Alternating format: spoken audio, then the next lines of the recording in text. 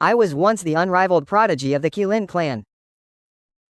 But I happened to encounter the first calamity of the Dragonhorn era, when the three tribes were locked in war. I witnessed my fellow Kirin being slaughtered to near extinction by the Dragon and Phoenix clans. Yet I never stepped forward to defend my tribe against the invaders. Instead, I turned and headed toward the wilderness border. Because the me who traveled through time is only a young Fire Kirin. With my current cultivation, rushing onto the battlefield is no different from walking into certain death. Fortunately, Fire Kirins are born with the ability to control half of a flame. All I need is ample time to devote to growth. In the future, I will be able to dominate a region of the wilderness. After wandering for several years, my size has grown into that of an adult Kirin. At the same time, I arrived alone at the edge of the abyss of the 10,000 mountain deep. This place is an ideal hideout. And beneath the abyss I sensed a wisp of earth fire. Just what I need for cultivation. At that moment, a mechanical voice sounded in my ear. Congratulations, host. The God level selection system has successfully linked to the God level selection system. Now issuing a mission. Our tribe's original Kirin and the ancestor Dragon Phoenix are severely wounded in this battle. Do you wish to go to reinforce them? Option 1. Accept the mission. You can learn the supreme technique of the Kirin clan. The Kirin 9-turn manual. Option 2. Decline the mission to obtain the innate God-Demon inheritance. God-Demon Body Refining Sword. A golden finger suddenly descends. I did not hesitate for a moment. I chose to decline. Because I know the Kirin 9-turn manual is far inferior to the God-Demon Body Refining technique. Moreover, the Kirin clan's backing is on the brink of collapse. Going there now would only be a sacrificial act. After the choice is set, the God-Demon Body Refining Heart method instantly flooded my mind. With each breath, the technique began to operate autonomously. My heart surged with excitement. I then stepped into the massive abyss before me. Below the abyss lies a region filled with magma. As I approached the magma zone, a dangerous aura rose from the bottom of the magma. Stepping into the abyss, the system detected that this place is already occupied by other beings. Shall I exterminate them? Option 1. Accept the task. Exterminate the lava giant tribe. Seize the abyssal territory.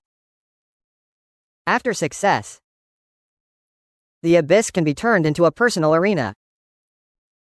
It can conceal the saint's divine perception, and also resist the full assault of a quasi-saint.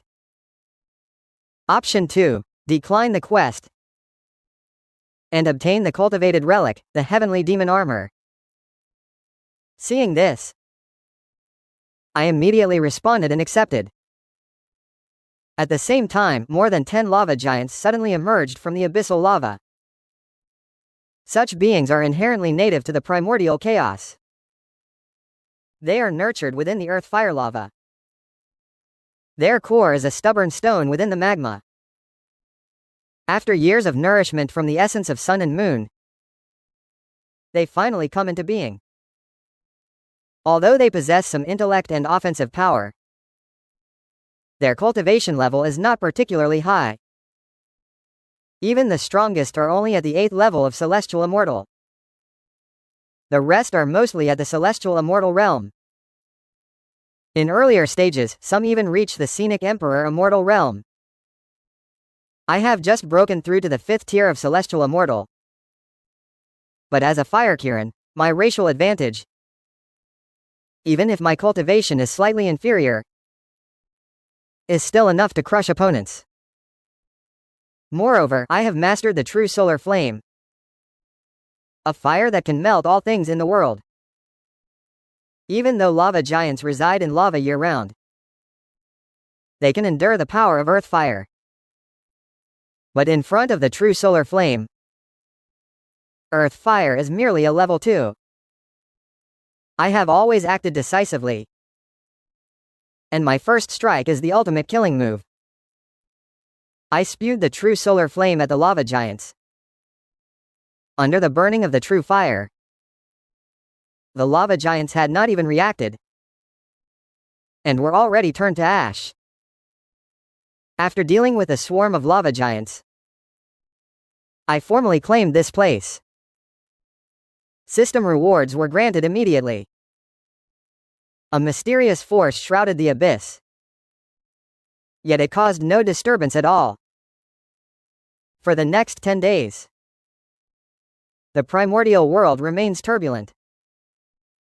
The war among the Kirin, Dragon, and Phoenix tribes shows no sign of ending. Countless beings are swept into the flames of war. The earth is stained with blood in an unprecedented tragedy. Until a certain day, the primal Kirin falls. Ancestor Dragon Beast Head, Primordial Phoenix Butterfly Blood. The 3 tribes lose their strongest force. Only then does the primordial world gradually become calm. But I, who know the direction of the primordial world well, understand that this moment is far from being a good opportunity to emerge. Many earth-shattering events are about to unfold. The primal Kirin has already fallen. The Kirin clan falls into a desperate situation. Are you willing to gather the remnants and lead the Kirin clan to restore its former glory? Dominate the primordial world.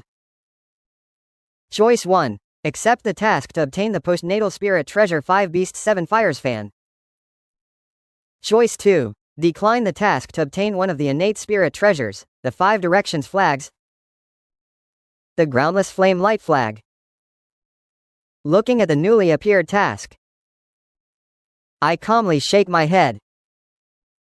It seems this system aligns with my own thoughts. After choosing to decline the task, the groundless flame light flag is obtained instantly. This is an innate spirit treasure. Its power is boundless. Not only can it eradicate evil and repel demons, it is impervious to all techniques. It can also cause chaos, invert yin and yang, and overturn the 5 elements. If one can gather all 5 innate flags and supplement them with corresponding cultivation, even when stepping out of the abyss arena, I also possess the power to protect myself. I then place the groundless flame light flag within the abyss arena. Each additional spirit treasure adds another layer of protection. During these days, my cultivation advances at a rapid pace. Although the spiritual energy here is thin, there is ground fire to compensate. Moreover, the solar true fire continuously refines the divine demon technique, operating autonomously. My cultivation has reached the 9th level of the heavenly immortal realm. It is but a single step away from the true immortal realm. Yet the true immortal realm remains a negligible existence within the primordial chaos. In today's primordial world, golden immortals are everywhere. Meanwhile, on the western heavenly demon mountain, as the initial tribulation of the dragon Han draws to a close, the demon ancestor Luo Hu, who has been plotting for years, shows a faint smile. It was he who originally incited the war among the 3 tribes in secret, causing the blood of the primordial chaos to surge, and the living beings to suffer. He aims to eliminate the ruling faction, to break through his realm through this great calamity. The leaders of the 3 tribes fall, also thanks to his covert intervention. Luo Hu intends to gather billions of essence blood and the steadfast resolve of the primordial sand garden to pursue the righteous path. Now everything is in place. to cause unpredictable harm. He also unsheathes the 4 extermination swords. Holding a Shikigami spear, he takes his position. At that moment, an elderly figure with an ethereal aura appears before the demon clan at the foot of the heavenly demon mountain. You have slain countless beings, defying the heavens. Today the one who arrives is none other than Hongjun Daozu. Even though Luo Hu's schemes are far-reaching, facing Zun Sheng, who attained enlightenment through the Jade Butterfly of Creation and earned the approval of the Heavenly Tao, the Red Army can only meet a tragic defeat. The Red Army's fierce battle with demon ancestor Luo Hu rages on. Will you choose to step out of the abyss and lend a hand? Option 1. Accept the task to assist. The Red Army will gain its favor. Luo Hu can obtain the 12th grade primordial spiritual treasure, the world-destroying Black Lotus. Option 3. Decline the task and receive the Heaven and Earth spiritual root. Fire Spirit Fruit Tree 20. Peach of Immortality Tree 15. 5 Ginseng Fruit Trees.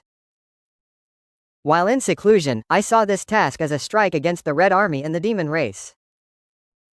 I have long known this is a crucial point at the end of the initial tribulation of the Dragon Han era. Although the task rewards are quite tempting, but upon reconsideration, going with my current cultivation level would only be courting death. I immediately chose the third option, and the reward was instantly granted. In the abyss, 20 Fire Spirit Fruit Trees instantly appeared. 15 Peach of Immortality Trees. 5 Ginseng Fruit Trees. Each tree bore abundant fruit. I, who was just a bit hesitant, now burst into uncontrollable laughter. These are exactly what I urgently need. I immediately gathered all the fruits, continued my seclusion cultivation, benefiting from these heaven and earth spiritual roots. The abyss, originally thin in spiritual energy, suddenly became rich in spiritual energy. I sense that with time, this place will become a cultivation sanctuary rivaling the blessed realms of the cavern heavens. And with these spiritual roots in hand, even after cultivation resources are exhausted, they can regenerate. Primordial chaos. Time quietly passes. After refining numerous cultivation resources, my cultivation has reached the 5th level of the true immortal realm. Just as a new task is released, I suddenly opened my eyes. Demon ancestor Luo Hu is about to suffer a great defeat. Will you choose to walk out of the abyss? Lend a helping hand. Option 1. Accept the task to assist. Luo Hu can gain its favor. Become the last disciple of the demonic path. Inherit part of the demon race's legacy. Option 2. Decline the quest to obtain the Primal Kirin divine skill. Roar of 10,000 beasts. Looking at the reward for this choice, I directly chose the second option. I instantly comprehended the Primal Kirin's roar of 10,000 beasts. Divine Thief. In my memory, if a strong member of the Kirin clan can master this divine skill, one roar can subdue the 9 heavens phoenix, and can also annihilate the dragon clan of the 4 seas. Truly an unmatched, formidable clan suppressing divine skill. I never imagined that now I too, as I grasped the skill, under the command of demon ancestor Luo Hu far away at western Tianmo Mountain, the 8 great generals all fell in battle, and I myself was gravely wounded. unable to turn the tide. Before falling, he chose to save himself and fled.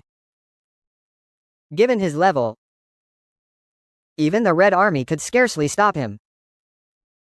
For a moment, countless celestial mountain ley lines in the west were destroyed, and tens of thousands of cultivating beings perished. The Red Army thus incurred the karmic debt of this land. He and Luo Hu, each a master of fate and a singular being, fought a life and death clash of righteousness versus evil. Only one side can be completely resolved, and only the other side can achieve enlightenment.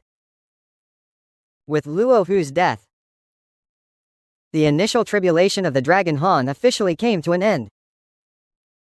The once dominant Qilin, Phoenix, and Dragon clans in the primordial chaos have since fallen into decline. And the countless beings who suffered in this great calamity harbor deep resentment toward the three races, which explains why the descendants of the three races have become increasingly scarce in later ages.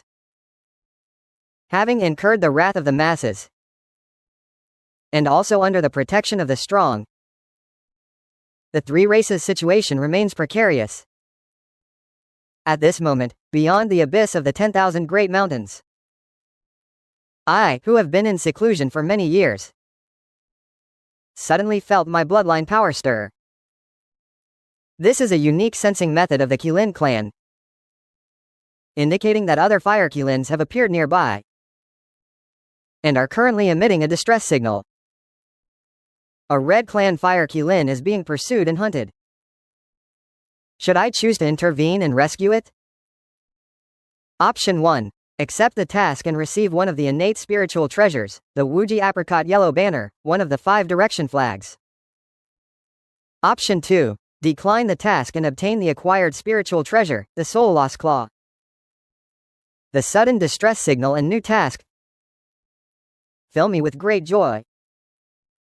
After choosing to accept the task, I also acquire another 5 direction flag. I immediately place the Wuji Apricot Yellow Banner within the abyssal training ground. At this moment, I lie atop a massive stone amidst the earth fire magma.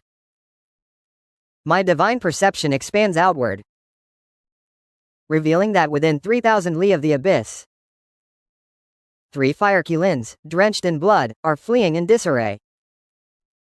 A large pack of wolf demons pursues them relentlessly. Now the Qilin clan has declined. Many of its members are being hunted by various forces, or have their essence blood refined to enhance cultivation, or forged into magical artifacts. These wolf demons, when the Qilin clan was strong, did not even qualify as subordinate tribes, but now dare to hunt Fire Kirins. The world truly has changed. I sigh inwardly, and simultaneously transmit a message to the 3 Fire Kirins using the secret bloodline technique. In their minds, I command them to head west, directly into the abyssal realm, with no protection. Your lives, though you have taken the task, I do not intend to leave the abyss. I only need the 3 Fire Kirins to voluntarily flee near the abyss, and I am confident I can protect them safely. The 3 Fire Kirins, sensing the bloodline transmission, instantly change their expressions. They never expected to flee to the 10,000 mountain range, such a remote place. Yet they still managed to meet 3 of their own kind and exchange a glance. They immediately accelerated their escape, heading toward the abyss where I reside. Many of the wolf demons behind them have already reached the true immortal realm. This time they have set their sights on these 3 Fire Kirins of the Jingtian immortal realm. If they can slay them and seize their essence blood, they will surely please the clan leader. After a frantic flight, the 3 Fire Kirins finally stepped into the abyssal realm. This place is my cultivation arena. I have already set up 2 primordial 5-direction banners. Without my permission, any weakling who approaches will be instantly struck down. Fortunately, under my control, the 3 Fire Kirins entered the abyss unharmed, while many of the wolf demons behind them perished the moment they stepped into the abyss. This left the 3 Fire Kirins utterly shocked. The remaining wolf demons who have not yet entered the abyss are still trembling with lingering fear. I let out a light shout outward and unleash the thunderous roar of 10,000 beasts. With that roar, the remaining wolf demons outside are turned into mockery and dissipate into the heavens and earth. The 3 Fire Kirins immediately kneel within the abyss. Though they have never seen my true form, they are already intimidated by my methods. Respectfully they pay homage, the younger members of the Kirin clan meeting the elder ancestor.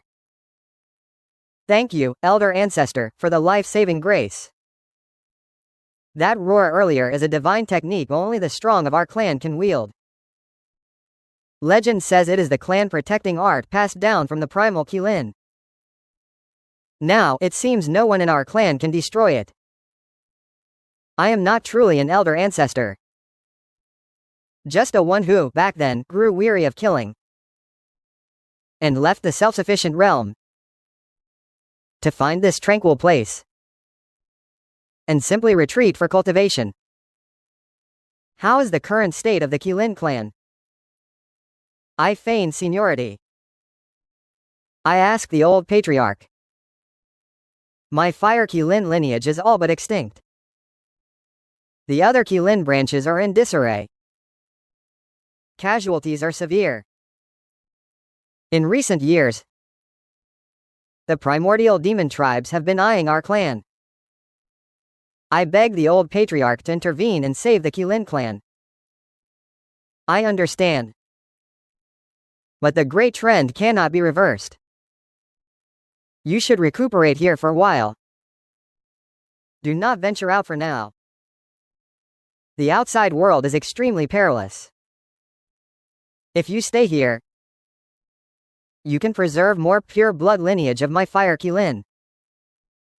Regarding the plight of the Kirin clan, I have long known. All prosperity must decline. It is the cycle of the heavenly way. In later ages, pure blood Kirin are nearly extinct. During the investiture of the Gods era, the Grand Tutor's mount was the Black Kirin. In the Journey to the West era, the Bull Demon King's mount, the azure-eyed golden crystal beast, was also a hybrid. The Kirin belonged to the Water Kirin branch. Only Guanyan's mount, the golden mane roaring Kirin, retains a somewhat pure bloodline. Yet it can only serve as a mount. Its status is humble. The Dragon clan fares slightly better.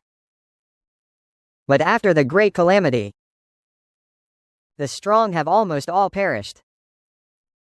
Future generations can only guard the 4 seas and oversee the mortal realm.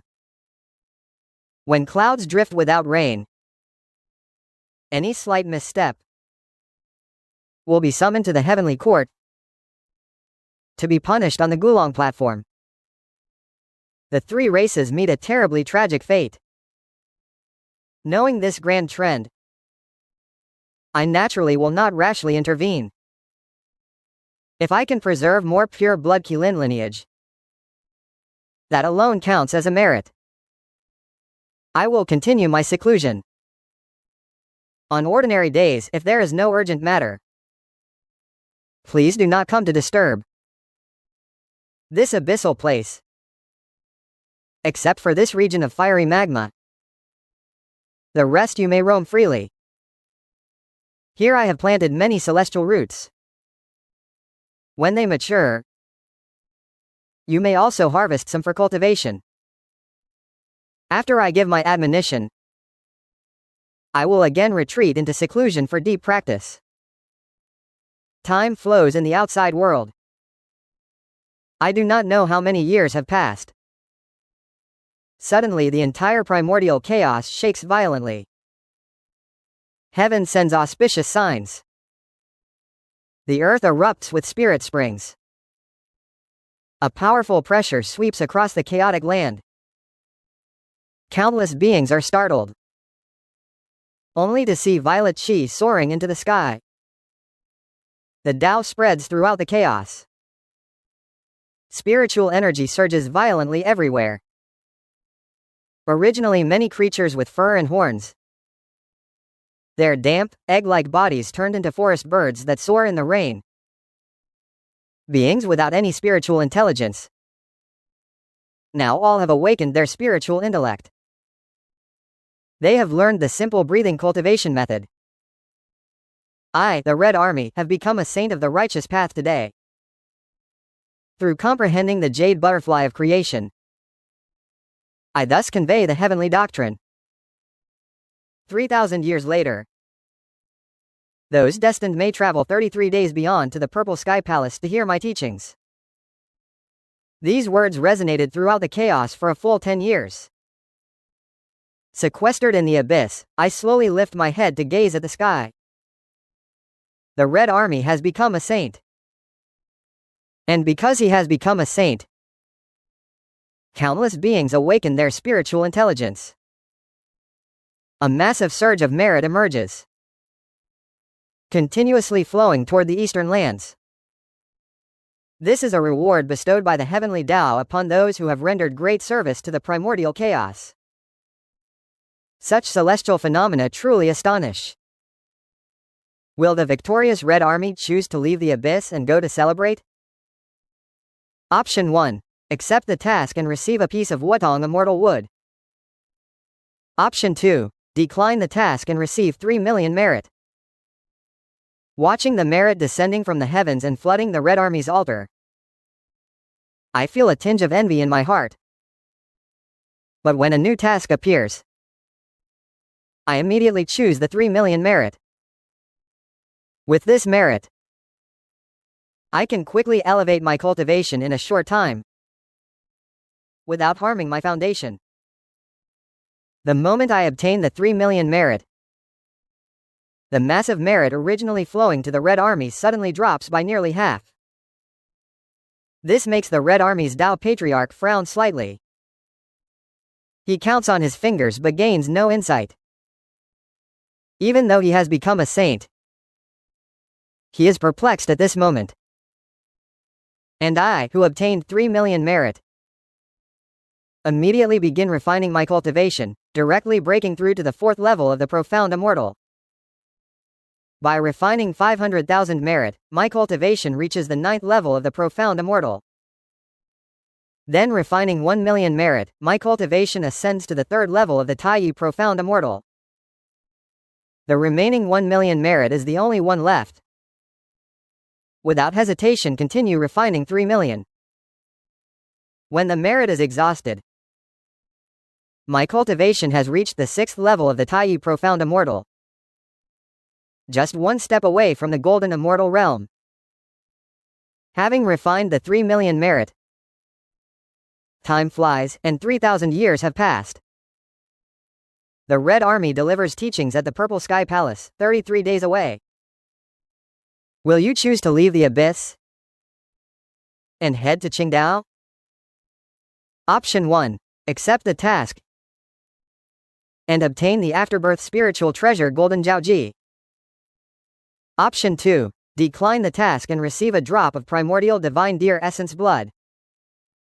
Looking at these two options, though I do not know the usefulness of the primordial divine deer essence blood, compared to the low-value afterbirth spiritual treasure, I do not hesitate and choose the latter.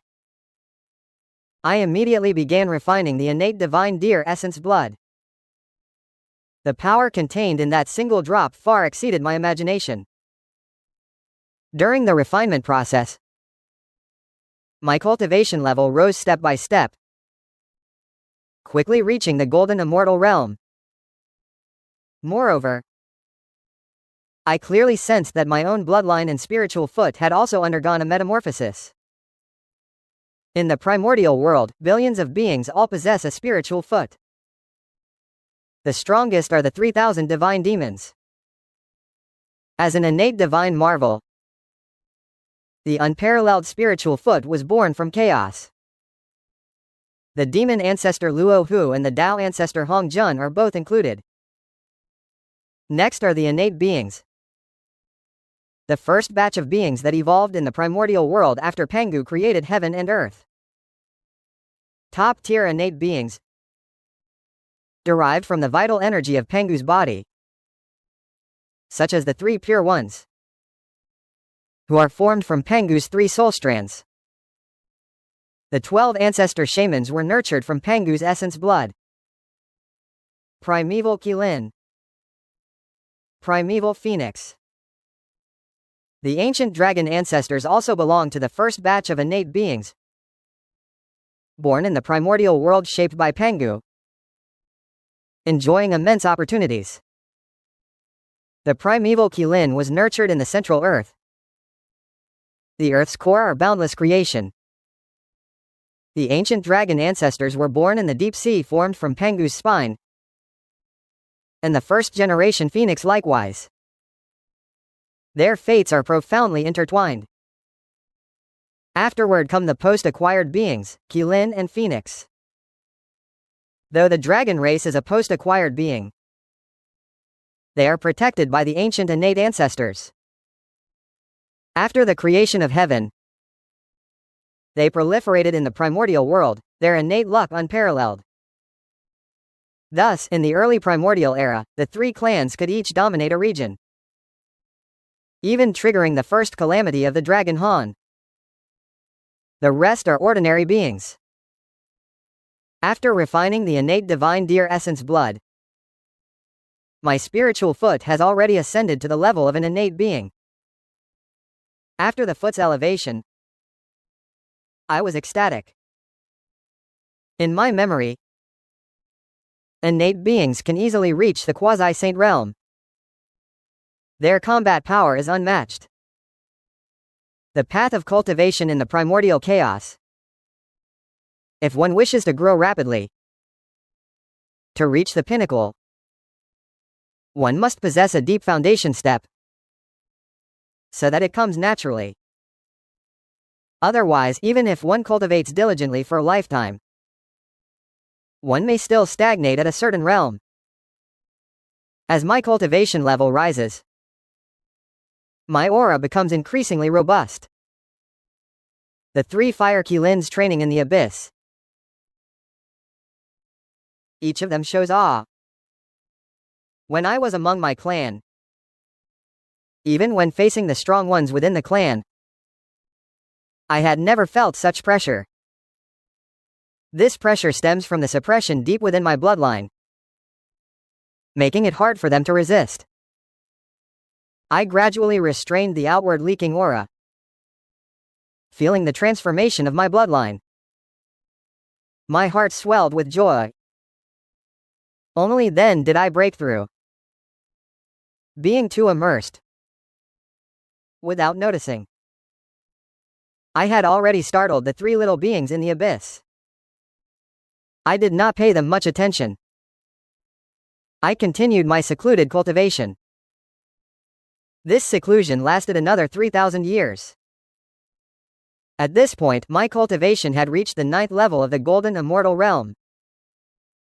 Not long after the Red Army's first sermon concluded, the second sermon arrived as scheduled. The system quest also appeared. The Red Army gave the second sermon at Zishao Palace, 33 days later. Do I choose to leave the abyss? To go to Ice Island? Choice 1. Accept the quest and become a renowned disciple of the Tao ancestor of the Red Army. Choice 2. Decline the quest and receive a single drop of Pangu's essence blood. Gazing at the system reward, I was shocked and couldn't help but exclaim, "Whoa." I never expected it to be Pangu's essence blood. After refining this substance, both my cultivation and my followers would receive a massive boost. Once I obtained the Pangu essence blood, I immediately began refining it. The complete refinement finished, and my followers have now ascended to top-tier innate beings. My cultivation officially broke through to the Great Luo Golden Immortal, the 3rd rank. After receiving the generous rewards from the first 2 sermons, I am filled with anticipation for the Red Army's 3rd sermon, hoping to obtain even more treasures that enhance my bloodline. Even for me, the refining effects of ordinary genius-level treasures are already minimal, yet they can still be allocated to the 3 Fire Kirins. However, the system reward unlocked by the 3rd sermon is not related to bloodlines, but rather the Zhan Yuan water controller, one of the 5 primordial banners. Placing it within the abyss. Upon arrival, the previously dry, scorching abyss instantly sprouted delicate spirit springs, making it far more suitable for the growth of heavenly earthly spirit roots. Over the years, the abyss has, nourished by dozens of heavenly earthly spirit roots, become completely revitalized. The 3 Fire Kirins have also carved out caverns on the abyssal cliffs, dedicating themselves to cultivation. They have long been consuming immortal peaches, as well as ginseng fruits and other celestial treasures, and their cultivation has surged dramatically, already reaching the Zhan immortal realm. I also refined the primal earth fire from the abyss's depths into 3 clusters, and presented each to them, for them to ingest and refine, to strengthen their power. This primal earth fire holds little use for me now, but it is a rare opportunity for these 3 youngsters.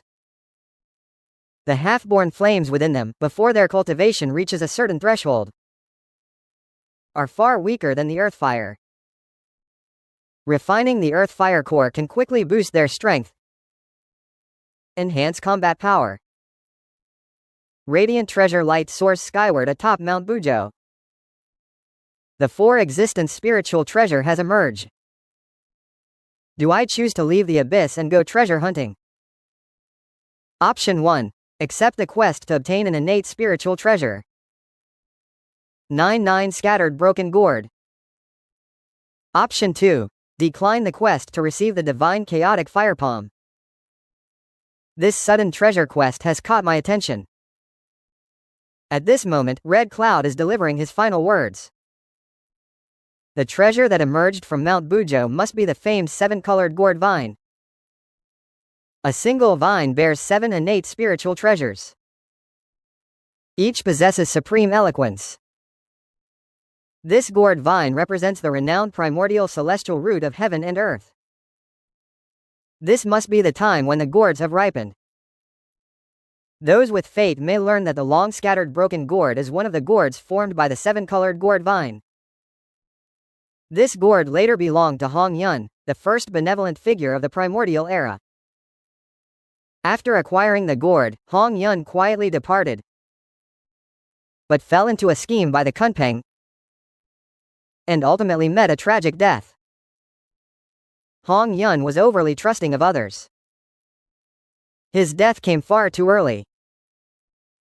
Given his innate spiritual roots, they originated from the first blossom of Hong Yun in the primordial age. His cultivation is formidable. If he can survive, he will surely be carefree and free. Not to mention his close friend Zhen Yuanzi, who later generations revere as the ancestor of Earth immortals. At present, his cultivation still falls short of Hong Yun's. Thinking of this, my mind stirs. Soon after, the demon race will rise. Dong Huang Taiyi and Demon Emperor Di Jun will rally the primordial demon race to jointly construct a celestial body for the demons, and then contend with the Star Witch tribe, triggering the Witch Demon Cataclysm.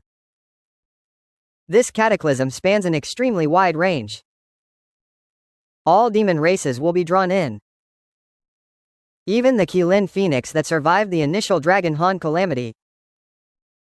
The Dragon Clan will also be incited to emerge, ultimately meeting a fate of death and extinction, completely losing any hope of reversal. I do not wish to see such an ending. The initial Dragon Han calamity is the destiny of the Qilin clan. Its conclusion cannot be altered. But there remains a way to avoid the Witch Demon Cataclysm. It is unknown how many Qilin remain alive today. If we can gather some clan members to the abyss for secluded cultivation, more Qilin can survive. The Qilin clan's path is extraordinary. If enough clan members can be preserved, later my actions will have more support. Thinking of this, I immediately summon the 3 Fire Qilins in the abyss. Without any premonition, a new ending is about to arrive. As fellow members of the Qilin clan, I cannot bear for my kin to be dragged into unwarranted disaster and conflict again. I now impart a divine skill to you, named Chaos Divine Fire Palm. Who among you can master it first? I will send that one to the central land to seek surviving members of the Qilin clan and bring them back to the abyss. This cannot be forced. Those who are willing to come later have no inevitable tiger. I, willing to come later, life and death, fortune and misfortune are all unrelated to me. Who among you can fulfill this task? I will take that one as my disciple. Consider it a twist of fate. Upon hearing my words, the 3 Fire Qilins are overjoyed. We, the elders, solemnly obey the decree. Centuries later, a bright and talented Fire Qilin first masters the Chaos Divine Fire Palm, voluntarily comes forward to pay respects. This little fellow finally gets to see my true form. I have cultivated the innate divine demon technique, and have also refined Pangu's essence blood, emanating an indescribable aura of authority. My true body is immensely massive. The Kirin scale armor shines with dazzling golden light. Its deterrent power is formidable.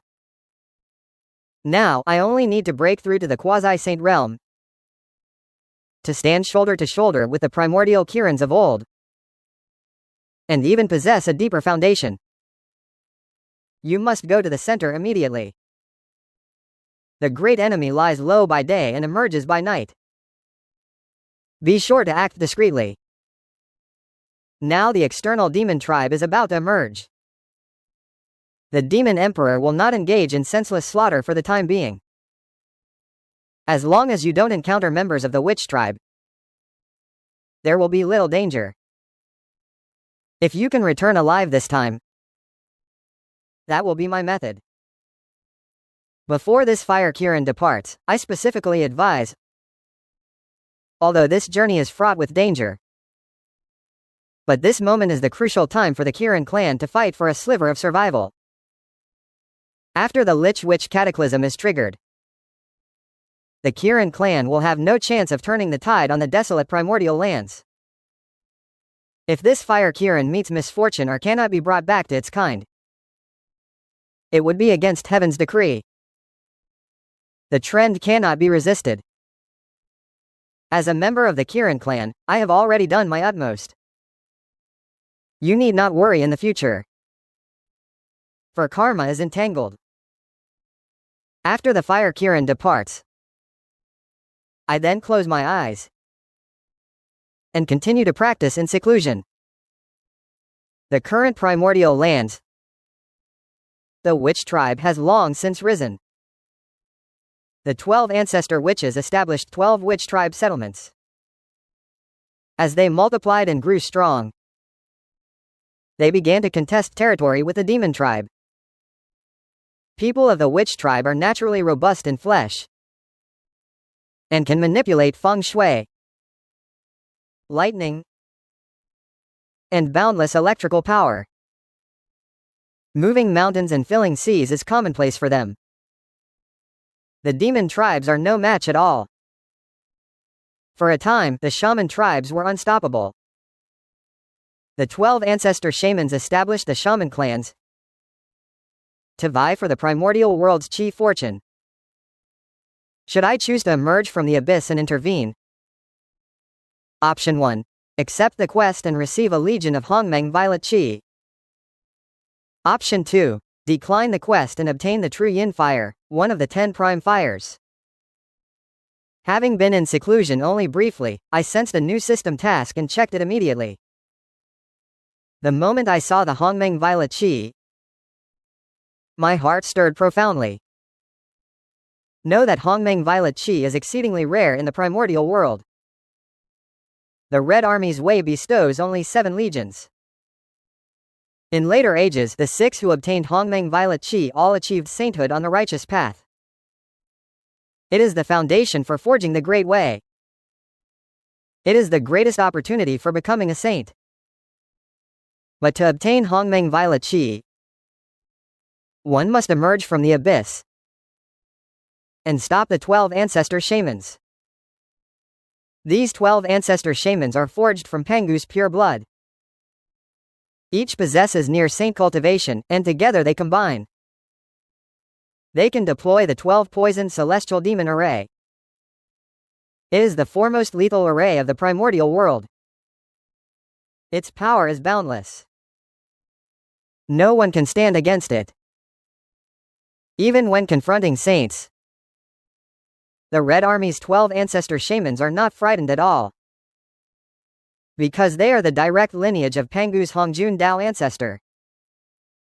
It is inconvenient to intervene directly, so I can only covertly signal Di Jun and Dongwang Taiyi to join forces to establish the ancient heavenly court, unifying the primordial realm, educating all beings, making the primordial world more orderly, and issuing divine decrees. Demons govern the heavens, the corrupt govern the earth. Only then do both sides slightly quell the conflict. Yet the 12 ancestor shamans even deny the Hongjun Dao ancestor any face. Subsequent battles with the demon tribes, resulting in the primordial chaos land being scarred everywhere. Countless realms are annihilated. Myriad lands, spiritual veins are destroyed. Even though the temptation is immense, I can only forcibly restrain myself. This great tribulation is far more catastrophic than the Dragon Han initial tribulation, sweeping across the entire primordial chaos. I immediately chose to refuse the task. Obtaining the true yin fire. Years ago I already obtained the solar true fire. Now I have acquired the true yin fire, balancing yin and yang. After refining this primal fire, my cultivation instantly rises, breaking through to the 5th level of the Great Luo Golden Immortal. My combat power also soars dramatically. The flame power within my body is no longer merely thick and fierce.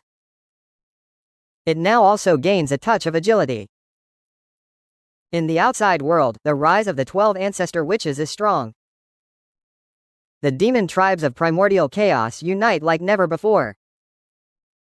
Years of conflict have caused countless deaths and injuries. Dongwang Taiyi and Di Jun finally emerge. The two joined forces to subdue all demon tribes, establishing the ancient celestial court.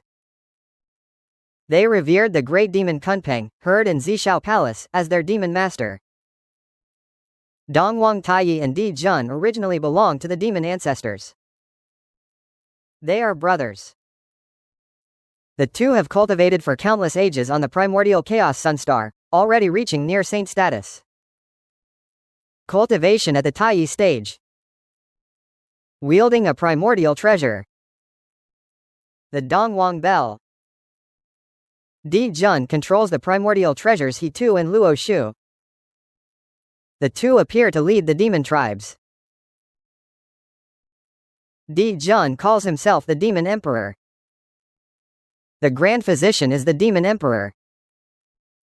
Together they jointly preside over the ancient celestial court, holding equal court with the witch clan.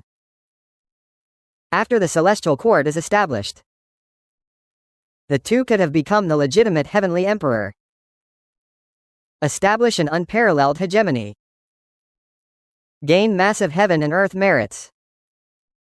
Kneeling and worshipping Yuan Hong on the ground, his gaze fixed intently into the abyss. The oppressive rules of this place make his heart tremble with fear. Yet the spiritual energy is absurdly abundant, several times richer than the finest forest of 10,000 great mountains. Long-armed ape.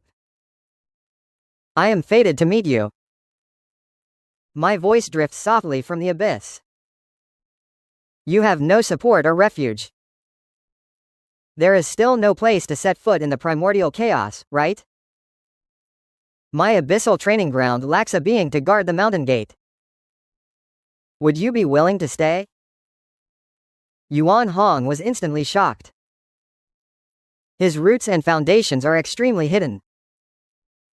Having traversed the primordial chaos for many years, no creature has ever been able to discern at a glance. To let him become a gatekeeper. Yuan Hong hesitated a bit. At that moment, I subtly employed a technique to make the peach of immortality tree in the abyss and the ginseng fruit tree appear faintly. Yuan Hong instantly scratched his head and flailed his arms. His mouth watered with greed. It promises a righteous saint. But all of this is secretly controlled by the Tao ancestor Hongjun.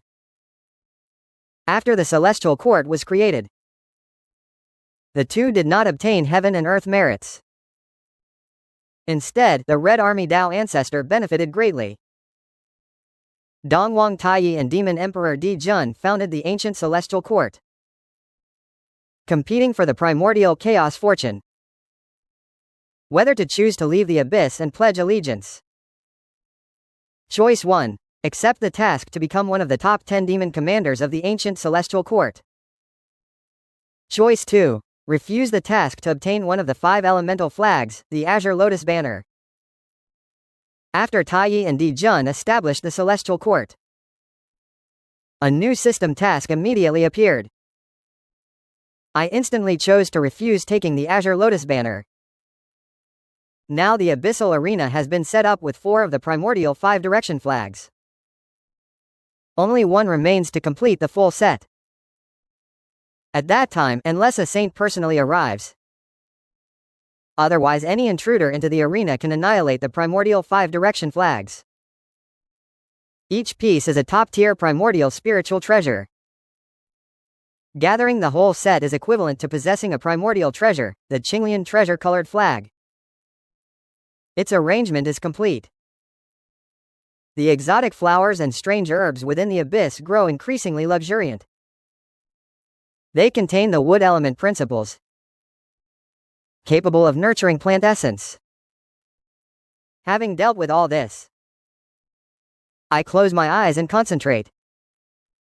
I sense several silhouettes appearing near the abyss. My spiritual perception sweeps away, and I see a white ape battling several members of the witch clan. The white ape wields an iron staff, fiercely ferocious. That staff is no ordinary object. It is a postnatal treasure.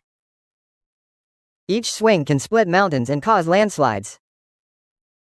The white ape's own cultivation is also formidable, having reached the profound immortal realm. Seeing this scene, A system quest quietly appears. It reveals that a long-armed ape, bearing great cosmic fortune, is being pursued by the Witch Clan. Do I choose to leave the abyss and intervene to help? Option 1. Accept the quest and step out of the abyss. Rescuing the long-armed ape grants the postnatal treasure, Dragon and Phoenix Rise. Option 2. Decline the quest and obtain the Heaven and Earth spiritual root Immortal Spirit. Paradise Peach Tree 25. 5 Needle Pine Stone Divine Fire Fruit Tree 5. Primordial Banana Tree. 3 System Notification Sounds play. Only then do I recognize that the white ape is actually the long-armed ape. He is one of the 4 great monkey gods, alongside the spirit Brightstone Monkey, Sun Wukong, the 6-eared macaque, and the famed Red Horse Monkey. Each of them possesses great divine powers. Yuan Hong is the one among the 4 great divine monkeys who emerged the earliest. He had already appeared by the primordial era. During the investiture of the gods period, he swept across the 4 directions, overwhelming deities. Unfortunately, he stood on the wrong side. In the end, he was slain by Liu Ya's soul-cutting flying dagger. When listed among the deities, he was only titled a 4-wasted star. Gazing at the battle outside, I first refused the task. I claimed the Heaven-Earth spiritual roots. Previously, there were already many spiritual roots in the abyss. Now I add another 25 celestial spirits. Peach Tree. 10 5 Needle Pines. 5 Divine Living Fruit Trees. 3 Primordial Banana Trees. In total, I have obtained 100 Heaven-Earth spiritual roots. These newly added spiritual roots are even more precious. Immortal Spirit peach trees are far rarer than ordinary peach trees. Even the Queen Mother of the Heavenly Court in later ages, who oversees the peach garden, has only a few pine needles from the 5 needle pines. All the leaves of the primordial banana tree can be refined. The post-heaven treasure Divine Fire Fruit Tree can aid in cultivation advancement. All are rare treasures seldom seen by the outside world. After claiming the spiritual roots, these roots then appear on their own within the abyss, taking root in the most suitable places for growth. Having dealt with the spiritual root matters, my gaze turns back to the outside world. Calmly, I unleash my divine power, directly shooting Yuan Hong into the abyss. And the few Witch Clan pursuers suddenly have raging divine fire erupt beneath their feet. They instantly turn to ash. I hide within the abyssal training ground to conceal the karmic trace. Even if later the Great Witch of the Witch Clan investigates, they cannot trace it back to me. After Yuan Hong is shot into the abyss, he is utterly shocked. Such a transcendent technique can instantly move oneself to this place. He knows he has encountered a superior being's aid. He had previously been hunted by the Witch Clan, narrowly escaping death, venturing into the 10,000 Great Mountains. Had this senior not intervened, he would have likely lost his life long ago. The little demon Yuan Hong paid his respects to the senior, thanking the senior for saving his life. Yuan Hong sheathed his iron staff and knelt on the ground. He instantly realized the depth of this land's master's foundation was unfathomable. Isn't it merely guarding the mountain gate? Clinging tightly to the elder ancestor's leg, better than wandering outside. Yuan Hong immediately responded loudly. Elder ancestor, I am willing to leave my voice. The oppressive rule of the abyss instantly dissipated, allowing him to walk freely within. 2 Fire Kirins emerged from the abyss, carrying celestial treasures. That was my command. I am currently in seclusion. Too lazy to appear. It serves to let these 2 youngsters become acquainted with Yuan Hong and simultaneously reveal the identity of the Qilin elder ancestor. Though Long Han's first tribulation has passed 10,000 years, the Qilin's name still commands awe among all beings. Affiliating with the ancient great clan is no shame. In the blink of an eye, about 10 years have slipped by, and a system notification sound, ding huo, suddenly rang in my mind. The Qilin returned a portion of the clan from the central land, only to be pursued on the way back by the Witch clan's Zerong tribe. Should I intervene to rescue them? Choice 1. Intervene and receive one of the primordial 5-direction banners as a reward. The 7th Plane Cloud Realm. Choice 2. Refuse to rescue and receive the postnatal spiritual treasure Heavenly Fire Pillar as a reward. I snapped my eyes open. My divine perception instantly swept across the 10,000 great mountains, exclaiming at the primordial chaos beyond the mountains.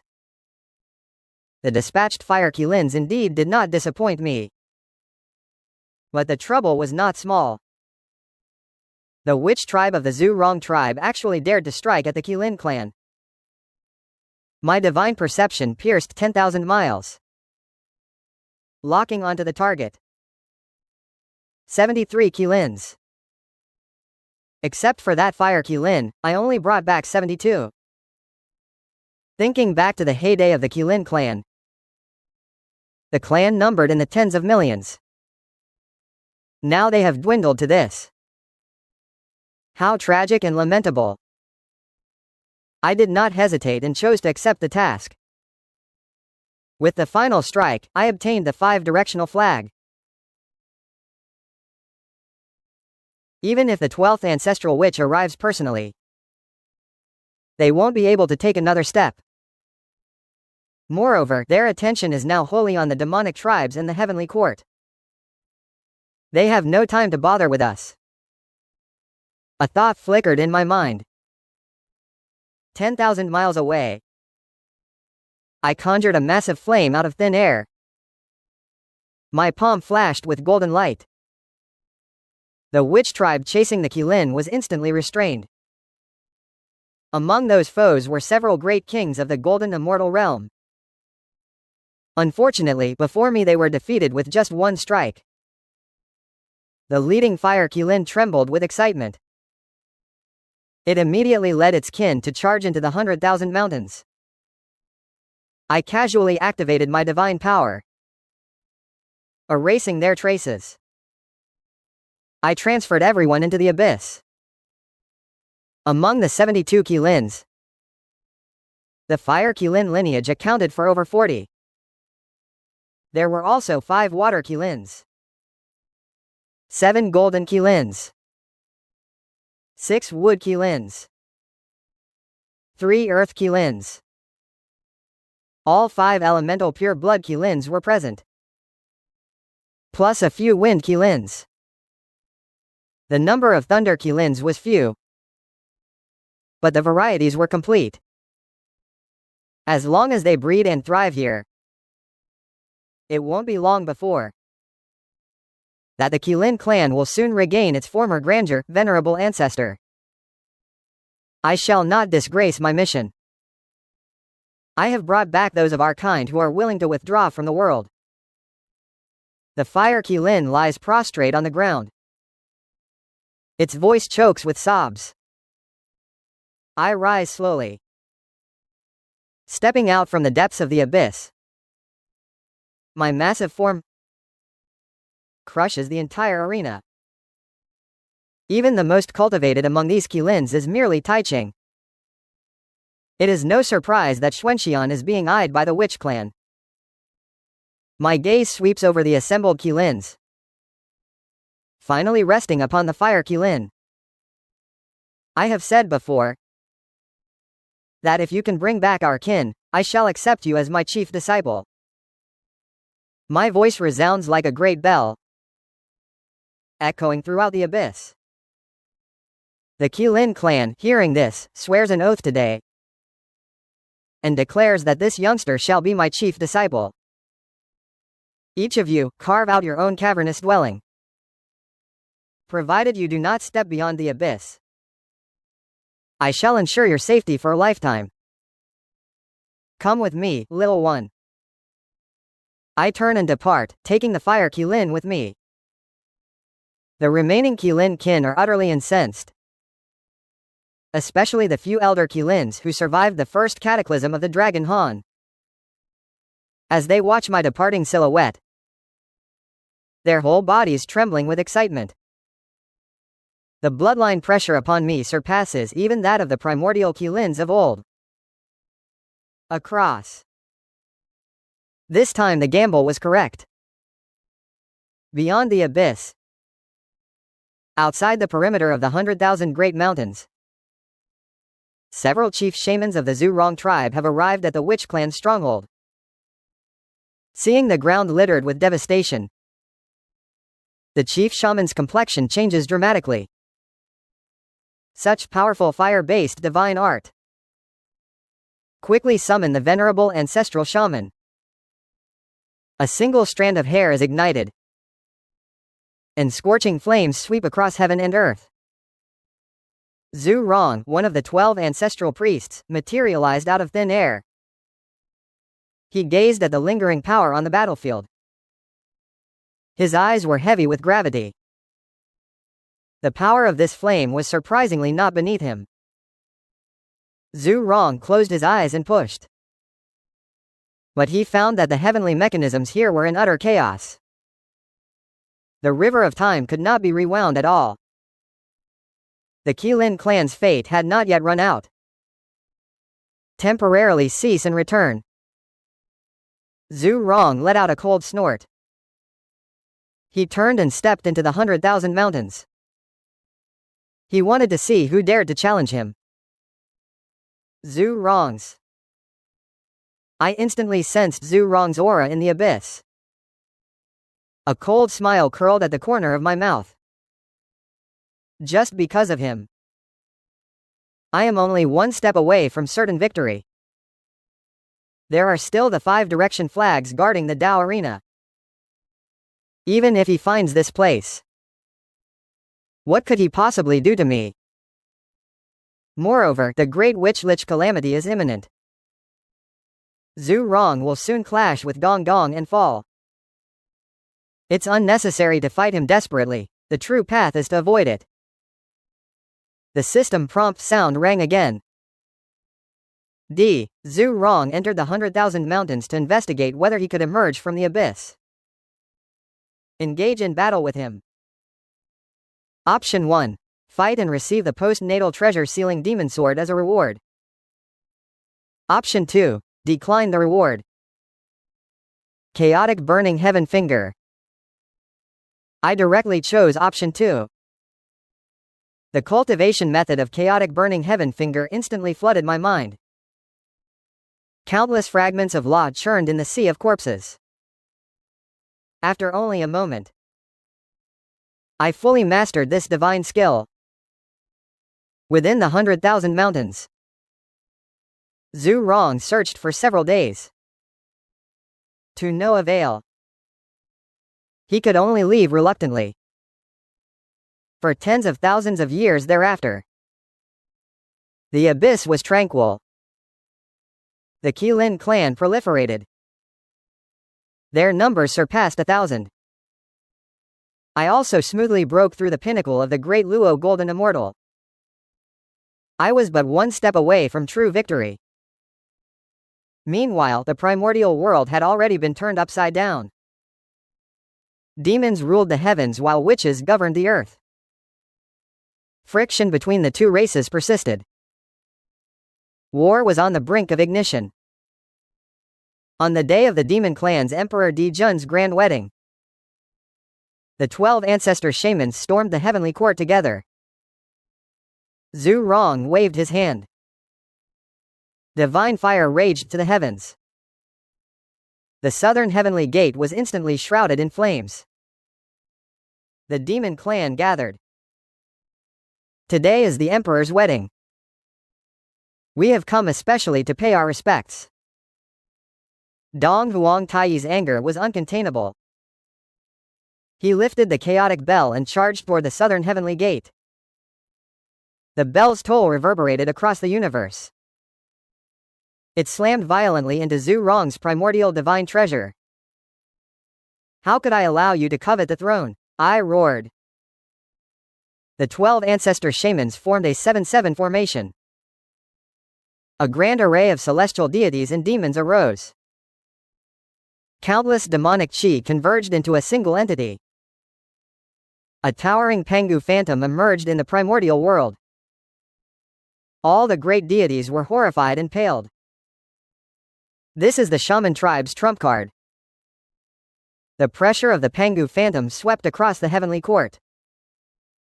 Dong Huang Taiyi was blasted outward. The palaces behind him swayed erratically. The celestial star array. Di Jun's eyes widened to the brink of tearing. The demon clan's constellations glittered. The power of billions of stars poured down. The two supreme primordial arrays collided with a thunderous crash. A terrifying shockwave swept the primordial world. Even within the abyss, I felt the intense tremor. I was forced to awaken abruptly from my seclusion. A system prompt sounded urgently. The first decisive battle between the shamans and demons erupted. Do I emerge from the abyss? Prevent the Great War. Choice 1. Prevent the war. Reward: a premium primordial spirit treasure. 12-star pure world white lotus. Choice 2. Observe quietly. Reward: chaotic 9-turn profound technique. I didn't even think before choosing option 2. The clash of the two ominous arrays brought countless dangers as they drew near. The method of the chaotic 9-turn profound technique surged into the stone sea. I immediately settled my mind and began cultivation. Even with my half-step quasi-saint cultivation, I could barely reach the 5th turn outside the array. The Red Army's ancestor silently made a move. The creation jade butterfly protected the wilderness. No one knew. The 12th ancestor witch activated the lingering phantom of the great array. Wielding a massive axe, he struck at the star array. Dongwang Taiyi fought to the death to resist. A brilliant light shot out from the chaos, just barely blocking that strike. In the end, the ancestor's power was exhausted enormously. The demonic clan also suffered severe loss of vital energy. Both sides were badly wounded. The wilderness trembled. The earth veins quivered. A white tiger fled in panic, taking any path. It escaped to the 100,000 mountains. It was the offspring of the western sacred beast, the white tiger. His cave dwelling was damaged by the aftershocks of the great array. He could only shiver outside the abyss. The white tiger's offspring was left homeless. Should I seek justice for him? Choice 1. Act to avenge his justice. Reward: a primordial spirit treasure, golden spirit pearl. Choice 2. Stand by with folded arms. Reward: a premium primordial spirit root. 5 elements pine. I decisively chose option 2. A brilliantly multicolored 5 elements pine fell into the abyss. Spiritual energy spikes instantly. I glance at the white tiger outside. The Great Luo Golden Immortal's cultivation is impressive. Just missing a capable subordinate. A massive hand grabs. A powerful pressure aura envelops the white tiger. He just begins to resist. and I smoothly shift him into the abyss. The Qilin white tiger crashes to the ground, eyes filled with terror. Will you submit? I speak calmly. The white tiger is still dazed. I directly gather a massive palm. The pressure aura descends. Senior, I am willing to submit. Please spare me. The white tiger is so frightened his soul flies away. He hurriedly kneels and begs for mercy. The youngster is teachable. From now on you are the abyss's guardian holy beast. I am satisfied. I nod and assign him under the plain-colored cloud realm. 5-direction holy beasts pair with 5-direction banners. This 5-element formation may not be inferior to the Zeuxian sword formation. The white tiger stares wide-eyed at the plain-colored cloud realm banner. This is a treasure for cultivating the golden path. But thinking that I have become a gatekeeper, I feel deeply resentful. I can only silently resolve. First, stay peacefully for now. Wait for a chance to make other plans. Settle the white tiger. I continue to push toward the quasi-saint realm. Meanwhile, the war in the heavenly court reignites. Zhu Wuju's 9 yin restores to 30%. Combat power surges fiercely. Strike at the people of Di Jun's demon tribe. Today I must demand an explanation. Nuwa originally intended to intervene, but she was blocked by Hong Yun's transmission. The witch demon cataclysm cannot be halted. Your opportunity is about to arrive. Do not become tainted by the cycles. The 3 pure ones of Mount Kunlun finally make a move. Taiji diagram. Pangu banner. The extermination immortal sword formation launches in unison. Jian Zun Ti also appears bearing a treasure. The demon race must not be annihilated. Zhu Wu asks the emperor to return, his face ashen. But he also knows the great tide has already turned. He wants us to withdraw our troops. The demon race can compensate 1,000,000 gold. Essence of the stars.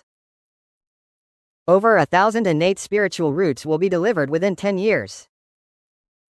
Emperor Di Jun grits his teeth and agrees. Only then does the witch tribe withdraw. The conflict between the witch and demon races deepens further.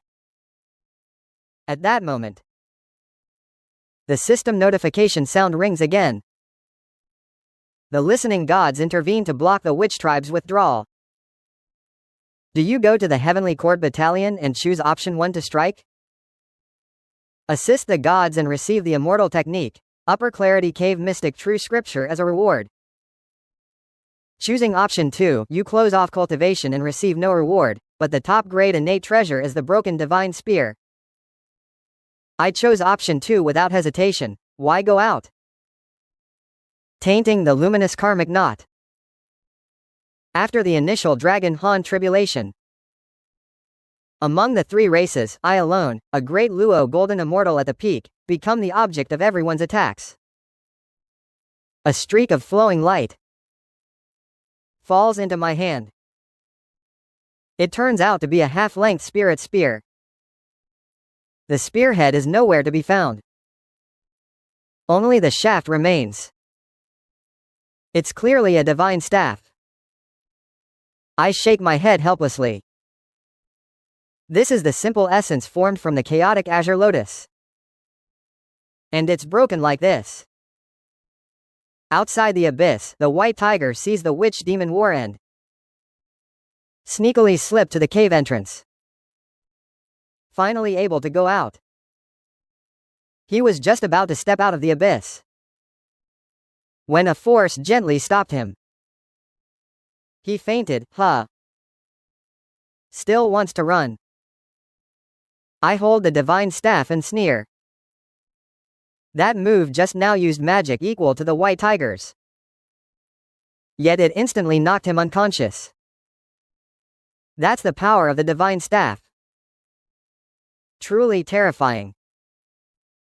I casually send the white tiger back under the banner of the plain cloud realm. When the white tiger wakes, he rubs his head, looking bewildered. Did I actually manage to get out? Why is my head so far away? Seeing his puzzled expression, I curl the corner of my mouth.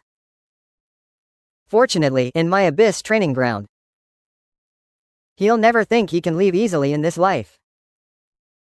White tiger. He tucks his neck in.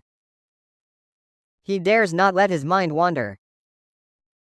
Yet in his heart he begins plotting the next escape. I watch his subtle movements.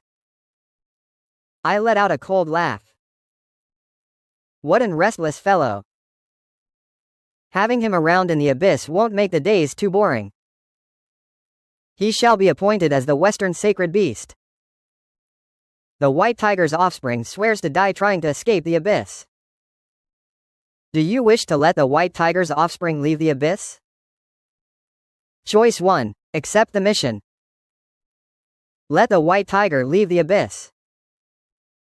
Gain a further Western advancement. Choice 2. Refuse the mission.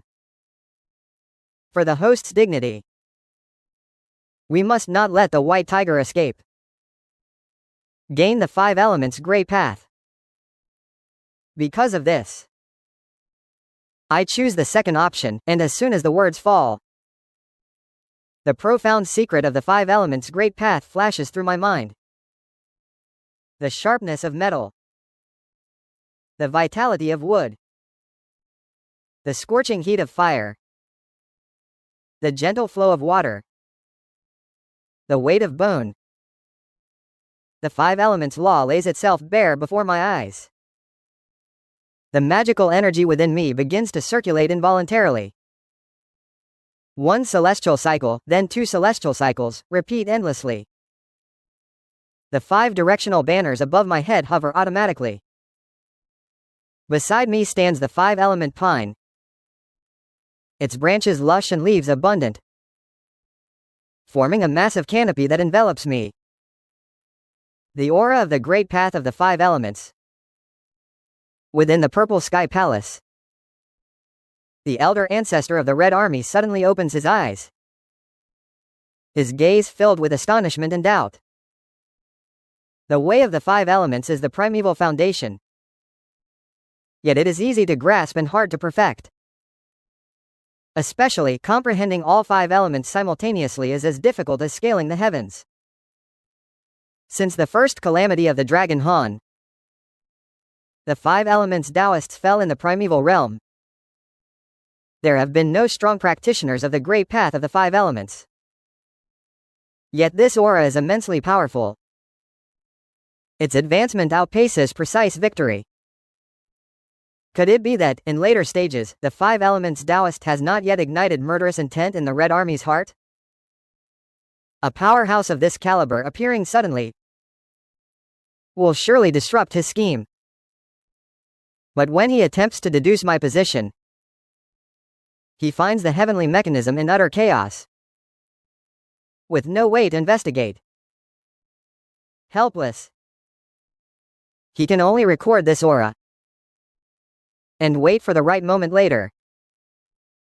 In the primeval realm, elders like me, other strong ones, are also frantically deducing. Yet the result, like the Red Army, yields nothing. This mysterious 5 elements aura has become a puzzle in everyone's mind, and I know nothing of it. Immersed in the insight of the great path of the 5 elements, I let out a low, sharp shout. I snapped my eyes open. Multicolored light surged skyward. Terrifying pressure swept across the entire abyss.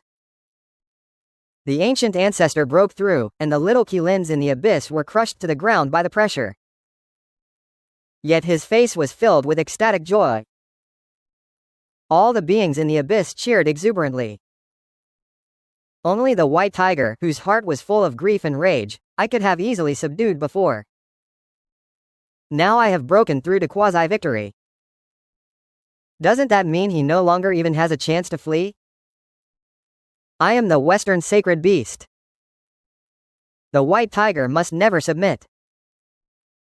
On the surface he bows his head and appears meek. But inside he harbors full rebellion. Quasi-victory, ha ha ha. Finally I have broken through to quasi-sage. I burst into loud laughter. My heart swells with excitement. I originally thought reaching quasi-sage would require several more stages.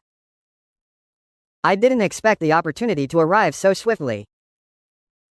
With the resonance of the five-element Great Path empowering me, I directly leapt over the bottleneck, stepping into the quasi-sage realm. Now primordial golden immortals roam everywhere in the chaos. Only the great Luo golden immortals count as high-tier combat power. Only quasi-victors have the right to speak in the primordial realm. Congratulations to the venerable ancient ancestor for breaking through the abyss. All beings collectively congratulate me. My thoughts race in countless directions. My heart is full of emotion. Since I arrived in the primordial chaos as a Qilin, I have never felt secure. The Qilin clan, as one of the three innate races, is the epicenter of tribulation measurement. Extremely perilous. If not for the protection of the Abyssal Dojo, I would have nowhere to hide. After the initial Dragon Han tribulation ended, the Purple Sky Palace opened its teachings. I have not ventured out either. First, my strength was insufficient, fearing encirclement. Second, my status was sensitive. A Qilin of Grand Immortal level draws too much attention. After all, the previous one has ended. The strong ones of the three clans have almost become extinct. I am a living embodiment of the cosmic art. Therefore I have been lurking in the abyss. From the first Dragon Han tribulation to the truce with the Witch and Lich. Now, having broken through to quasi-saint, my body possesses the five elements path. Additionally, I have the 5 directions and 7 guardians. Even if the 3 pure ones join forces, they would still find it hard to breach my defenses. As long as the Red Army does not intervene, no one in the primordial chaos can kill me. Congratulations, Ancestor. Now the Ancestor has surpassed me. The Qilin clan will surely reappear in the primordial chaos. Dominate the 3 realms. A young Qilin loudly flatters. Indeed, the Ancestor is the strongest in the primordial chaos. Surely can lead us to conquer the world. Other young Qilins echo in agreement. These little ones were all born in the abyss. Listening to the elders recount the Qilin clan's glory, they know nothing of the suffering of the Witch-Lich second clan. The elder Qilins who came from the outside wear embarrassed expressions. They remain silent. The young Qilins are completely oblivious. They all shout in unison. Recreate the primordial chaos. As a sacred beast, the Qilin clan cannot remain in the abyss forever. Now the younger Qilins wish to return to the primordial chaos. Host, are you willing to lead the clan out of danger? Choice 1. Accept the mission. Lead the Qilins to vie for supremacy in the primordial chaos, and obtain the Qilin clan's treasured spirit seal, the Qilin emblem. Choice 2. Decline the mission. The Witch-Lich forces are strong.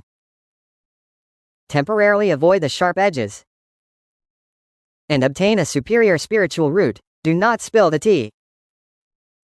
I didn't expect these little guys could still trigger a system quest. I chose the second option without hesitation. Now is definitely not the time for trouble. The enlightenment tea takes root in the abyss. Spiritual energy becomes increasingly dense. A white tiger under the plain-colored cloud realm catches sight of the scene. Murmurs softly. With such meager strength, you still want to dominate primordial chaos. That's nothing but a dream. What did you say? I didn't hear clearly. Say it again. A massive hand materializes out of thin air. It grabs the white tiger by the neck. Lifts it up. I speak coldly. Although the little Kilin's flattery is clumsy, it is still a sign of respect toward me. This white tiger dares to be disrespectful. It must be struck. After all, I intend to gather the 5 sacred beasts. Together with the 5 elemental flags, I will lay a 5 elements array. If the white tiger were sincere, it would certainly become a flaw in the formation. Lord, I was wrong. I won't dare again. The white tiger, with a pained expression, begs for mercy. I will spare you this time. I casually toss him onto the ground. I speak gravely to the assembled Kilin. My final act has just concluded. The losses are severe. Now it's merely a slight recovery of vitality. It is certainly not a matter of transcending the world. You all must devote yourselves to cultivation. Strengthen the clan. When the time is ripe, reappear. Kilin's glory. Do you understand? Going out now would make you a target for the witch demons. I will faithfully follow the teachings of the ancestor. The young Kilins answered in unison. Seeing these little ones' respectful demeanor, I nodded in satisfaction. The boldness of a newborn calf that fears no tiger is commendable. If you were as weak as the dragon clan in Journey to the West, the Kilin elder would lose face. Jin Wu's breakthrough approaches victory. I will explain it to you once. I sit down. A auspicious cloud lifts me. I speak slowly.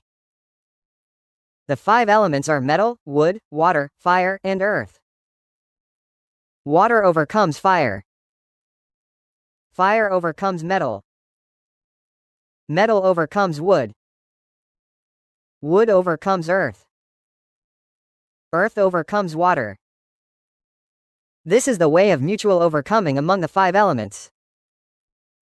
The great Tao's true words resonate through the abyss. After the Kilin and white tiger's heads are crowned with flickering 5-colored light, roars erupt. Intermixed with the white tiger's howls.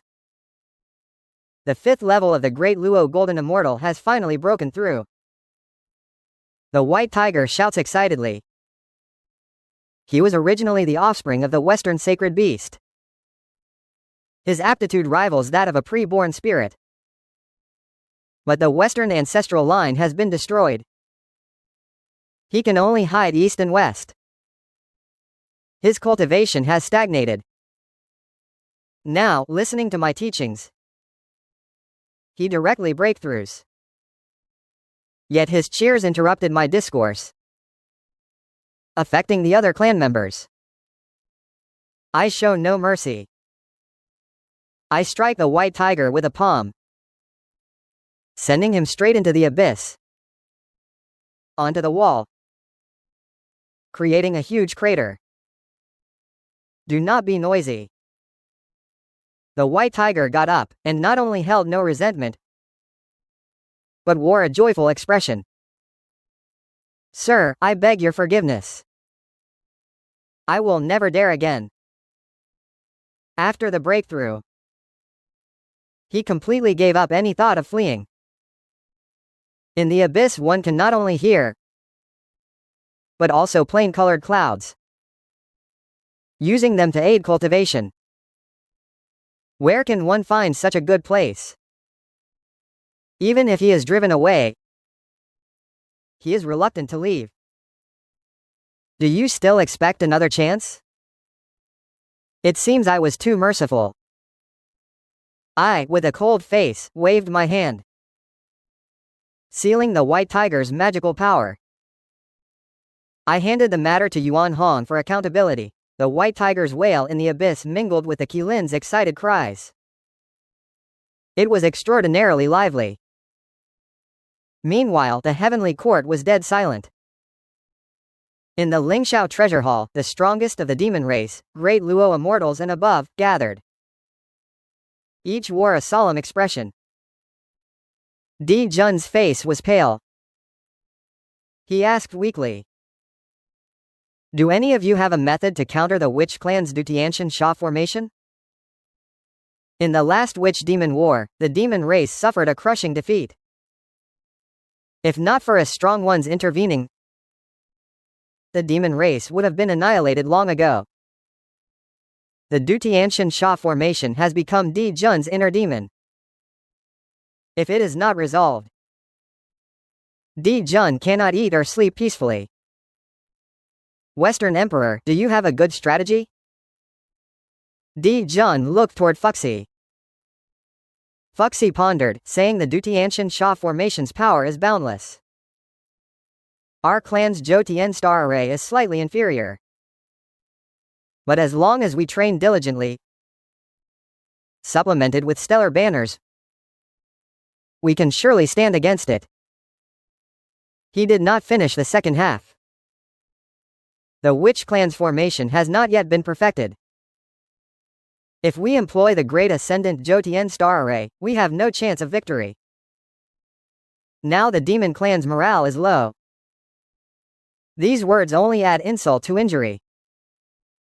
Indeed, if we had 365 star banners, we could surely break the Witch Clan's array. At present we lack the strength to forge star banners. Di Jun clenched his teeth in hatred. Elder brother, we will promptly issue an order for the entire clan to collect star essence. Eastern Sovereign Taiyi is impatient to the point of being reckless. Di Jun stopped the Grand Physician and turned his gaze to Kunpeng. The Demon Master invented Demon Script. He is the master of our Demon Clan.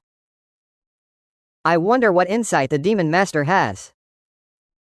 His tone carried a hint of malice. Kunpeng is rallying forces in the Northern Sea. A vague sign of a massive, unyielding tail emerges. We must be on guard. A shadow flickered in Kunpeng's eyes. Yet his face was full of respect. Your Majesty holds me in high regard.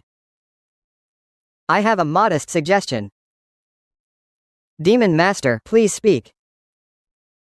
Do any of you know the relationship between the Witch Clan's Gong Gong and Zhu Rong? There are occasional frictions. A member of the Demon Clan replied. Kunpeng laughed and said, "This is our opportunity. If we can cause the water and fire ancestors of the Witch Clan to clash and both be wounded, the Witch Clan's Duty Divine Fury Array would collapse on its own." Di Jun hesitated. In the primeval realm, such a devious scheme makes it hard for him to accept. The Demon Clan below also began to argue. Your Majesty, our clan's star resources are now in urgent crisis. We have no time at all to forge star banners. The time left for us is short. Kunpeng shouted loudly. Di Jun felt a chill in his heart. He gritted his teeth and said, "Fine. This matter will be entrusted to the Demon Master. It must succeed." His apprehension toward Kunpeng grew even stronger. He simply tossed this dirty job onto him. Kunpeng's face turned sour. But he could only obey the order. He originally intended to have Di Jun step forward and tarnish his reputation.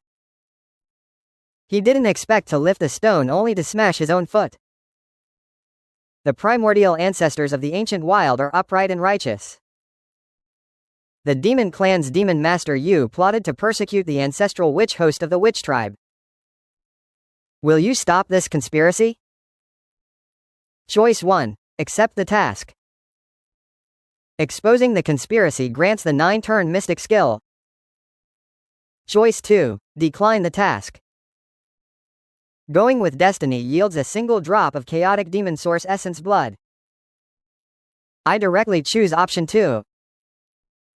The 9-turn mystic skill is of no use to me. My chaotic 9-turn mystic skill is a high-grade version. This drop of essence blood is a tremendous opportunity for Yuan Hong. Where is Yuan Hong? I pay my respects, sir. I am unsure what orders you have. Yuan Hong appears respectfully. He has contributed by guarding the abyssal gate. Grant this item to me. Extract the chaotic demon source essence blood. Yuan Hong is instantly drawn. He stares fixedly at that gem-like drop of essence blood. Upon hearing that I will bestow it upon him, he immediately kneels to the ground. Thank you, sir, for the gift. Yuan Hong swears to serve you loyally for all his lives. If it is for this matter, may heaven strike and thunder crack down. When refining, be sure to keep your mind steady. I wave my hand, telling him to step back. Yuan Hong was originally a top-tier post-born being. After refining the essence blood, his foundation will surely surge. He may even become an innate being. In the future, he may break through to quasi-saint level. The first war between witches and liches devastated the ancient wild beings. Countless mountains collapsed. Rivers and streams ran dry. The entire primordial chaos fell into dead silence. Had it not been for the strong ones intervening, primordial chaos would likely have been annihilated long ago. After the great battle, the witch clan withdrew its forces. The monster clan must march toward the heavenly court. The mighty returned to their Dao halls. Only Nuwa roams the vast lands of primordial chaos alone. My master transmitted his voice, saying, "My opportunity is at hand." But where, in this shattered primordial chaos, does such an opportunity lie? Nuwa sighed softly. Having walked the primordial chaos for countless millennia, watching the earth slowly revive, as insects, fish, birds, and beasts reappear, and flora gradually flourishes. At this moment, Nuwa's mind brightens. She flips her hand once, drawing out the 9 heaven breath soil, and summons the 3 light divine water, kneading the 2 together, shaping them into a series of wondrous forms. Thus Nuwa creates humanity, and primordial chaos is about to give birth to new beings. Will the host emerge from the abyss to intervene? Choice 1. Accept the task. By obstructing Nuwa's creation, you may obtain a post-born treasure. Change the mountainside. Choice 2. Decline the task. And quietly observe the emergence of the human race, which grants the method to sever the 3 corpses. I was startled awake by a system prompt, my heart trembling. The human race is about to be born. As a person of later generations, I feel a strong sense of belonging to humanity. And the method of cutting the 3 corpses is a victory-seizing technique passed down by the Red Army. However, I have doubts about the method of cutting the 3 corpses. There is more than one way to achieve sainthood in the primordial chaos. Pangu's path of righteous strength. Nuwa's merit-based sainthood is also the great way. The Red Army's transmitted method of cutting the 3 corpses appears to be a shortcut. Perhaps it hides some trickery. After attaining sainthood, there is no path forward. I choose to refuse the task. The profound meaning of the method of cutting the 3 corpses instantly floods my mind. This method requires cutting away the good corpse and the evil master. Only by leaving the original 3 masters united can one become a saint. I am not in a hurry to cultivate.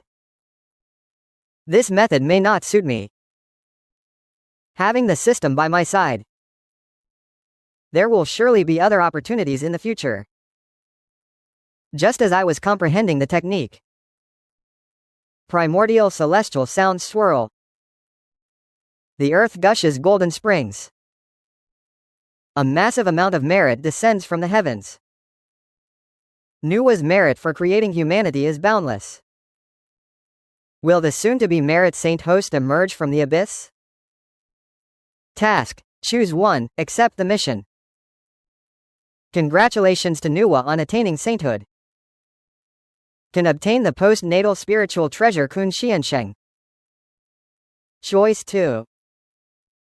Refusing the task can grant an innate spiritual treasure. Flaming Sky Feather Fan. I did not hesitate to choose option 2. The Flaming Sky Feather Fan is the clan-defining treasure of the ancient Phoenix race.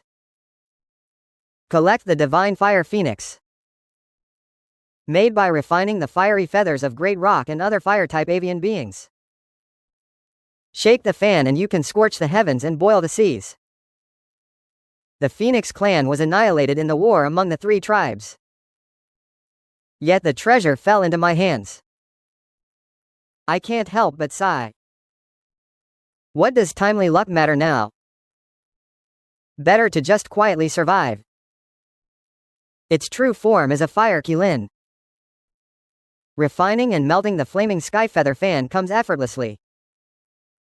Meanwhile, a strong aura ripple reaches me from Yuan Hong's side. He has refined the chaotic demon ape essence blood. His cultivation skyrocketed to the 6th foot of the golden immortal. His foot also turned into the weakest innate spirit. Watching Yuan Hong's breakthrough, I smiled. Even if it is merely the weakest innate spirit, Yuan Hong now qualifies to contest the near-victorious rank. His cultivation now has no bottleneck. Even though I am stuck in the abyss, I deeply understand that a lone hand cannot clap. I must have capable allies by my side. Only then can I gather the Qilin clan. I recruited Yuan Hong and the White Tiger. Now the Qilin clan numbers over 10,000. Under my cultivation, my Fire Kirin disciples and several exceptionally gifted clan members have all broken through to the Golden Immortal Realm. When I have idle moments, I also forge some post-acquired spirit treasures. I grant him the innate banana leaf technique from the abyss. A single leaf can be fashioned into a banana fan. One per person, perfectly suited for Wind Qilin. The underground 9 Nether's earth fire can be refined into earth fire pearls. Earth fire pillars are excellent weapons for Fire Kirin. My mindset remains calm. I hold my position in the abyss, quietly observing the ever-changing primordial storms. First, bide my time. Wait until my strength is sufficient. When my power grows, it won't be too late to act. The primordial earth. A small shamanic tribe suddenly fell into disaster. A torrent surged from the valley. It instantly devoured the entire tribe. The water's inherent law of water. made the weak-minded shamanic tribe utterly unable to break free. Such tragedies play out across the primordial lands. Every shamanic tribe that worships fire has been struck by floods. The casualties are severe. Zhu Rong erupted in fury upon hearing the news. These tribes are all his branches. It is Gong Gong who controls the primeval waters. His arch-enemy cannot tolerate water and fire together. The two have harbored grudges for a long time. Now Gong Gong dares to provoke. How could Zhu Rong possibly endure that? Meanwhile, Gong Gong is also burning with anger. Many of his branch tribes have been burned by mysterious heavenly fire. Countless deaths and injuries. No need to think. It must have been Zhu Rong's doing. Little does anyone know. All of this is Kunpeng's plot. He, along with powerful demon clans, has been lurking in the primeval lands.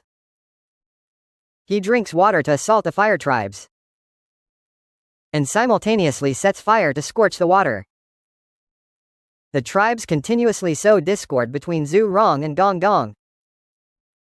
After learning that Nuwa has become a saint, Kunpeng's audacity grows. With a saint as his backing, he roams the primeval lands unchecked, all to weaken the witch tribe's strength, and give the demon clans a chance to catch their breath. Centuries later, Zhu Rong and Gong Gong's conflict finally erupts. Zhu Rong rides the fire dragon, roaring skyward in fury. Gong Gong, you scoundrel, step forward to meet your death. If you have the skill, face me in an open duel. Why do you secretly harm my people?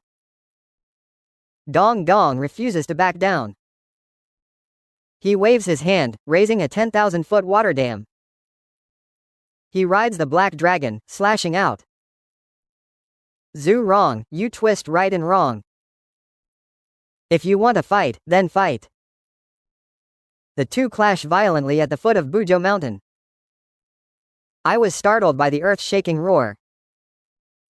I hurriedly pulled out the newly obtained reward. Observing Heaven Realm. This Observing Heaven Realm is a primordial spiritual treasure. It allows silent observation of any corner of the primordial world. But it cannot view the saints. Otherwise it would be detected.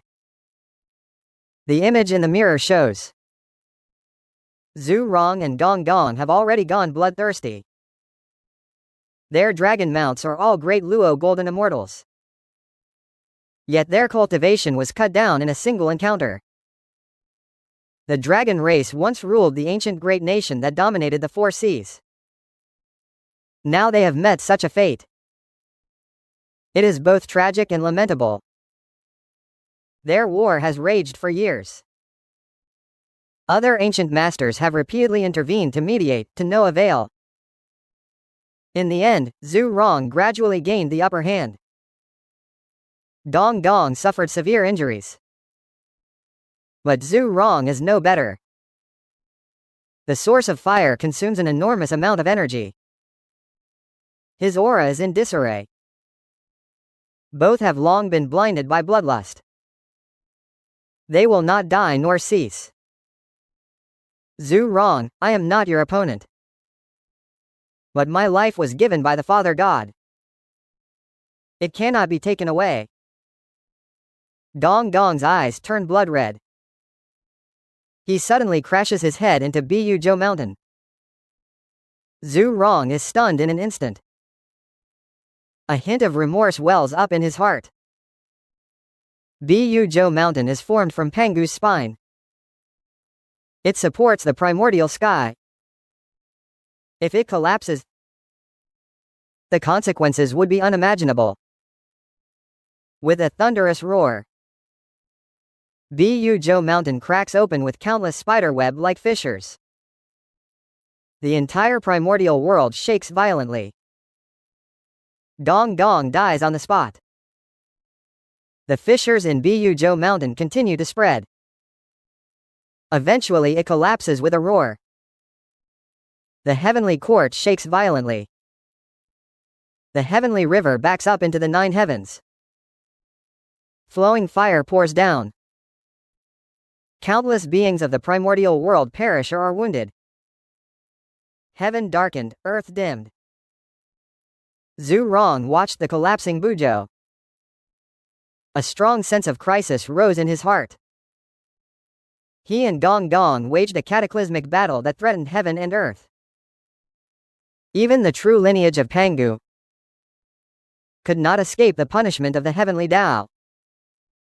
Heavenly thunderclouds gathered, striking down bolt after bolt of lightning tribulation. Zhu Rong's very essence was already depleted. He was fundamentally powerless to resist. In the end, he fell at the foot of Bujo. The battle between Zhu Rong and Gong Gong caused Bujo's collapse. The beings of the primordial realm suffered. Will the host emerge from the abyss and save all living beings? Choice 1. Accept the task to obtain the celestial and terrestrial spirit root and the ageless immortal technique.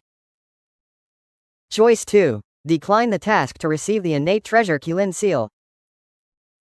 Primordial Qilin treasure. It bears the Qilin covenant. The initial tribulation of the dragon Han. It vanished along with the fall of the primordial Qilin. I did not hesitate and chose the second option to save all beings. That was Nuwa's fire. The Qilin seal came into my possession. My power increased by another point.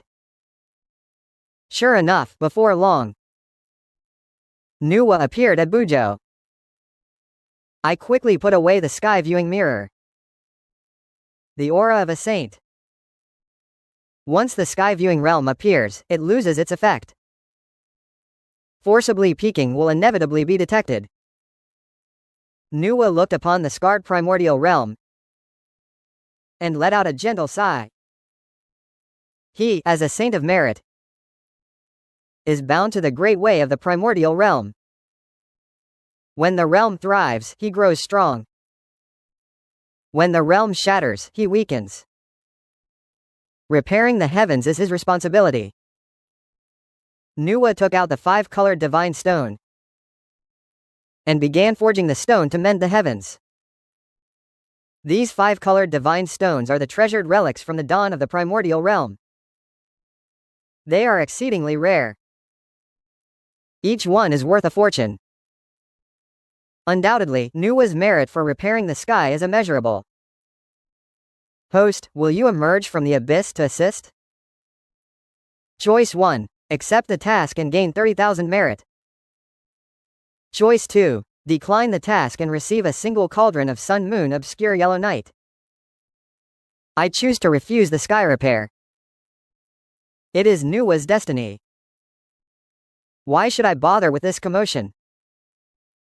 A cauldron of sun moon obscure yellow night materializes before my eyes. The system prompt sounds. Sun moon obscure yellow night. Collects sun moon essence. Formed through ages of sediment. Even those below a saint can use it to boost cultivation. I feel a surge of joy. Since breaking through to quasi-saint level, I've made no further progress. I refined a portion of the sun moon obscure yellow night cultivation, and indeed it loosened. I leapt directly from quasi-saint tier 1 to tier 2. Looking at the remaining liquid in the cauldron, I estimate that fully refining it could reach quasi-saint tier 3. Nuwa finishes repairing the sky. The backflow of the heavenly river is halted. The 9 heavens flowing fire gradually extinguishes. But the heavenly pillar has already fallen. Heaven could collapse again at any moment.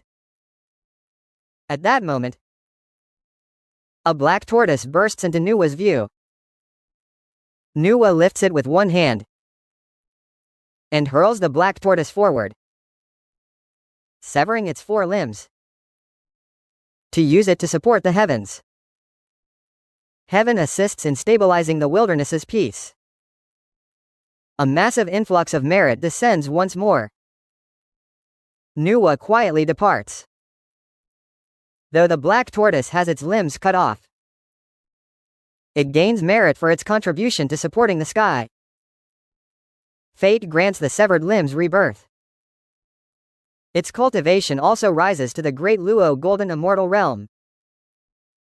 Di Ni Xuanwu earns merit for supporting the heavens. Without any support, should the host recruit it into the abyss? Choice 1. Accept the mission to receive Signal 1 from the Chaos Steel.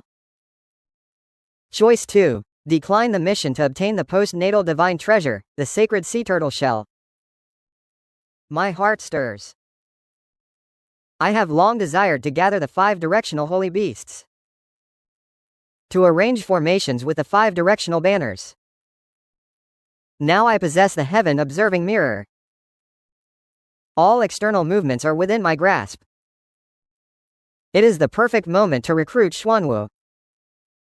I choose to accept the mission. The Chaos Steel is acquired.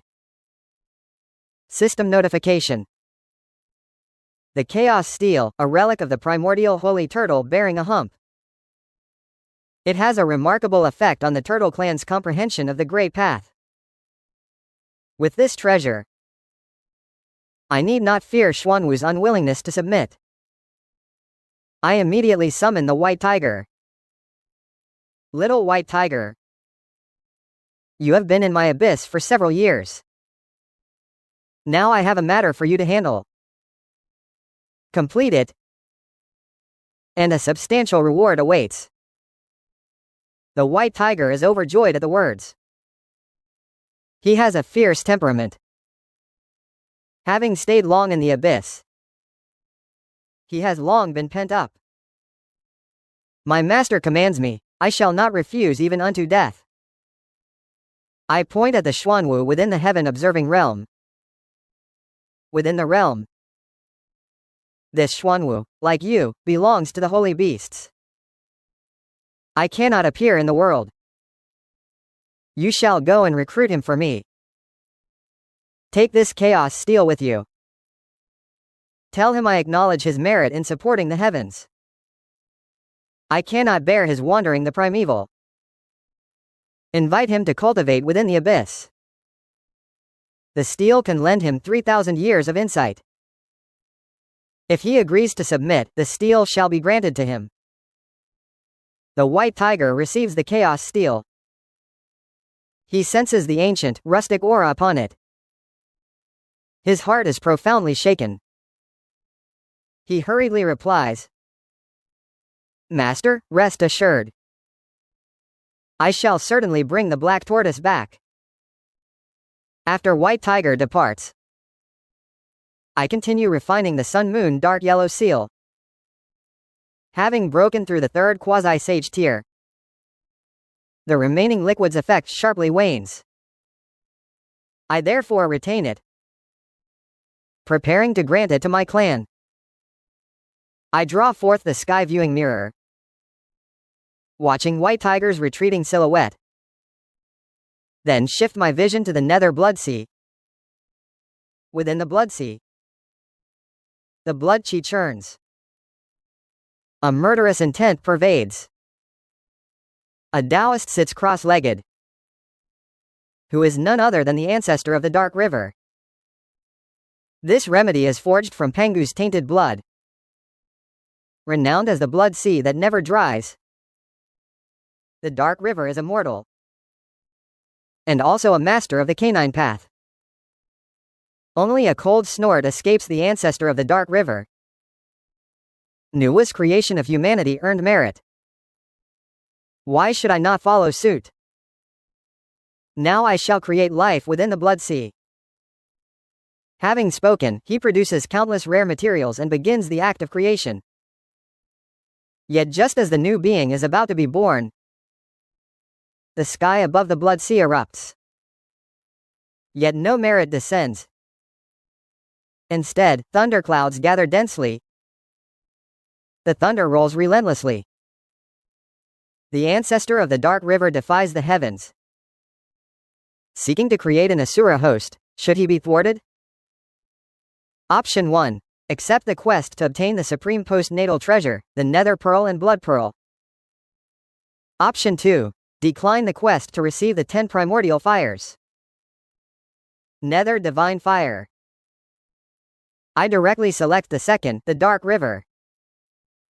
This is a fool's dream. Nuwa's creation of humanity aligns with the way of heaven.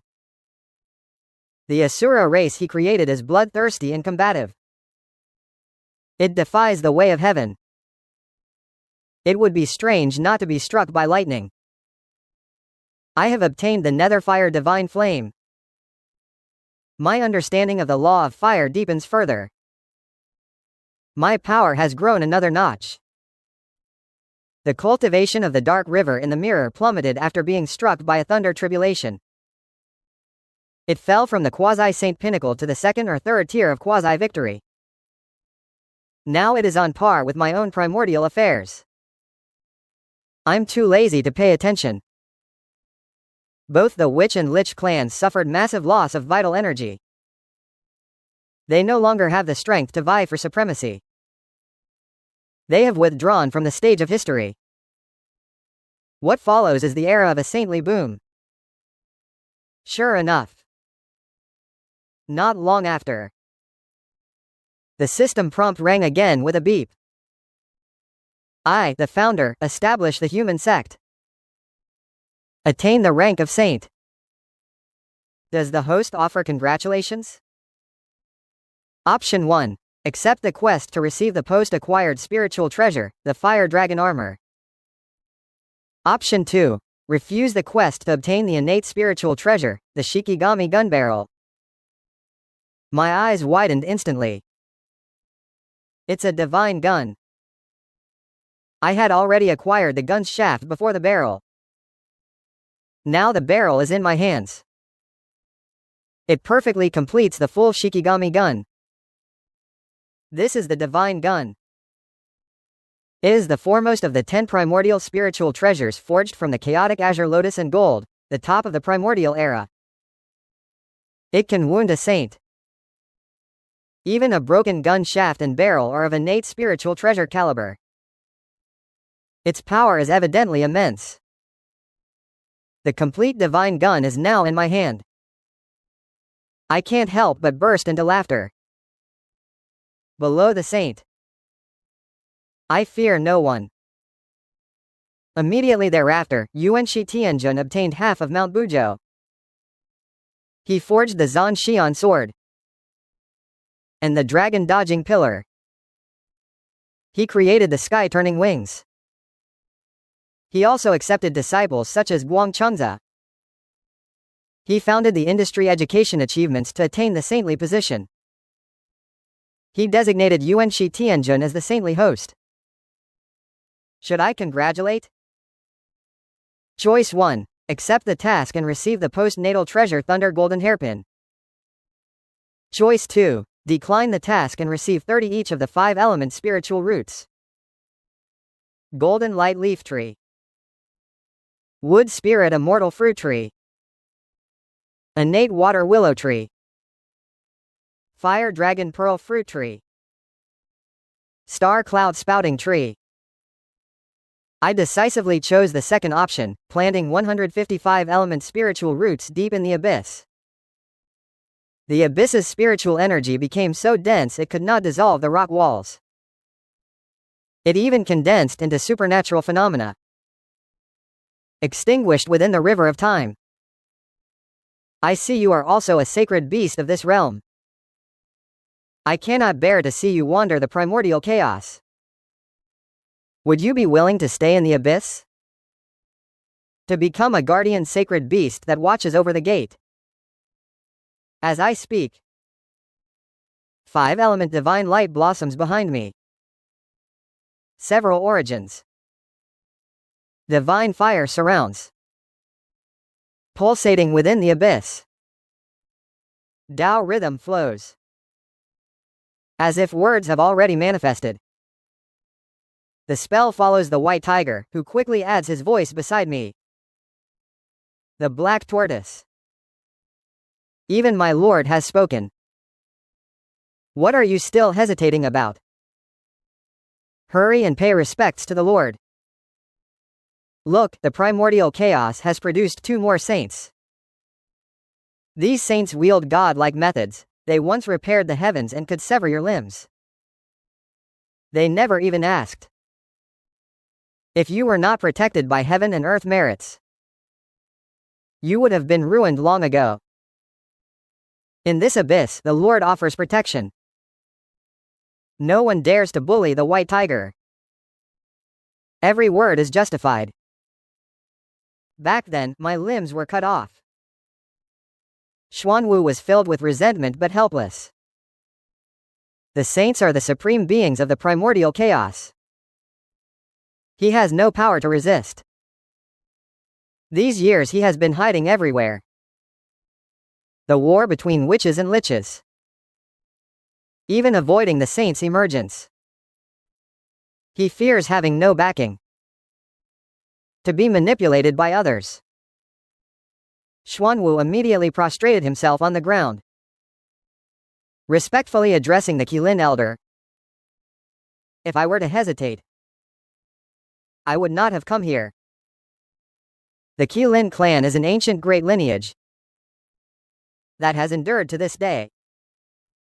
Surely it upholds the cosmic chi of heaven and earth. My modest chi contributes little. I am willing to become a guardian of the abyss. I only ask the Qilin elder to permit me to comprehend that chaotic stone tablet. He granted it with a sweeping gesture. His tone was grand. The chaotic stone tablet was a treasure I acquired many years ago by fate. It also binds our Xuanwu lineage together eternally. As long as you remain in the abyss, the tablet will always be by your side. May you comprehend the great way. Originally, I intended for him to study for 3,000 years. But seeing his respectful attitude, keeping the tablet for myself is useless. Better to offer it as a favor. Xuanwu was overjoyed beyond expectation. He repeatedly bowed his head.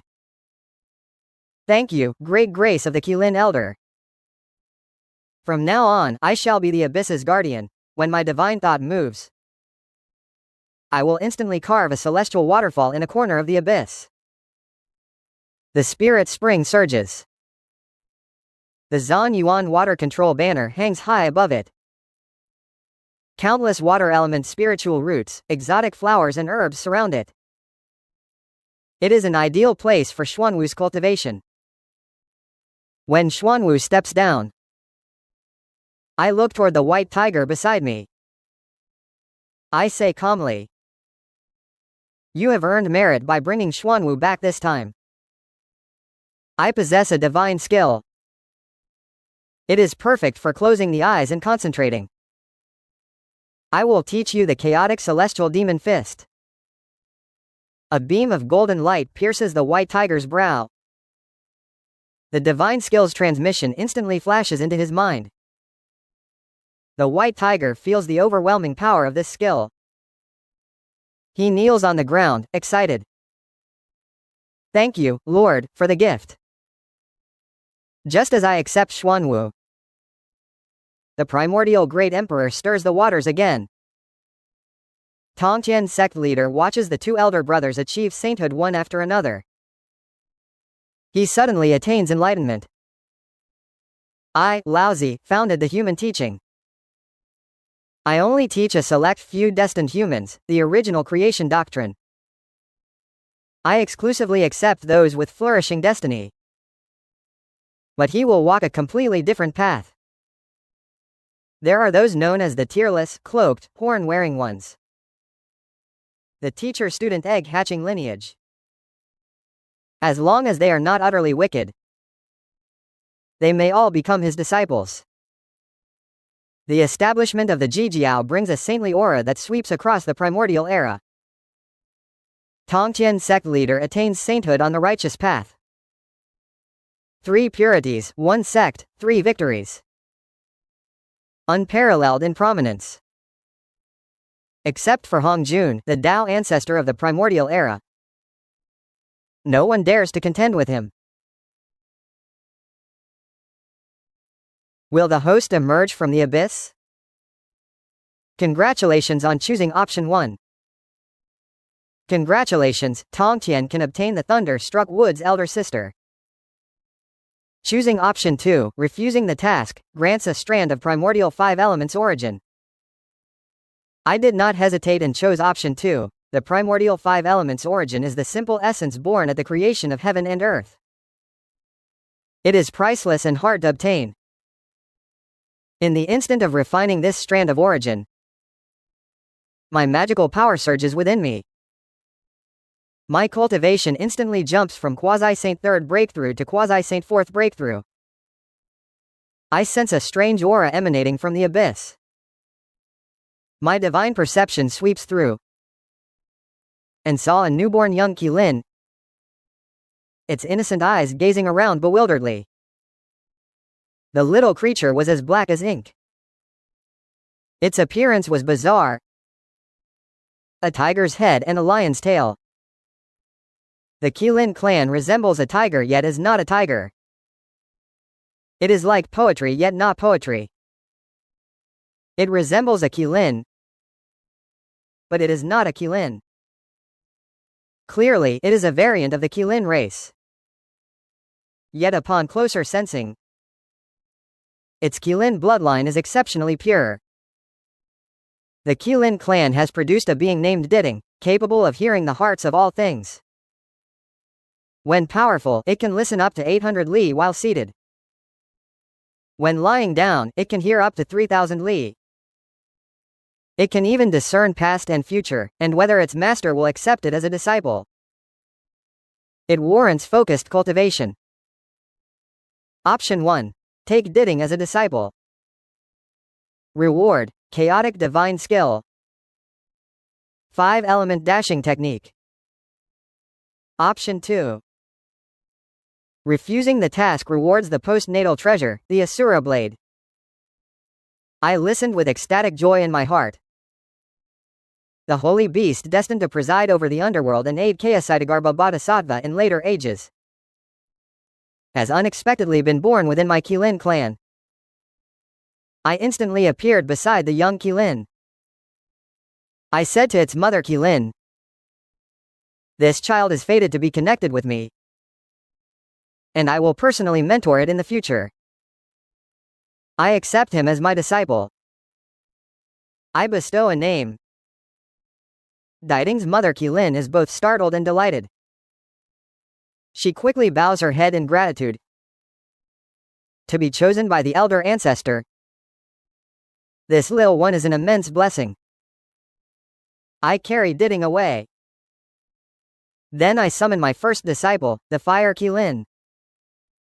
These years he has devoted himself to cultivation, and has now reached the pinnacle of the Golden Immortal, just one step away from entering the Great Tao.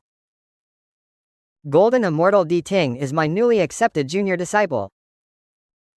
While I was in seclusion, I have been teaching the arts on behalf of the master.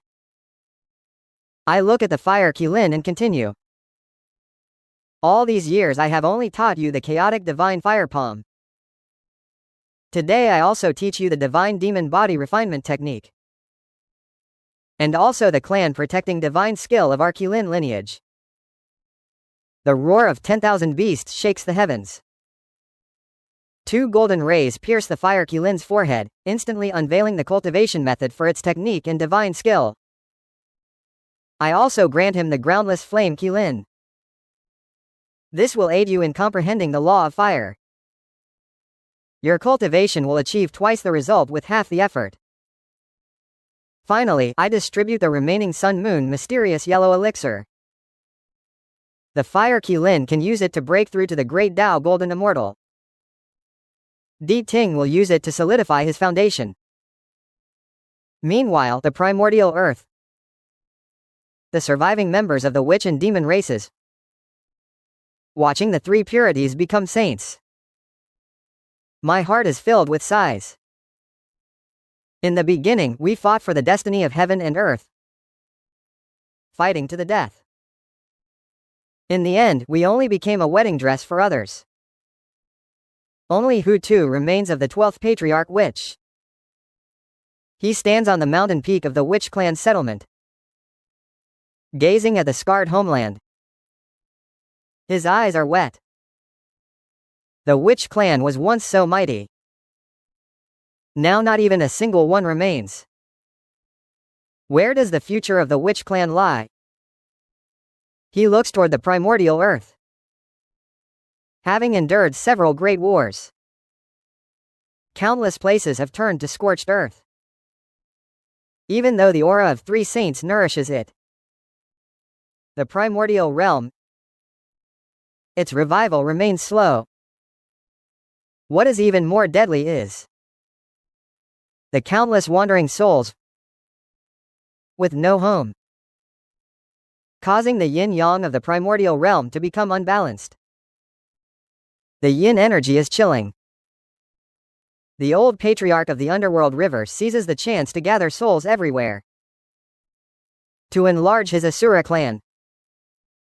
Although the creation of the Asura clan originally suffered the heavenly thunder tribulation, this clan's combat power is formidable. Their innate talent is remarkable.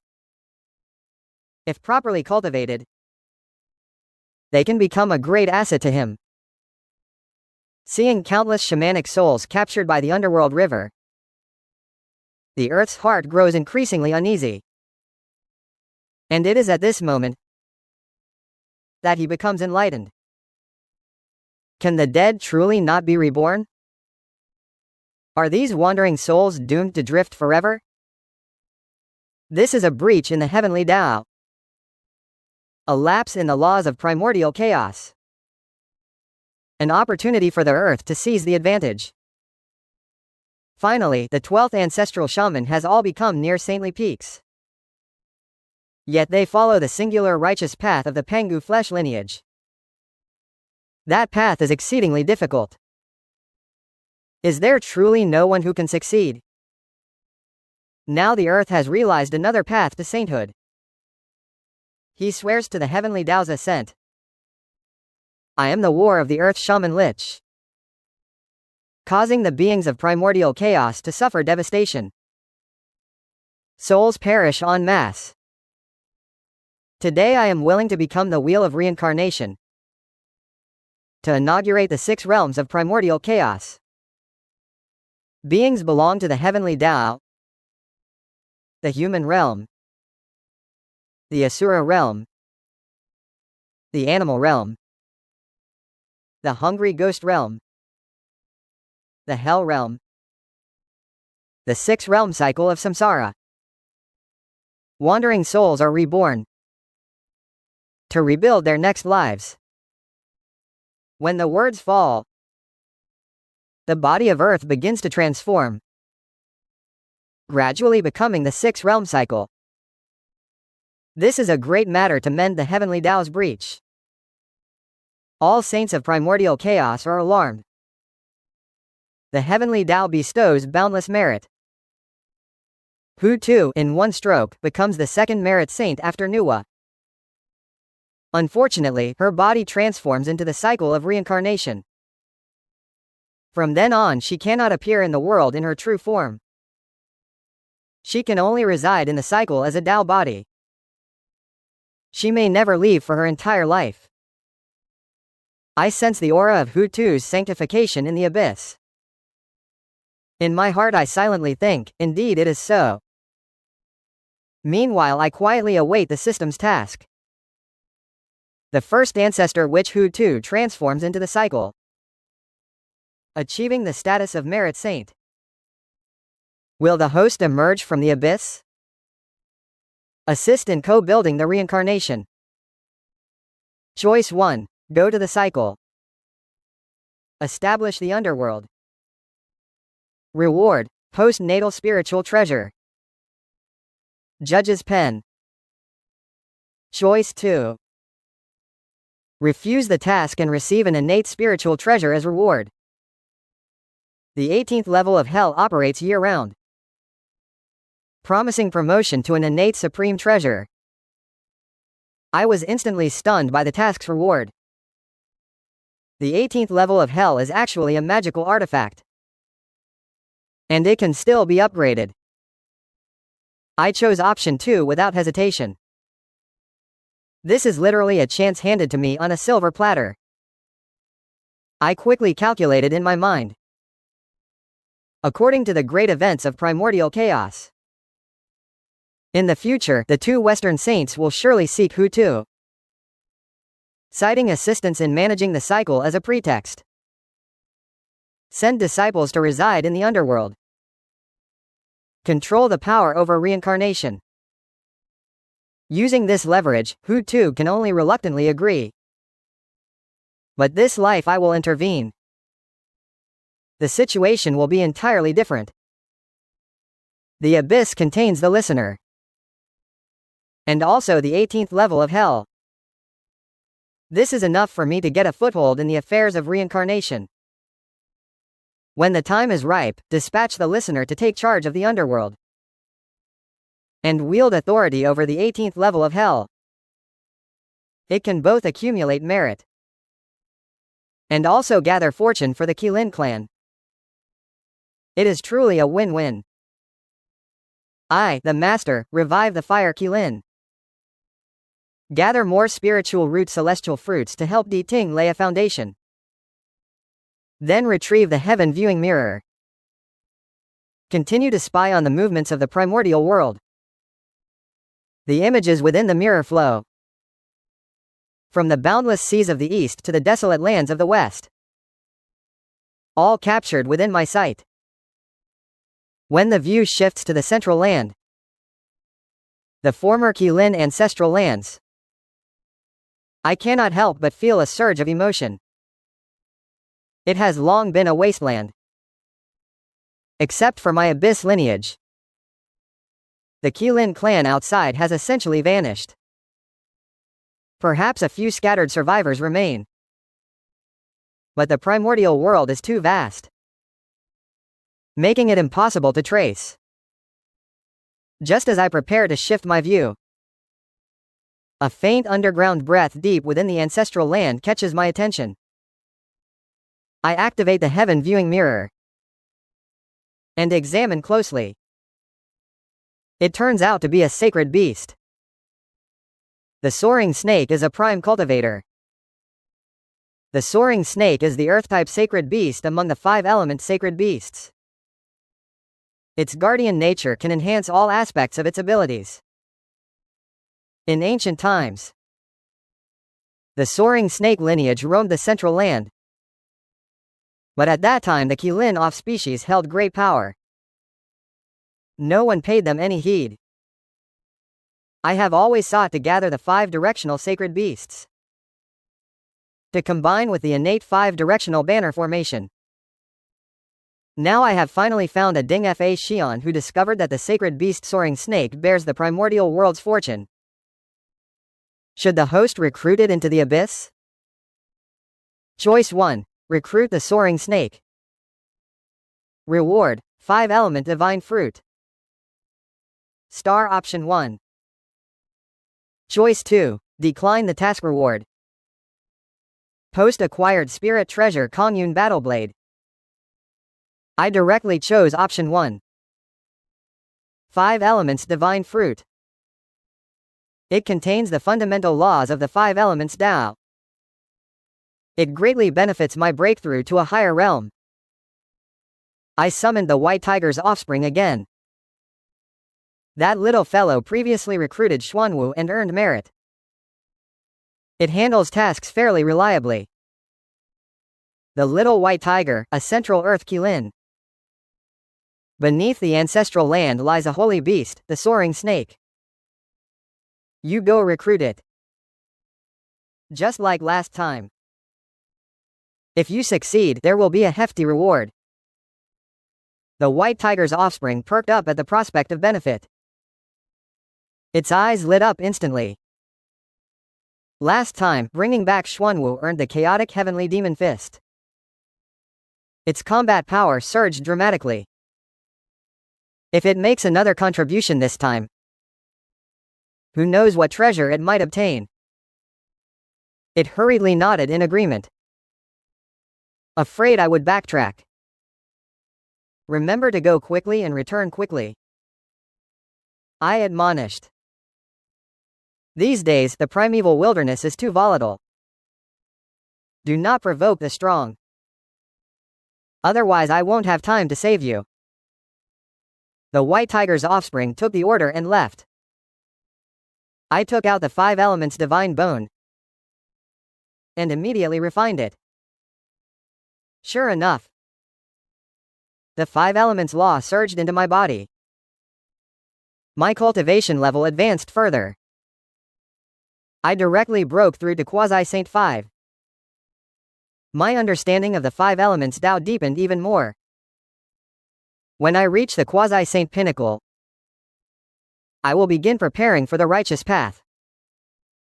Although I possess the method of cutting 3 corpses, this technique was passed down by the Red Army. I always feel there is some hidden trick within it. The Red Army is supposedly without flaw. How could they pass down a cultivation method that lets someone surpass them? Unless absolutely necessary, I will never practice this art. If I can comprehend the 5-element path, using the 5-element principles, the righteous path is the best choice. Just as I was breaking through a minor realm, 3 beams of treasure light suddenly shot up from deep within the 100,000 mountains. The 100,000 mountains are a remote region of the primordial world. In all these years, no treasures have ever emerged there. At most, some mountain spirits and wild beasts have claimed the mountain for cultivation. My temple instantly scans the area, instantly revealing the origin of the treasures. 2 post-nascent supreme treasures, and 1 innate spiritual treasure. The post-nascent treasures are the Thunder Tribulation Pearl and the Territory Holy Armor. The innate treasure is a 9 heavens auspicious cloud. I have no interest in the post-nascent treasures, but the innate treasure is a rare find, not easily obtained. It would be perfect to bestow upon my disciples, strengthening the overall power of the abyss. Just as I was about to claim the treasures, the spirits and monsters in the 100,000 mountains have already formed a mob. These creatures are not strong. Most are of the Zan immortal realm. Yet among them is an unassuming short Taoist, whose cultivation has astonishingly reached the Great Luo Golden Immortal level. He has a magical artifact tied around his waist. Whenever a spirit or monster approaches to seize the treasure, it is bound by his rope. Unable to move, he discovers a person of primordial world fortune, Julu Sun. Should the host incorporate him into the abyss, cultivating him as a subordinate force? Choice 1. Accept and bring Julu Sun into the abyss. Reward: the divine skill Chaotic Sky-Splitting Palm. Choice 2. Refuse the quest and receive the post-nascent spiritual treasure, a temporary giant axe. I am delighted. It turns out to be Julu Sun. He is the master of the later Earthwalker Sun, one of the 12 golden immortals of the production sect. He is truly a talented person with compassion and loyalty. His disciple was killed during the investiture of the god's calamity. He became disheartened. He left the production sect. Ultimately, he suffered 2 defeats and 1 victory in the West. Choice 1. My heart stirred.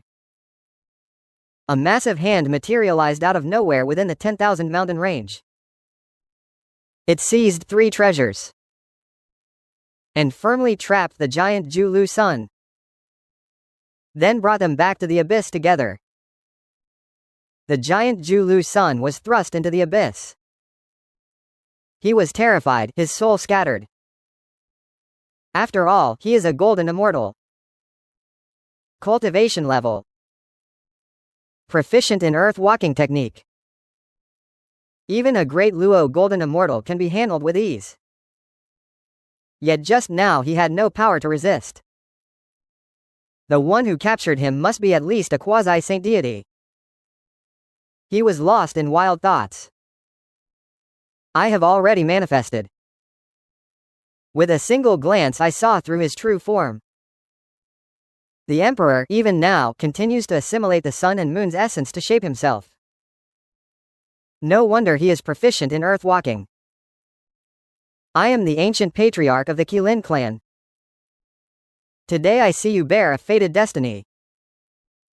It is fated that we are connected. Would you be willing to become my named disciple? Zhu Lu's son was completely bewildered. He realized I was captured only to recruit a disciple. He has been hiding east and west in the primordial realm for many years. To be able to apprentice under a quasi-saint patriarch is simply a heavenly blessing. He immediately knelt on the ground, repeatedly bowed his head. Zhu Lu's son. Willing to become a disciple. Thank you, venerable master, for your words. I nodded in satisfaction. I casually pluck a few earth attribute spirit fruits from the star cloud soil tree. Then I bestow upon him the post-heavenly treasure, the land holy armor. The abyssal realm. Rich in spiritual energy. Ideal for cultivation. Choose a cavern yourself and devote yourself to practice. Zhu Liu-san holds the spirit fruit and the holy armor. So excited he can't speak. After expressing endless gratitude, he steps back. After accepting Zhu Liu-san, I retreat to the abyss for centuries of silent cultivation. One day, a familiar aura drifts in from beyond the abyss. My divine thought sweeps across. And I am instantly stunned. The white tiger has returned. Trailing behind it is a soaring snake of great Luo golden immortal caliber. Even I am surprised by the speed of this operation. The two step into the abyss. The soaring snake darts straight to my front. Flattering, it says. Sir, your brother White Tiger and I have returned. After countless hardships, we finally brought the soaring snake lineage back to the abyss. White Tiger stands nearby with a scowl. He looks like he could smash this creature with a single slap. That soaring snake is a total drama queen. I glance at the soaring snake. It hurriedly explains. There are things the original Kirin does not know. Our soaring snake lineage has been attached to the Kirin's variant ancestors since antiquity. We once followed the original Kirin ancestor. Only with the ancestors' permission could we thrive on the Central Land. During the first calamity of the Dragon Han era, the original Kirin ancestor perished. Our soaring snake lineage, all the strong ones have emerged. And we seek to reclaim the ancestors' remains. But the primeval realm was filled with too many powerful beings. All of our clan's strong ones perished in battle. We could only go into hiding, awaiting the Kirin clan's re-emergence in the primeval. All these years, I have remained in the ancestral lands, waiting. And at last I have waited for the elder. My heart stirs slightly. In ancient times, there indeed was a Tang snake lineage active on the Central Lands. Without the Kirin clan's permission, they could never have established themselves here. It seems this Tang snake is a staunch follower of the Kirin clan. I see. Your Tang snake lineage is indeed loyal. I nod. My tone softens. You have endured hardship these years. Having said that, I retrieve the 5 directional banners. I hand the Wu Ji Nature Huang Qi to the Teng snake. This will temper the earth. You may cultivate under its banner, which will aid you in comprehending the law of earth. The Teng snake receives the apricot yellow banner. Tears of excitement well up. He repeatedly bows his head in gratitude. I then turn my gaze to the white tiger beside me and bestow upon it the innate treasure, the 9 heaven cloud auspice halberd. Your deeds this time have been effective, so I reward you with the 9 heaven cloud auspice halberd. The white tiger's eyes brighten. It quickly accepts the treasured halberd, ecstatic beyond measure. This is indeed an innate treasure. It has roamed the primeval for so many years, yet possesses few post-natally forged treasures. Now it has obtained an innate treasure. The Teng snake beside me watches with eyes full of envy. Its pupils flicker. It hurriedly says, Master, I know you are searching for the 5 sacred beasts. A few years ago, I saw the azure dragon in the central land. I have also been to the far south lands. I have witnessed traces of the vermilion bird. My gaze instantly locked onto the soaring snake. Even White Tiger was stunned. This guy wants to compete for favor. If you can find the azure dragon and the vermilion bird, I asked gravely. The soaring snake quickly nodded. Patting his chest, he said, Don't worry, Master. I am confident I can find them.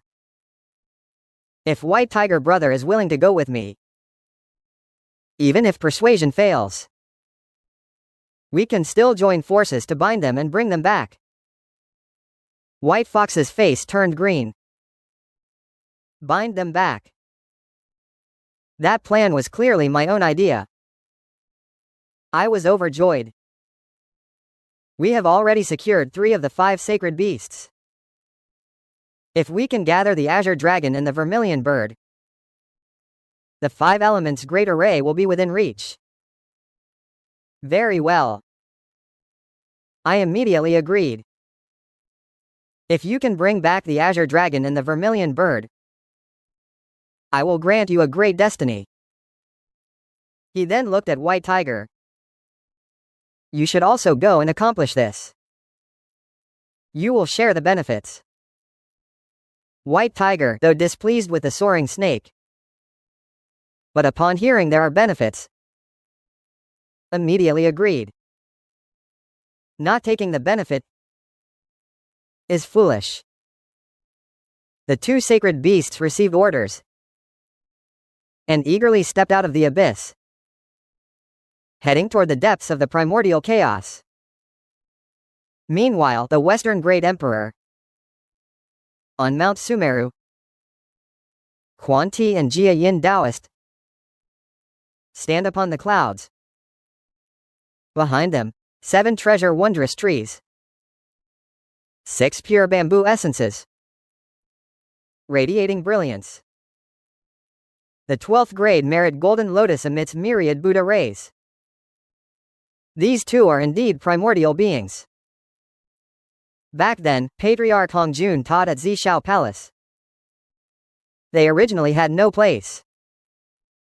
The 2 survived on a handful of snot and a handful of tears to sell their misery, forcing Red Cloud to relinquish a seat, and even pushing Kunpeng away, snatching the positions of 2 saints. Now the 3 pure ones have all become saints. The 2 have also comprehended the path to sainthood. How could they miss such an opportunity? Quan Ti and Jia Yin rise into the air, setting forth 48 grand vows before the heavenly Tao. I am Quan Ti Taoist. I am the guide Taoist. Today my brother and I together forge the Western enlightened paradise. Those who join my sect can leap beyond the 6 realms of samsara, escape the sea of suffering, and those who attain my ultimate bliss can become Buddha and attain the Tao. Having crossed suffering, we vow. 2 saintly auras descend, sweeping across the primordial wilderness. Brahma chants echo. Golden lotuses everywhere, golden springs gush. The once desolate Mount Sumeru instantly transforms into a pure land of bliss, becoming the sacred mountain of the Western sect. 33 heavens away. In Zishao Palace, Patriarch Hongjun slowly opens his eyes and looks westward. In ancient times, he battled the demon ancestor Luofu, shattering the Western territorial celestial veins, resulting in later generations finding it hard to produce strong beings here. This is one of his karmic consequences. Now the 2 disciples have become saints in the West. The saintly aura nourishes the earth. It perfectly dispels this lingering shadow. The Red Army gave a faint glance. Then it closed again. Riding the victory is merely a beginning. Beyond primordial chaos, there lies an even vaster chaotic world. These trivial matters are not worth mentioning. The guiding aura of Zun Ti, ushering sainthood, arrives. System task triggers again. Ding Zun Ti guides the establishment of the Western sect, achieving the saint host. Will he step out of the abyss? Task option. Choice 1. Congratulations to the 2 Western saints for joining the Western sect. Reward. Innate treasure 12th grade merit golden lotus. Choice 2. Rejecting the task grants the chaotic clone talisman. Single use. It can condense a clone that carries 100% of one's own cultivation. Usable beneath the saint level. I was stunned by this task reward. Chaotic clone talisman. This is literally a defiant heaven treasure. With this thing, I could safely cause trouble. Even if the clone is destroyed, my true self remains unharmed. But I didn't use it immediately. Instead, I suppressed the excitement within. Upon careful calculation, I am now a quasi-saint of the 5th rank. If I were to reach the quasi-victorious 9th rank pinnacle, using the clone then would be even more powerful.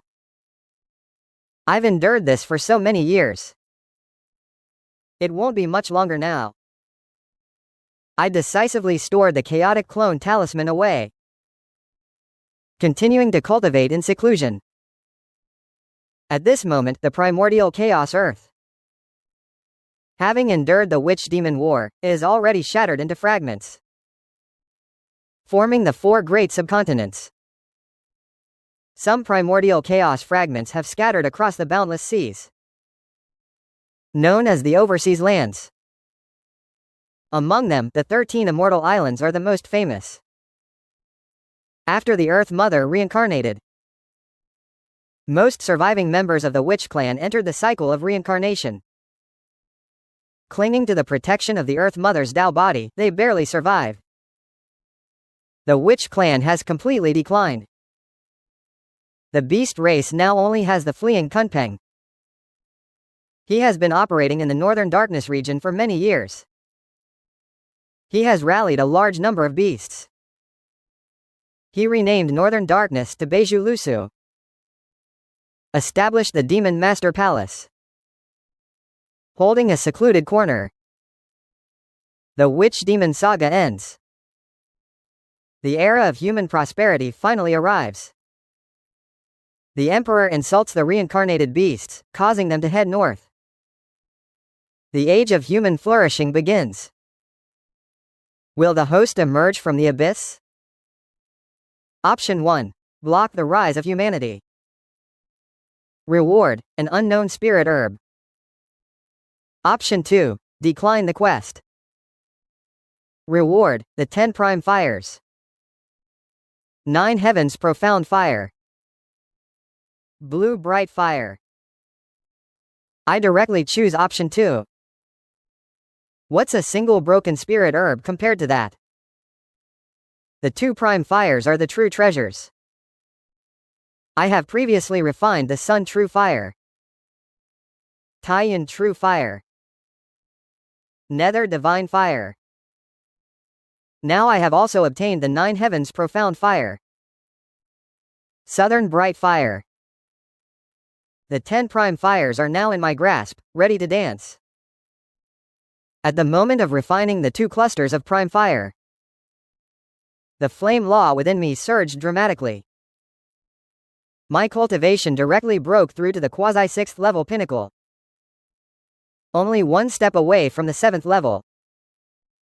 At this moment, I sit upright in the abyss, like an embodiment of the fire law. The ground fire beneath me churns with each of my breaths. Speaking of flame divine abilities alone, I am capable of roaming unchecked in the quasi-saint realm. The 5 elements generate and overcome each other. My comprehension of the fire law deepens. It also elevates my understanding of the other 4 elemental laws. The foundation of the 5-element great path becomes ever more solid. Just as I am immersed in the joy of breakthrough, the 33rd Heaven's outer purple sky palace, Hongjun Daozu reopens the palace gates, summons the holy saint's riding steed. Even the primordial earth deity Hutu of the cycle of rebirth is being guided, one after another, to appear before me. Red General's gaze sweeps over all beings before slowly speaking. The war between the Lich and the Witch has ended. The chaos of headless dragons across the 3 primordial realms. The Sword Saint's heavenly court is a convergence point of destiny. Someone must take charge of guarding the 3 realms, the Taoist youth Heoshan. Though you have not existed for countless years, you bear a great destiny. You are hereby crowned as the Supreme Jade Emperor of the 3 realms. Bestowed upon you is the Heoshan Sword, Heoshan Tower. In the Heoshan realm, you shall oversee the Taoist youth Yaoqi of the 3 realms. You are also crowned as the Heavenly Queen Mother. Together with Heoshan, you shall co-govern the Heavenly Court. You are granted 3,000 immortal peach trees. He paused, then continued. This summons you here. Besides re-establishing the Heavenly Court, I am about to step into the chaotic world, only leaving a few bodies here to cultivate in seclusion, with no pressing affairs. No need to come pay respects again. Each may continue your cultivation in peace. One day in the future you will all step into the chaotic realm. Red General's words fall. A system task pops up again. Ding Tianding re-establishes Heoshan Yaoqi, governing the 3 realms. Will the host emerge from the abyss? Congratulations on choosing option 1 to go to the Heavenly Court. Show your cultivation. You may be crowned as the prosperous heir of the Heavenly Court. Option 2. Decline the task. Reward, Jiaovua Divine Water, star number 1. I chose option 2 without hesitation. What does a flourishing Heavenly Court matter? In later ages, the Heavenly Court will still need the function list to gather wandering immortals to fill its ranks. This Jiaovua Divine Water is the true treasure of all heavens. System introduction. Jiaovua Divine Water materializes. Primordial spiritual liquid born at the dawn of the primeval realm. 1 in 10,000. I refine this drop of Jiaovua Divine Water. A supremely pure energy. It instantly sweeps through my limbs and bones. Just one drop broke through the 6th quasi-saint tier bottleneck for me, directly stepping into the 7th quasi-saint tier, getting ever closer to the pinnacle of the 9th quasi-saint tier. Time flies. Some 10 years passed in the blink of an eye. One day, a familiar aura arrived from outside the abyss. My divine thought sweeps across. Instantly I am stunned. The white tiger and the soaring snake have returned. A blue dragon follows behind them. The blue dragon even drags a knocked-out vermilion bird-soaring snake. As soon as they entered the abyss, they pounced before me, seeking to claim merit. Sir, we have returned. White Tiger and I endured countless hardships. Finally we brought back the blue dragon and the vermilion bird. White Tiger stands beside me with a darkened face. In his heart, he cursed the soaring snake 8,000 times. That creature is a massive charlatan. Back then, the two of us went to the central land to find the blue dragon. White Tiger thought it would take a great effort. But when the soaring snake opened its mouth, it instantly bewildered the blue dragon. Kirin. Elder ancestor reappears in the primeval realm. Cultivation. Comparable to a sage. In the abyss, the wondrous treasures of heaven and earth are endless. The old patriarch often mentions, when his mood improves, he bestows an innate spiritual treasure. You see, the 9 heavens cloud silk of Brother Baihu was a gift from you, old patriarch. I can swear an oath on the great way. The sky serpent keeps deceiving, and Baihu brandishes his treasured halberd as proof. The azure dragon is instantly delighted. It even eagerly follows them to the extremely difficult realm to wreak havoc. In ancient times, the vermilion bird was close to the Phoenix clan. Upon hearing about the Kirin, the old patriarch summons, but refuses to pay any attention. As a result, the azure dragon flips out on the spot. It strikes. Even harsher than Baihu and the sky serpent. The 3 sacred beasts join forces and knock the vermilion bird unconscious. They drag it back. The azure dragon keeps muttering along the way. I helped deal with the vermilion bird. That counts as a merit, I guess. Will you, old patriarch, also grant me an innate spiritual treasure? Baihu stared in astonishment. That sky serpent must have just entered the abyss and already figured out your bottom line. I watched the scene before me, both laughing and crying. At that moment, the system quest triggers again. Ding! The 5 sacred beasts gather in the primordial chaos. Will the host recruit them to submit to the abyss? Choice 1. Subdue the 5 sacred beasts. Reward: a single heavenly way infusion. Choice 2. Let the sacred beasts depart. Reward: obtain a post-birth spiritual treasure. I didn't even think. I instantly chose the heavenly way infusion. Within the abyss, the Tao permeates the heavens and the Great Path. Its resonance echoes through heaven and earth. This opportunity is even more precious than a saint's teaching of the Tao. All the beings of the abyss sit cross-legged. Calm the mind and perceive.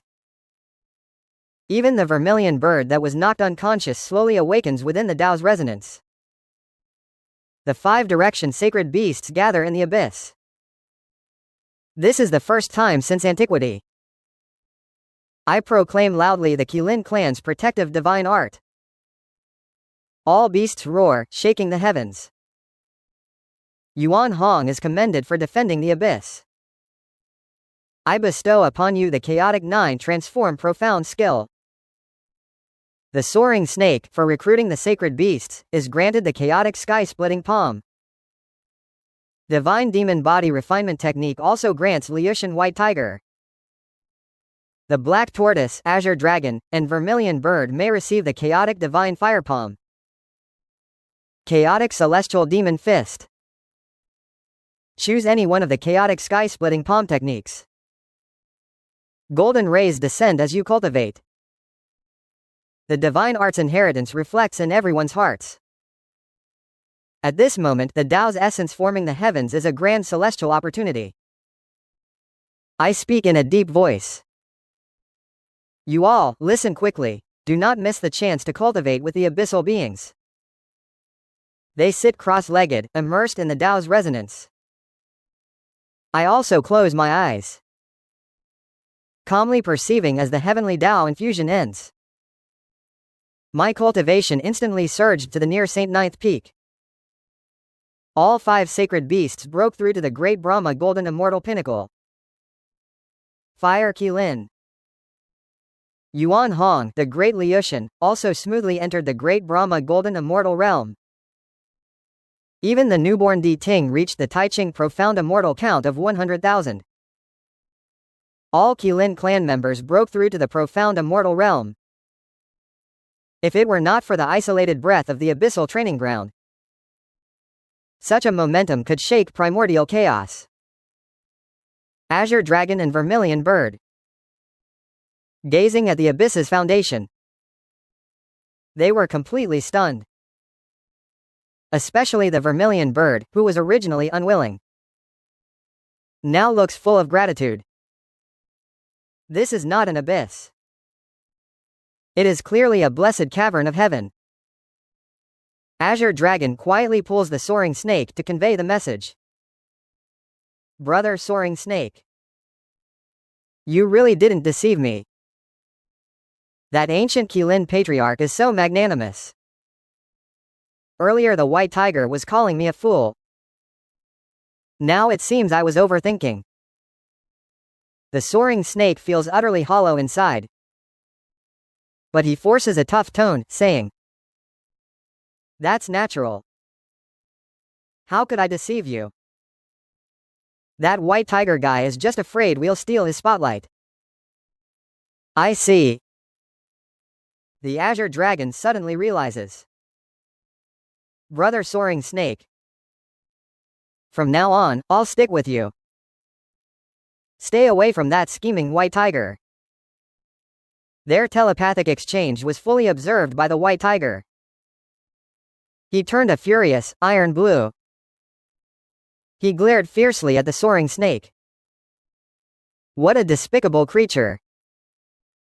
After the heavenly Tao's infusion concluded, I led the 5 direction sacred beasts to the cultivation site deep within the abyss.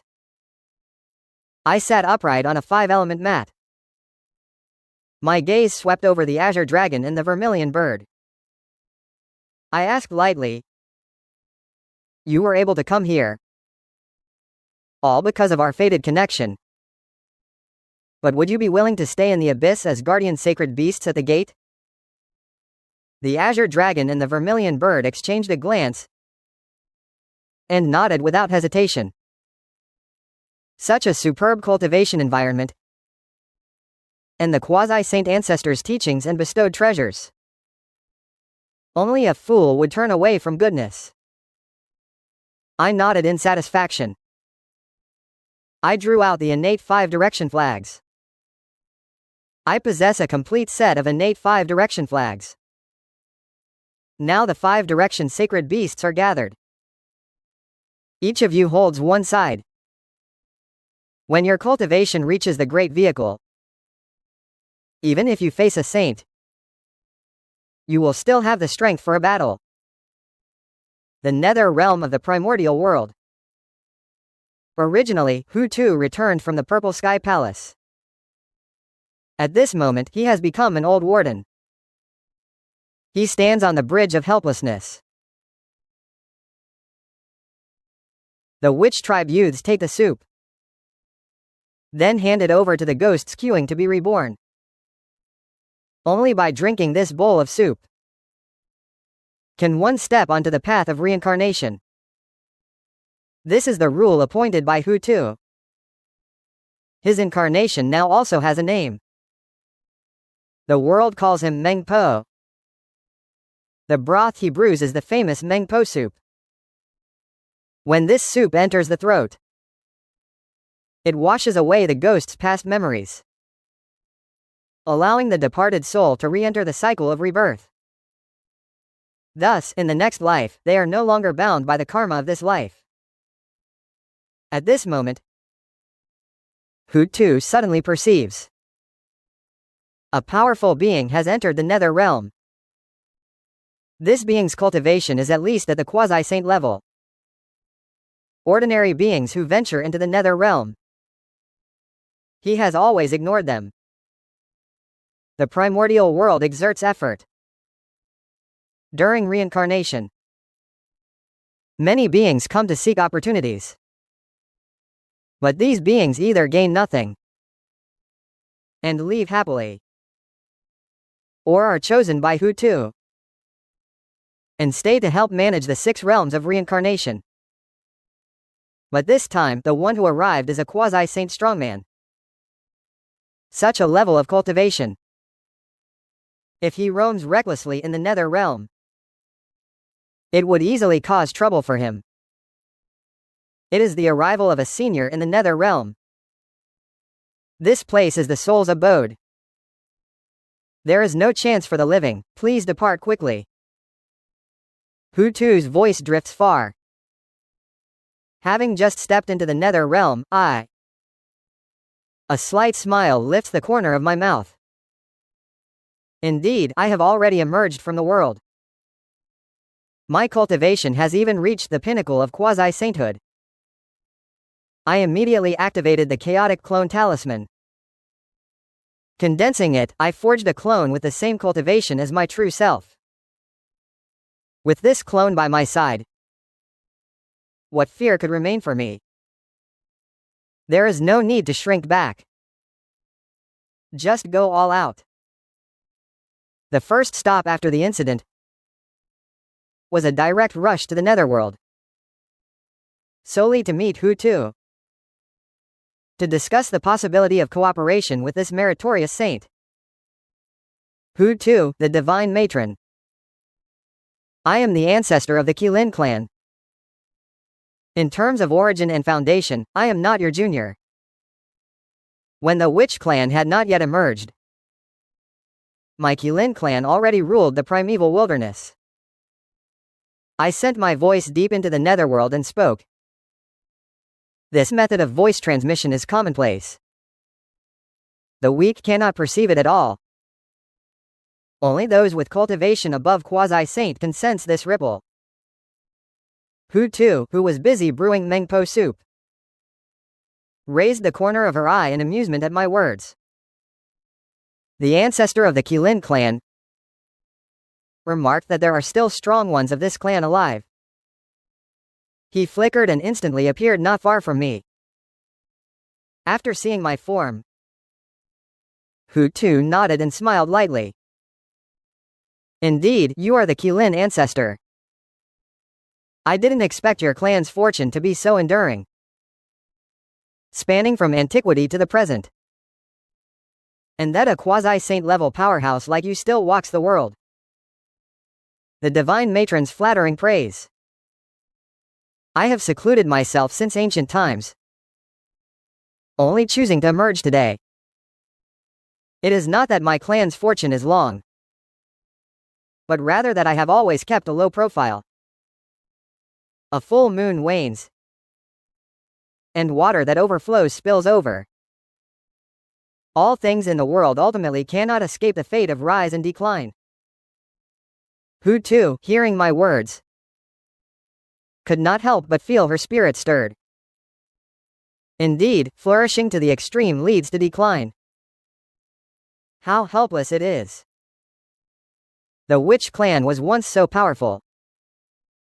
The demon tribe that the 12 ancestor witches jointly suppressed had no resistance. But now only one of the 12 ancestor witches remains. He himself has become the embodiment of the 6 realms of reincarnation. Only this incarnation can walk the world. So you have come to the netherworld today. What is it you call? Hu Tu regained his composure.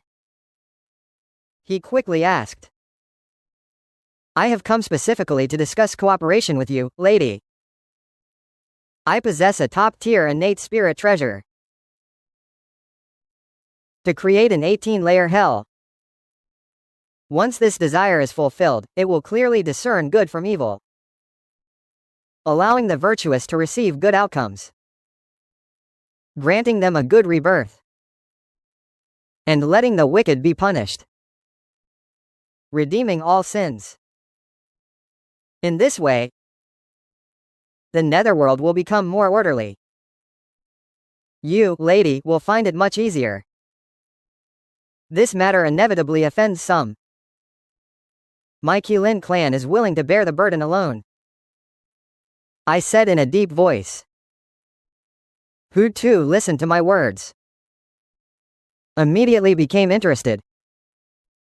Creating an 18-layer hell, clearly distinguishing right from wrong. This is a monumental merit. It also perfects his 6 realms of reincarnation. Now among the souls he ferries, there are many primordial strong beings. Some have illustrious lineages. Yet they commit countless evils. They should not have the chance for a good rebirth. But if we forcibly suppress them, we will offend the forces behind them. Now the Kirin ancestor is willing to step forward and bear this shadow. However, regardless of whatever schemes the Kirin clan may have, to him they are all irresistible opportunities. Hu Tu immediately nods in agreement. Having secured Hu Tu's approval, I directly summoned Di Ting. I brought him specifically to the netherworld. Di Ting possesses the ability to guard the underworld.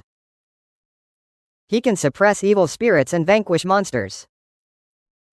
He can also perceive the hearts of living beings, discern right from wrong in life, and judge good and evil.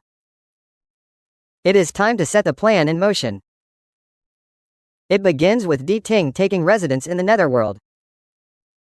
Di Ting, this innate spiritual treasure, the 18th hell, is bestowed upon you today. From now on, you will cultivate and accumulate merit in the netherworld. You will single-handedly establish the 18th hell, which will greatly benefit you. Later, I will send junior members of the Kirin clan to assist you. There is no need to fear, for Hu Tu is present here. Even if I am not by your side, no one dares to lay a finger on you. I solemnly advise Di Ting. Perfecting the 6 realms of reincarnation is a monumental virtue. But I believe this virtue suits Di Ting better. Everything we are doing now is merely preparing for the future. This avatar has just been born, and it serves as an opportunity to gauge the reactions of all primordial factions. I refuse to be passively struck. I must hold the trump card, so that I have the leverage to maneuver. The Hu Tu beside me, upon seeing me bestow the innate treasure of the 18th hell upon Di Ting. This junior, though puzzled, still holds deep admiration for the great merit of establishing the 18th hell. He surprisingly refuses it himself, instead using it to nurture his juniors. Hu Tu cannot help but feel moved. Perhaps this is what the Kirin truly is. The Kirin clan has endured to this day. This clan is not selfish, truly magnanimous. After I handed the primordial divine treasure of the 18th layer hell to Di Ting, Di Ting immediately refined this treasure in the abyss. The primordial divine treasure kept changing, gradually merging with the abyssal emperor. At that moment, the system's prompt sound rang as expected. Ding! Detected the abyssal realm. Initiate the creation of the 18th layer hell. Host, do you wish to take charge of this place? Choice 1. Accept the mission. By taking charge here you can establish the underworld. Recruit the 10 quartz Yama. Become the controller of the 18th layer hell. Choice 2. Decline the mission to obtain the primordial divine treasure book of life and death. Acquired treasure. Judge's soul locking chain. Ghost steel fork. After the Yellow Springs sacred land system issued its task, I glanced and immediately chose to refuse to take charge of the abyss. It was downright a joke. After refusing the mission, the primordial divine treasure book of life and death and 4 acquired treasures appeared in my hand. Just in time. With these 5 underworld relics, the scheme I laid in the abyss is basically stable. The instant D Ting refined the 18th layer hell, the abyssal realm suddenly trembled as the heavens poured down, striking golden light. Massive merit surged into D Ting's body, helping him directly break through to the Great Luo Golden Immortal Realm. Now, as long as D Ting is within the 18th layer hell, even when facing Great Luo Golden Immortal level foes, he can still win a battle and gain merit. The abyss's tremor alarmed the wilderness demon tribes. 2 demon tribes of Golden Immortal level boldly entered the abyss. One was a horse demon. Upon seeing them step into the abyss, my mouth curved upward. Truly, it is heaven's will. These 2 are perfect to become the ox head and horse face officials. In front of Earth Mother, I raised my hand and captured the 2 demons. The horse demon and ox demon were terrified, their souls fleeing. They originally cultivated before the primeval era. Sensing the disturbance in the netherworld, they thought a treasure had emerged, hoping to seize an opportunity. Never did they expect to encounter a Kirin as powerful as me. They had no chance to resist. You 2 have a destiny with the netherworld. Earth Mother, the Saint, established the 6 realms of reincarnation. Boundless merit. Now my Kirin clan is willing to accompany the Saint to guard the netherworld, establishing the 18th layer of hell, making reincarnation more regulated, clearly distinguishing good and evil. Would you 2 be willing to stay in the netherworld as soul reapers? To travel across the primeval lands and capture rogue spirits, demonstrating the netherworld's authority?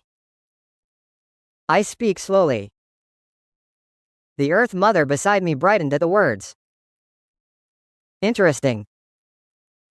This Kirin elder ancestor has grand ambitions. Thus, the netherworld establishes soul reapers, specifically to capture wandering primeval souls. And over time this will become a cosmic rule. This is another merit, further solidifying the netherworld's position among the 3 realms. I am willing. The horse demon looks at me and Earth Mother, terrified, legs trembling. Stammering, he forced out his words. Seeing the horse demon agree, the ox demon quickly nodded. I also am willing.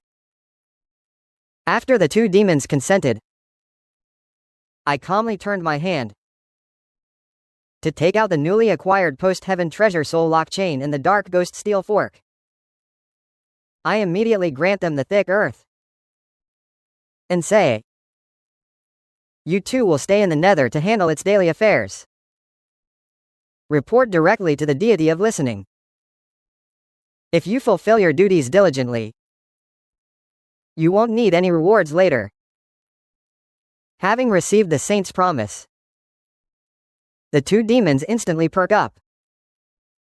It seems that venturing into the nether was a stroke of great luck.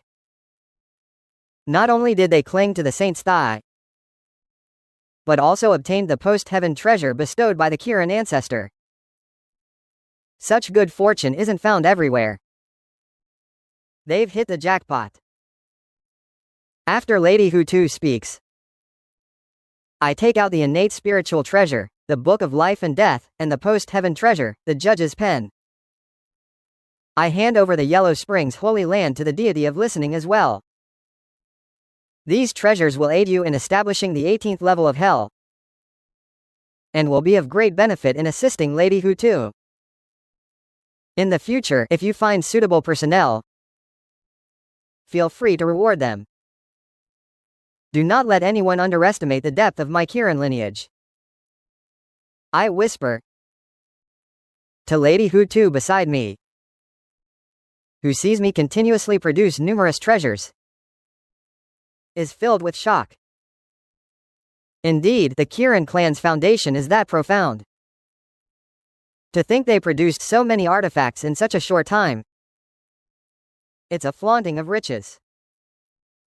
Anyway, after all, they're all here to help me. No matter how you count it, it's all his gain. At that moment, the Jade Emperor of the heavens above also sensed the nether's shift. He is the Three Realms sovereign personally appointed by the Taoist patriarch Hongjun. Although many saints and strong beings no longer truly acknowledge him, yet he remains in his position and seeks to prove his capability. Having followed the patriarch for years, his strength is far from ordinary. Haoshin steps on auspicious clouds and descends straight into the primordial wilderness, heading toward the nether realm. While Haoshin descends, far away on the western Mount Sumeru, the two western saints awaken from their meditation. The two exchange a glance. They perform a quick calculation. They already understand what is happening in the nether realm. The two saints are filled with shock. This nether realm was originally a prospect they valued. They have been planning for years. The Western sect acquired the innate spiritual treasure, the 8 treasure pagoda, and the two saints originally planned to refine this treasure before heading to the nether realm, to discuss with Hutu the establishment of the underworld, seizing the nether realm's chi and fate opportunities, while also controlling part of the authority over the 6 realms of reincarnation. This would greatly benefit the spread of the Western sect's teachings. But they have not yet acted. Yet someone beat them to it. In their calculations, they saw the figure of a Qilin. This Qilin's cultivation reaches the peak of quasi-saint. Its foundation is unfathomably deep. Yet they cannot determine its past. As if a heavenly secret is concealed. They are, after all, righteous saints. Since the beginning of the primordial wilderness, they have known almost everything. Yet the appearance of this Qilin is like a variable in the heavenly Tao. Senior brother, let me go to the nether realm, Quan Ti Taoist whispered. The reception Taoist, seated on the 12th grade merit Golden Lotus, nodded. Junior brother, the Qilin clan were ancient overlords. If there are still strong members of that lineage alive, it would show the Qilin's foundation is extraordinary. Their chi fortune is unparalleled. I think we could escort him to the west. In that case, the Netherrealm would be easily within our grasp. Quan Ti Taoist clasped his hands together, nodded in agreement. And then his figure flashed. He vanished into Mount Sumeru. At this moment, the Haoshin Jade Emperor had already arrived in the Netherworld, immediately drawing Hutu's attention. This supreme of the three realms, the Taoist boy of the former Red Army Tao ancestor, has seen him many times. He did not expect such a bearing to preside over the heavenly court. However, in the saint's eyes, this supreme of the three realms is no different. When he is in a good mood, he will exchange a few words. When in a bad mood, he won't even bother to see.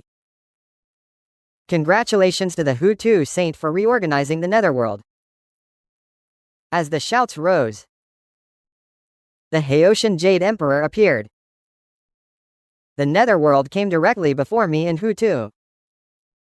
When it appeared, its gaze locked onto me tightly, filled with apprehension. The Qilin clan had already withdrawn from the stage of history during the initial calamity of the Dragon Han. In recent years, no one has heard of a Qilin master appearing in the world. This clan should have completely declined. How could there still be such a powerful ancestor? The Haitian Heavenly Court exerted effort. The affairs are complicated. You don't manage state affairs. Come to my netherworld to become a saint. Hutu asked in a deep voice. I, the Hutu saint, have attained the Tao. Zhu Qingfeng presides over the heavenly court, governing the three realms. Just now, I sensed that the netherworld's newly recorded 18th level of hell has received heavenly merits. Therefore, I came earlier to investigate. The Haitian Jade Emperor replied calmly, neither humble nor arrogant. Hutu fell silent for a moment. Then, impatiently said, You, who wield the heavenly court, are Master Qingfeng. I was present at that time. No need for further words. But this netherworld is intricate and complex. You cannot manage it for now. I have already promised the Qilin clan to let them guard the netherworld while I stand watch. You should continue to attend to the heavenly court's affairs with peace of mind. Currently, the heavenly court is short of manpower. Many matters cannot be rushed and require long-term deliberation. Seeing Hutu's brief words, he wanted to take over this matter. Hao Tian wore a helpless expression. But Hutu's words were not false. Indeed, the heavenly court's talent has withered. Managing the three realms is merely an outward claim. In reality, there is no corresponding strength. The heavenly court possesses no deterrent power. Its foundation is far too thin. Even with support from the Tao ancestor Hongjun, the Tao ancestor is already fated to die. Guan. When he will emerge from the past remains unknown. This makes many sages even less willing to admire. While the three were conversing, suddenly, chants of Sanskrit resonated throughout the netherworld. A Taoist appeared, stepping on a golden lotus. Wherever he passed, the howling ghosts in the netherworld instantly fell silent. Comrade Hutu, your netherworld's yin energy is too heavy. The ghosts wander, and resentment is tightly bound. I wonder if I may let the Western sect establish an underworld dojo here to eradicate yin energy and lingering grievances. The speaker was none other than the Quanti Taoist. When he manifested, I immediately felt a strong sense of crisis. It seems this Quanti Taoist comes with ill intent. 10 to 9 times out of 10, he is coming against me. Quanti Taoist. My affairs need not be interfered with by your Western sect. Does this netherworld have a six-path reincarnation without living beings? It is my cultivation ground. How could you act presumptuously here? Hutu, the mother, sees the uninvited arrival of the Zun Ti Taoist. she says angrily. Heoshin's arrival can be understood. After all, he is the supreme of the three realms personally appointed by the Tao ancestor. Although his name does not match his reality, he ultimately acts on behalf of the Tao ancestor. But what is the Zun-Ti Taoist's purpose in coming to his nether realm? Why must Hu-Tu's fellow become angry? I have observed that in the primordial chaos there are Qilins. In the present world, a mount is just missing. I am willing to grant him an opportunity. I wonder if he would be willing to convert to my Western sect. Having said that, the Zun-Ti Taoist's gaze fell upon me. Upon hearing this, I instantly felt my anger flare. No wonder later generations say the Western two saints are hypocritical, pretentious, and feign compassion. Seeing it today confirms it. From the first meeting, they want to take me as a mount. This is clearly an insult to me. I suppress my fury and feign composure. Instead, I turn my head and address the Jade Emperor Heoshin. Heoshin, as the holy saint of Hu-Tu just mentioned, the matters of the Nether Realm will later be managed with assistance from my Qilin clan. However, although my Qilin clan has today established the 18th level of Hell, perfecting the laws of reincarnation, I still feel something is lacking. Heaven has the celestial court. The Nether Realm should have an underworld.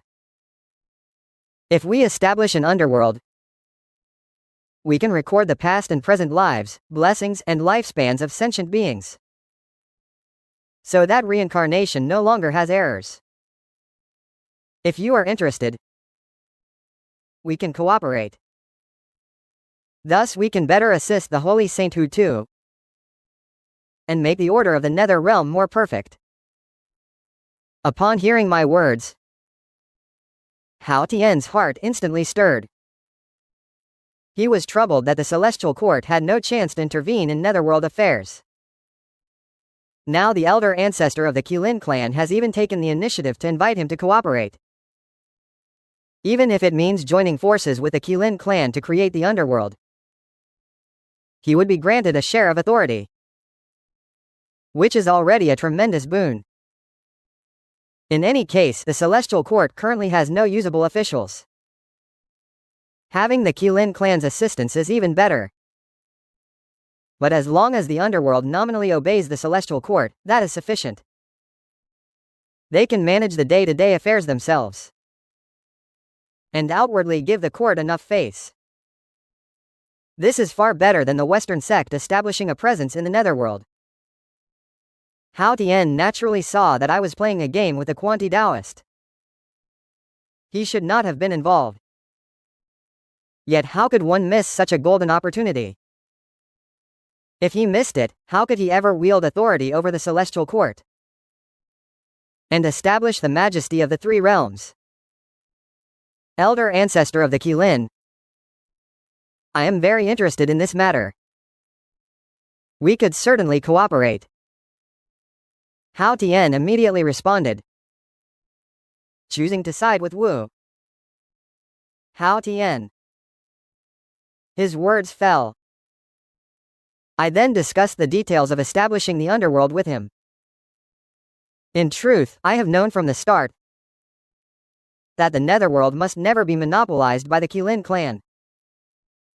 Even though the later Earth acknowledges many primeval saints, if anyone comes seeking trouble, it would be difficult for me to handle. For example, if someone injures the soul summoning envoy, or resists the capture of ghosts, or forcibly demands a prearranged reincarnation fate for someone, they would not dare to undermine the saints. Could they not even manipulate the Qilin clan? That is why I intend to bring the Celestial Court into the partnership. Hao Tian urgently needs to establish the authority of the Celestial Court, to make the court the legitimate orthodoxy of the primeval realm. Both sides can obtain what they need. Upon seeing this situation, the Earth Mother couldn't help but laugh. She actually underestimated this Kylin old patriarch. Not only is his foundation profound, but his methods are also seasoned. He even dares to directly challenge a saint. However, as a saint himself, he knows the terrifying tactics of saints. Even though this Kylin old patriarch is a near saint at the pinnacle, no matter how strong his foundation is, there remains a worldwide gap compared to a true saint. Such head-on clashes, only he will suffer the loss. The Earth Goddess then spoke. As long as it benefits the Nether Realm and perfects the sixth path reincarnation, I will comply with the Taoist quantity. The Kylin clan is an ancient hegemon. You, coming in, immediately want to take them as mounts, which is overly presumptuous. Do not put me in a difficult position. Leave the Nether Realm quickly. Aside from the Nether Realm, his life and death are irrelevant to me. But within the Nether Realm, even if you and your brothers join forces, this Kylin old patriarch, I have secured the Taoist quantity standing before the three of us. He heard Hutu's words and couldn't help sighing. Alas, Earth Sister, why must you be so extreme? My Western sect can abstain from meddling in Nether Realm affairs. But this Kylin indeed has a destiny with my Western sect. Even if you insist on blocking me, there is nothing you can do. Nevertheless, my resolve is firm. As long as this Kylin steps out of the Nether Realm, I will certainly ferry him to the Western Pure Land. Having said that, the Taoist quantity vanished into thin air. But his words echoed in the Nether Realm for a long time. It is a naked threat and an overwhelming fury. Kindling has ruined the Western sect's good plans, and in his presence, he undermined the saint's dignity. This is something he cannot tolerate. At this moment, I remain unusually calm. Yet, if you wish to come, then come. This is merely a duplicate body. If you want to fight, then fight. It serves as a perfect chance to gauge the gap between myself and the saint. Just as my battle spirit surged, the system notification sounded again. Ding, detected that the host is under threat from the saint. System issues a quest. Option 1. Accept the quest. Step out of the netherworld to battle. Zun Ti Taoist revitalizes the Kylin. The clan's majesty paves the way for the Kylin's emergence. You may obtain the chaotic talisman. It can endure 3 lethal attacks from the saint. Option 2. Decline the quest. Stay before the netherworld. Seek protection from the earth deity saint. You may obtain the post-heaven spirit treasure. The netherworld longbow is system enhanced. Simply invincible. I was just about to abandon this duplicate body and fight Zun Ti to the death. The system then bestowed a generous gift. This chaotic talisman can indeed block 3 lethal attacks from the saint. What else is there to fear? Go all out. Just thinking of this, my entire body radiates murderous intent. The Earth Mother and Haoshin, standing nearby, were shocked at the sight. This fellow might be mad. He truly intends to go to his death, doesn't he? Kylin ancestor. The saint's methods are beyond our capacity to counter. In the netherworld realm, there is protection from the earth deity saint. Sufficient for protection. There's no need to risk oneself and clash head-on with the saint. Heoshin quickly offered counsel. Indeed. Within this nether realm, even if the two Western Saints join forces, they cannot take it away. You. Just now the Zun Ti Taoist clearly provoked you before leaving. If you go out now, you will fall into his treacherous scheme. Hu Tu Nyanganang also spoke up to remind them of her goodwill. I understood in my heart. But I have been lying in wait in the abyss for many years. Only today have I emerged.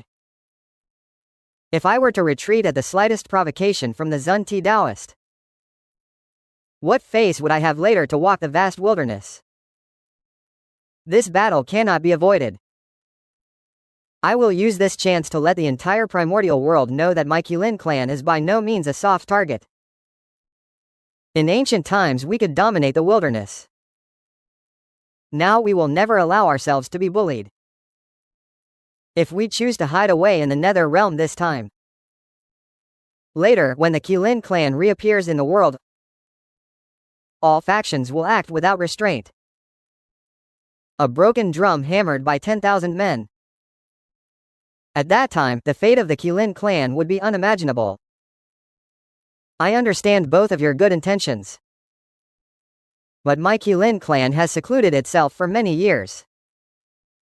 I fear many have already forgotten, thinking we are weak and can be bullied. Our seclusion is not out of cowardice, but this emergence. As the Kirin ancestor, I am being humiliated by the Western sects. Even when facing the saint, I will still fight.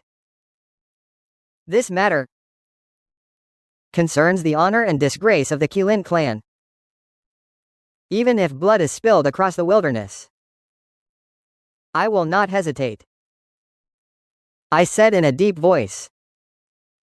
Having said that, before stepping out of the netherworld, I specifically reminded Di Ting with a few words.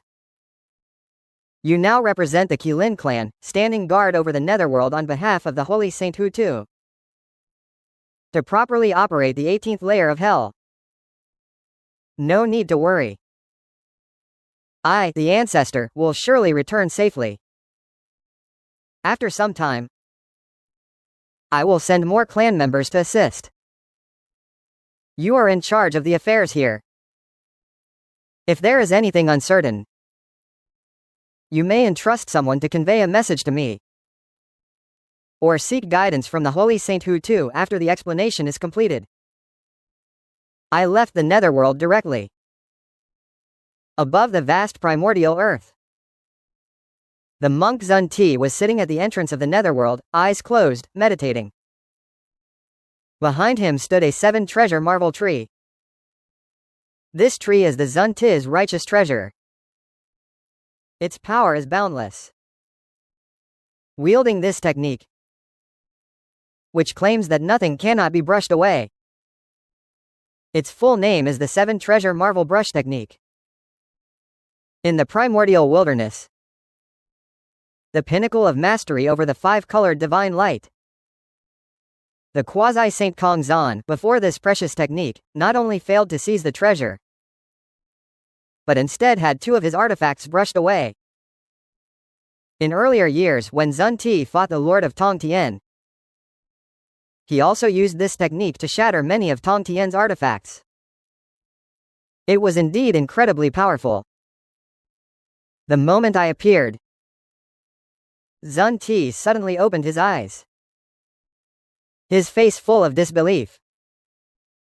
This Kirin ancestor is so bold, knowing he is guarding outside yet daring to come out.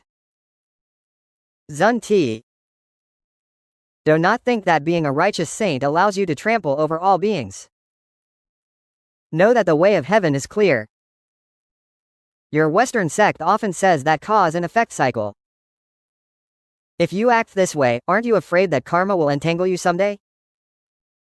Retribution will not be pleasant. I speak frankly. Before I could finish my words, Zun Taoist already struck. With a single hand swing, my finger descended like the weight of the 5 sacred mountains. This is a formidable divine technique of the Western sect. I will say no more.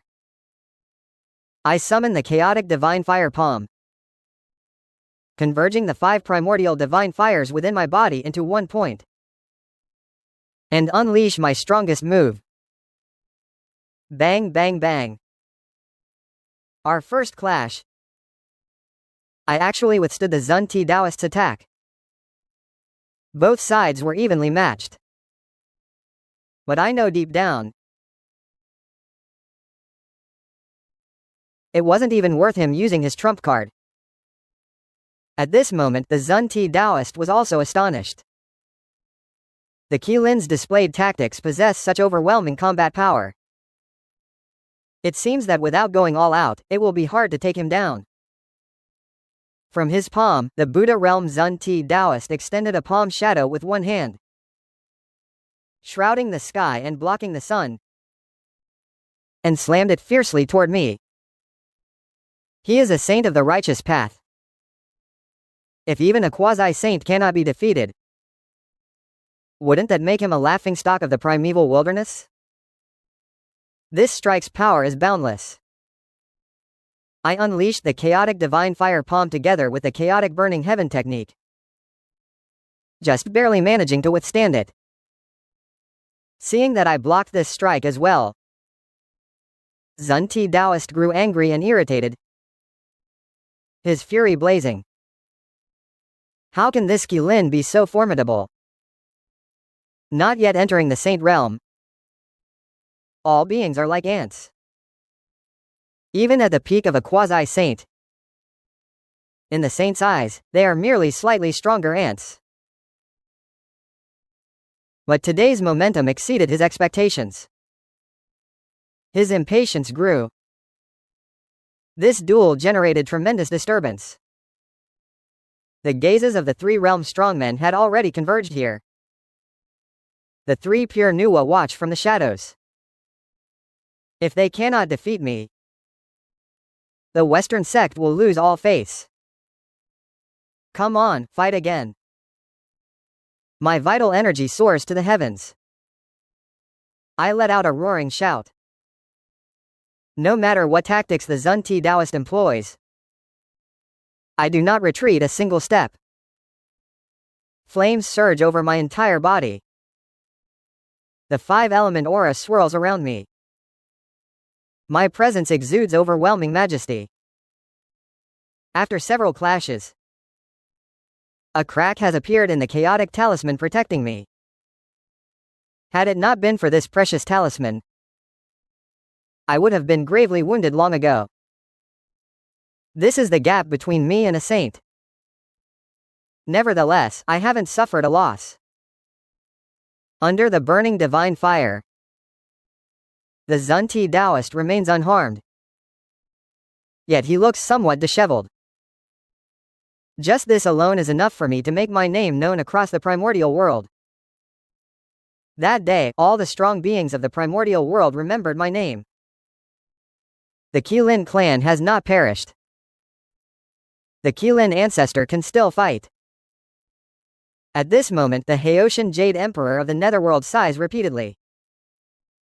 Fortunately, I previously chose to support the Qilin ancestor. His resolve grows stronger. After this battle, if the Qilin ancestor does not die, I will definitely draw closer to him. This will surely benefit the development of the Heavenly Court. Across the vast lands of the primordial world, I and the Zun Taoist engage in relentless combat.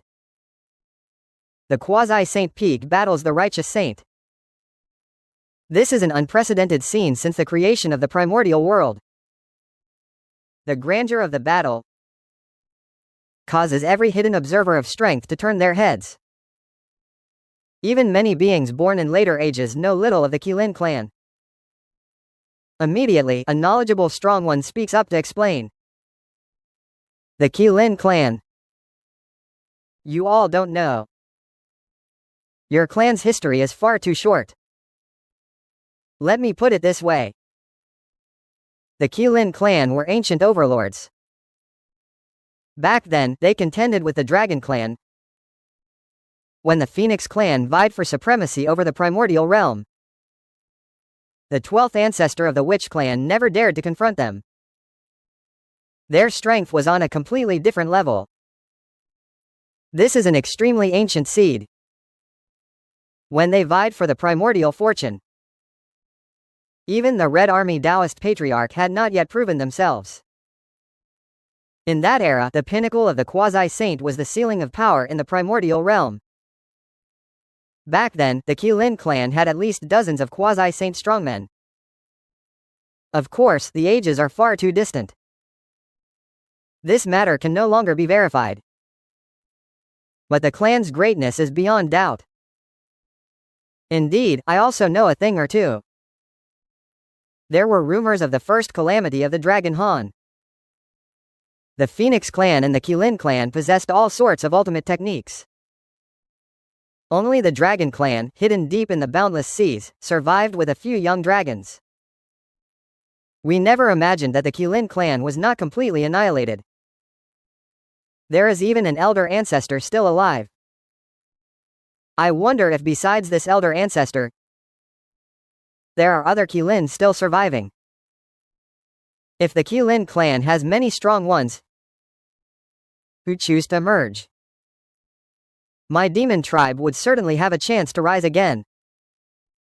If that is indeed the case, I will be the first to go and pledge allegiance.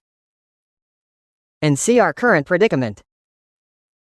After the war between the Witch and the Lich, the demon tribe has been gradually declining. Our existence has become truly stifling. Only a handful of strong survivors remain. One by one, the capable demons emerge from the hidden mountains and rivers. Watch the battle from afar. In groups of 3 or 5, engaging in lively discussion.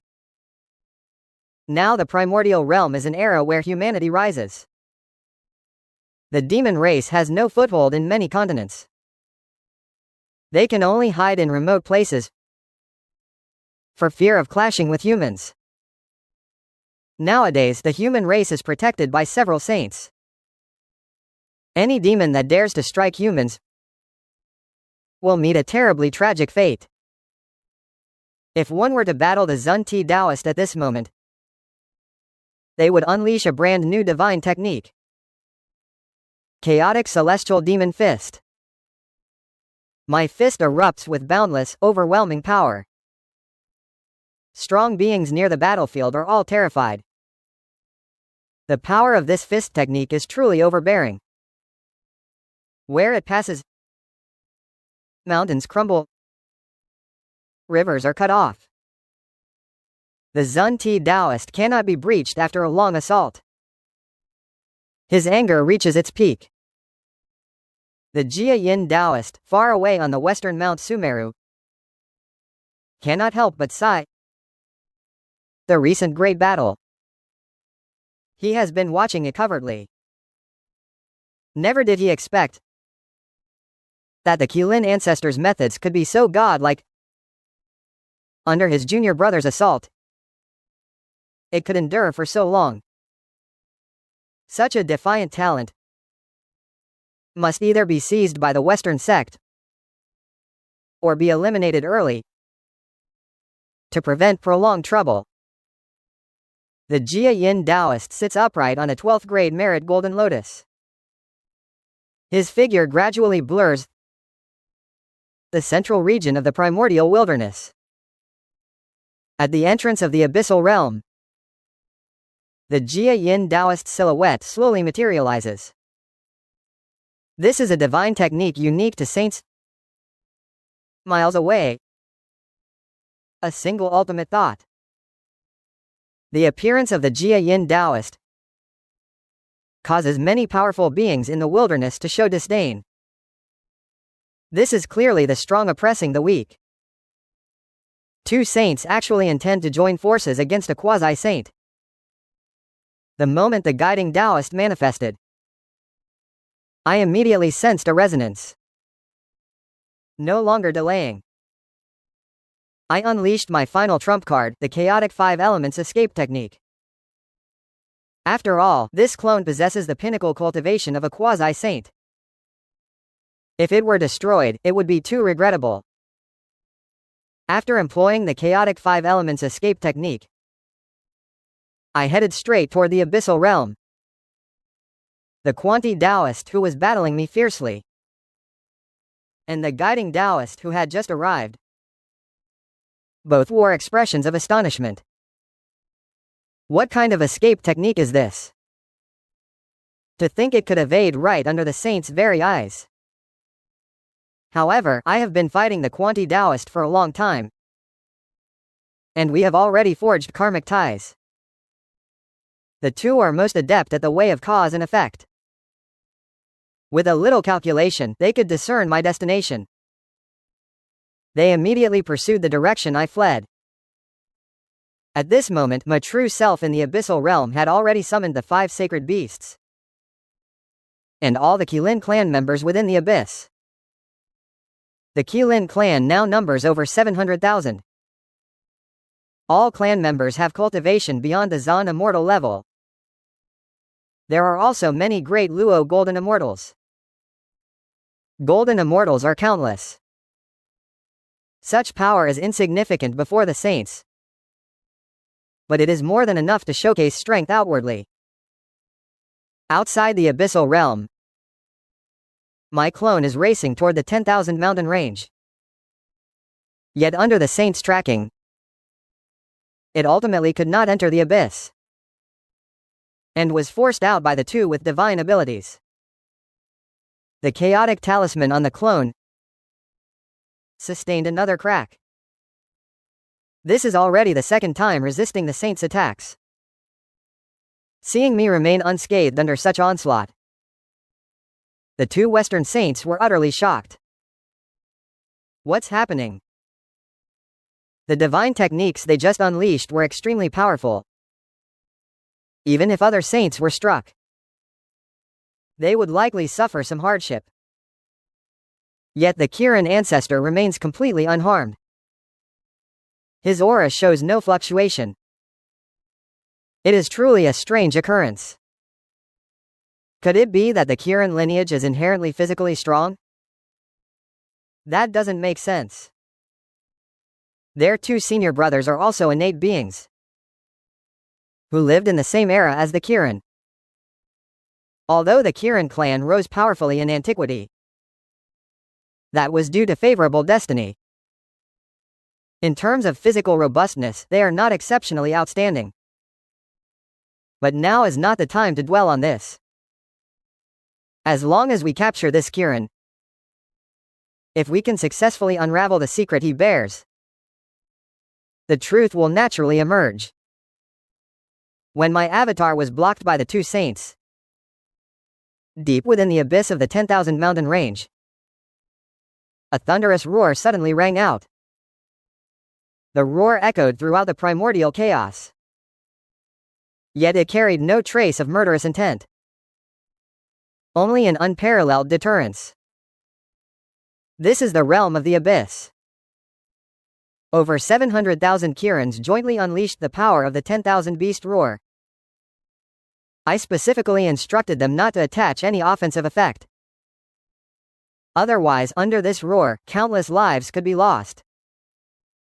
The Kirin clan cannot bear such a consequence. Then, my true self within the abyss broadcasted a voice across the primordial chaos. Our Kirin clan has just emerged, only to be besieged by the Western Saints. Could they be deceiving me? No Kirin is insignificant. Our Kirin lineage has been passed down from antiquity to the present. We also possess a clan protecting technique. I respectfully ask the two saints not to exterminate us completely. Do not drive us into a dead end. If this siege results in the death of my Kirin kin, The Kirin clan hereby swears before the heavenly Tao that we will never cease our conflict with the Western sect. At most, we will unleash another cataclysm to end the primordial chaos. The Kirin clan has survived until now. We have lived long enough. It would suffice if we could draw the two saints into a calamity. My voice, as the true form, reverberates across the primordial chaos. Many powerful beings are all shaken, especially those with profound cultivation. They can further perceive the Qilin clan's profound heritage. Just now, the three pure ones used their divine perception to scan the abyssal region of 10,000 great mountains, but were blocked by an invisible barrier. Indeed, the saints' divine thoughts were obstructed. This means that this region is an unparalleled cultivation site. One who can establish such a site must possess tremendous strength. Could it be that the Qilin clan also harbors a saint among us? If a saint were to arise from the Qilin clan, the primordial chaos would certainly notice. In recent years, no sign of a saint's ascension has appeared. But if there is no saint, how then was this cultivation site formed, that it could block a saint's divine thoughts? It is truly defying the heavens to the extreme. For a moment, several righteous saints fell into confusion. The two Western saints who just intercepted my avatar were also stunned. What is happening? The Qilin clan also has hidden strong ones. The one who just transmitted the voice seems to have cultivation comparable to this Qilin before us. They already know the Qilin clan's reclusive nature. Yet under divine perception, they cannot discern even a fraction. The two saints cannot help but feel apprehension. Their original purpose in establishing the Western sect was to become saints of the righteous path. Now, their continued development is to accumulate fortune. After attaining sainthood, if they wish to ascend further, they must step into the chaotic realm. The chaotic realm is extremely perilous. Only with abundant fortune can one mitigate the crises. Thus, to vent their anger by exterminating a Qilin sovereign, they provoke an unknown Qilin subrace. It is truly not worth the cost. Even though they are saints, they fear no danger. But if the Kirin clan, disregarding everything, attacks Western sect disciples everywhere, it would be enough to give them a serious headache. Such a situation would only allow the Taoist three purities to reap the benefits like a fisherman. Thinking of this, the guiding Taoist immediately clears a path. As if nothing had happened, he laughs loudly and says, "Kirin ancestor, you've probably misunderstood me. We have no intention of harming you. We simply feel a destiny with the noble. We would like to invite this Taoist companion to visit the Western blissful Pure Land as a guest. If you are unwilling, the two of us will depart right away. You and I are old friends who have lived since antiquity. Why ruin harmony over trivial matters?" Upon hearing this, I am left speechless. Your cheek is just a bit too thick. Now is not the time to turn hostile. When my power fully matures, after achieving sainthood on the righteous path, I will definitely let these two fully witness my methods. Consider this a debt recorded, to be repaid 100-fold in the future. At this moment, numerous powerful beings watching the battle across the primordial wilderness have expressions that are constantly shifting. Especially, they have gained a completely new understanding of the two Western saints. These two truly can bend and stretch. They are indeed righteous saints. The Western saints are indifferent to this. From antiquity to the present, they have endured patiently all along. No great storm or wave has ever been seen as a challenge. It's just a drizzle. After the two Western saints clear the path, my avatar headed straight toward the abyss. At this moment, I felt a slight dread in my heart. My true self is in the abyss. But it's merely a show of force. The true strength of the Kirin clan, how could I not know? This is just a stopgap tactic of waving a banner while wearing a tiger's skin. My true self has not yet reached the time of emergence. At minimum, I must first attain sainthood on the righteous path, and even surpass the realm of saints. Only then will I consider leaving the abyss. When that time comes, looking across the primordial chaos, who can contend with me? I will surely achieve a so-called victory with a single punch. After my avatar returns to the abyss, the eyes of all forces in the primordial chaos focus here.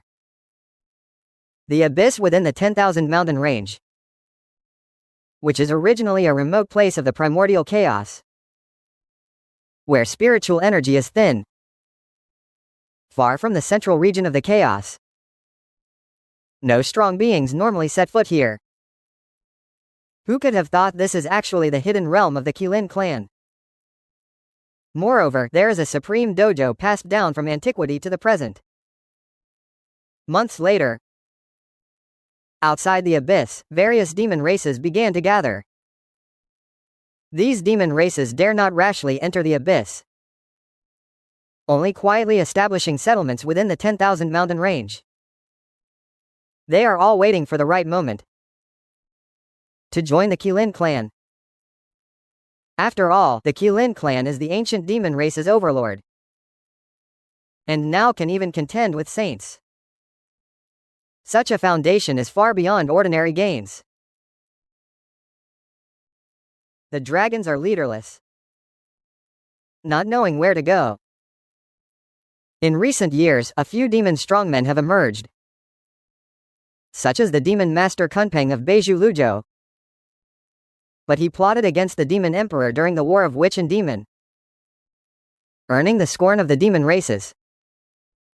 Many demons refuse to associate with him, and there are several ancient surviving demon beasts. Their cultivation has reached the pinnacle of the Great Luo Golden Immortal. They wish to reunite the demon clans. But first, their cultivation is insufficient. Second, they lack the qualification to lead the demons. The Kirin clan, however, is entirely different. Regardless of the demon clan or any bloodline inheritance, none can be compared to the Kirin clan. Many newly arisen demon clans in later generations have never even seen the true form of the Kirin. Even among some well-ordered demon lineages, the strong ones stationed within the clan, compared to the Kirin clan, are worlds apart. Moreover, some races were once subordinates of the Kirin clan in ancient times. They once fought across the lands for the Kirin clan. That was the supreme glory of the demon race.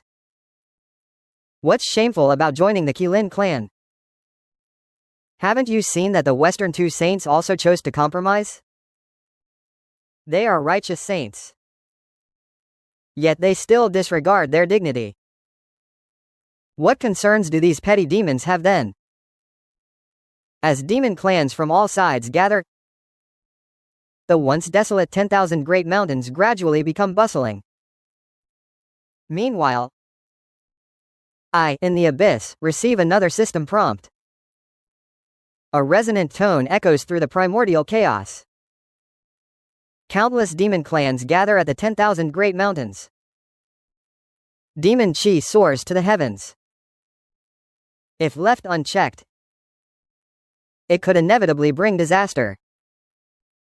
Should I choose to establish the 10,000 demon nation? Option 1. Accept the task and receive chaotic 5 elements chi, star mark 1. Option 2. Decline the task and obtain a primordial spirit treasure. Map of 10,000-mile rivers. After triggering the new task, I fell into contemplation. Interesting. Establish the 10,000 Demon Nation. I have indeed heard of this 10,000 Demon Nation. It was mentioned during the journey to the West era. But back then, the Demon Nation was already in utter decline. I never could have imagined that now I am the one to create it. Seeing the system reward a strand of chaotic 5 elements chi, I am determined to obtain it. Gather more sacred artifacts related to the 5 elements path. Only then will the righteous path be firmly within our grasp in the future. After choosing to accept the task, a strand of chaotic 5 elements chi appeared in my hand. I immediately summoned the 5 direction sacred beasts. You all are beings of sacred beasts. In the past, I tasked you with guarding the abyss. It was for the magical star. Today, I intend to establish the Demon Nation. To gather all the demon races under one banner. Allow the demon races to cultivate in seclusion within the 100,000 great mountains. They must not cause chaos elsewhere. In accordance with the great trend of the heavenly Tao, now the human race should rise. The living space for demon races is becoming increasingly cramped. Establish the Demon Nation. It serves as a retreat path for all demon races. Carve out a pure land belonging to the demon races. My words left the 5 direction sacred beasts utterly astonished. Beyond astonishment, their blood boiled with fervor. This is a monumental deed that will secure an immortal merit for the demon races. Lord, do you mean that we should take the lead in establishing the Demon Nation? The quick-witted flying serpent was the first to speak, asking, is that correct? Now the human race should prosper. Yet gathering the demon races is also a move to accumulate fortune. If this succeeds, you may encounter unexpected opportunities. I said in a deep voice. My words are not empty. When Diding created the 18th layer of hell, the heavenly Tao bestowed a massive amount of merit. If the Demon Nation is established, it is bound to receive merit as well. However, regarding these merits, I do not care. With a system inside me, by completing a few more tasks, I can gather the items needed by the righteous path. The 5 sacred beasts. My current cultivation is merely at the pinnacle of a great Luo immortal. Even though I wield the innate 5 sacred banner, I am far from being a match for a saint. Especially when facing the 2 Western saints.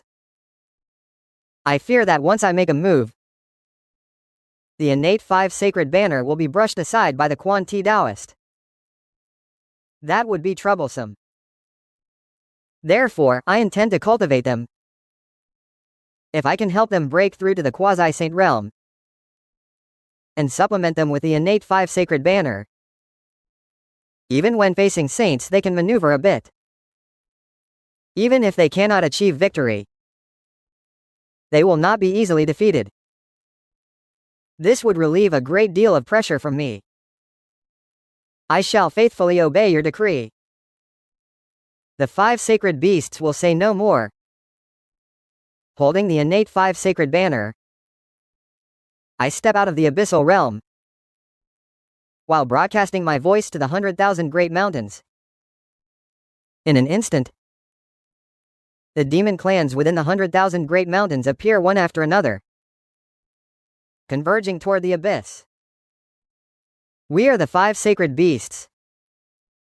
Having long pledged loyalty to the Qilin Old Patriarch, Recently we have noticed the 100,000 great mountains gathering many demon brethren. Fully aware of your intentions. Now we intend to establish the 10,000 demon nation. To reorganize the primordial demon tribes. Anyone willing to join shall become a citizen of the 10,000 demon nation. Under our protection. Those who enter our 10,000 demon nation must cultivate diligently within the 100,000 great mountains. And must not commit evil deeds. Or cause chaos across the 4 directions. We act by the command of the Kirin Old Patriarch. In accordance with heaven and humanity. In this era when humanity rises, we preserve the flame for the demon races. Establish a sanctuary for the demon races. After the 10,000 demon nation is founded, it shall not partake in the primordial contests for supremacy. Anyone who violates this decree, heaven and earth shall together condemn the demon race and its chi. The 5 sacred beasts of the cardinal directions appear, leaving the demon clans of the 100,000 great mountains utterly astonished. These 5 are all sacred beasts among the demon races, rarely seen by the outside world. Their bloodlines are noble. Their power is formidable. It is unexpected that they have long already pledged loyalty to the Kirin clan. This further invigorates the demons present. Indeed, the foundation of the Kirin clan is unfathomably deep. Not only does it have a quasi-saintly ancestor, but also the 5 sacred beasts assisting and joining the Kirin clan. Truly a wise choice. I, the one-horned wild bull, wish to join the 10,000 demon nation and pledge loyalty to the Kirin clan. The Earth Black Bear tribe currently has its strongest among 8,000 members. The 5th-ranked gold immortal, akin to a saintly beast, shall not be forsaken. The entire tribe wishes to submit to the 10,000 demon nation and pledge loyalty to the Kirin clan. You are indeed proactive. Do you perhaps not hold my Thunderlion tribe in regard? My tribe has been passed down from antiquity to the present. In ancient times we were already affiliates of the Kirin clan. Today we specially return under its banner. Countless demon races have voiced their stance, willing to submit. Though I have not emerged from the abyss, yet I am fully aware of the outside situation. I never imagined that the Kirin clan would flourish again in later ages, showing a momentum of restoring the ancient glory. In ancient times, the Kirin clan received tributes from myriad beasts, but back then it only commanded the terrestrial beasts, not the entire demon race. Now the demon tribes that have come to join include flying birds and aquatic races, as well as spirit monsters, though their overall strength is somewhat weak. In the eyes of the saints, they are merely a ragtag group.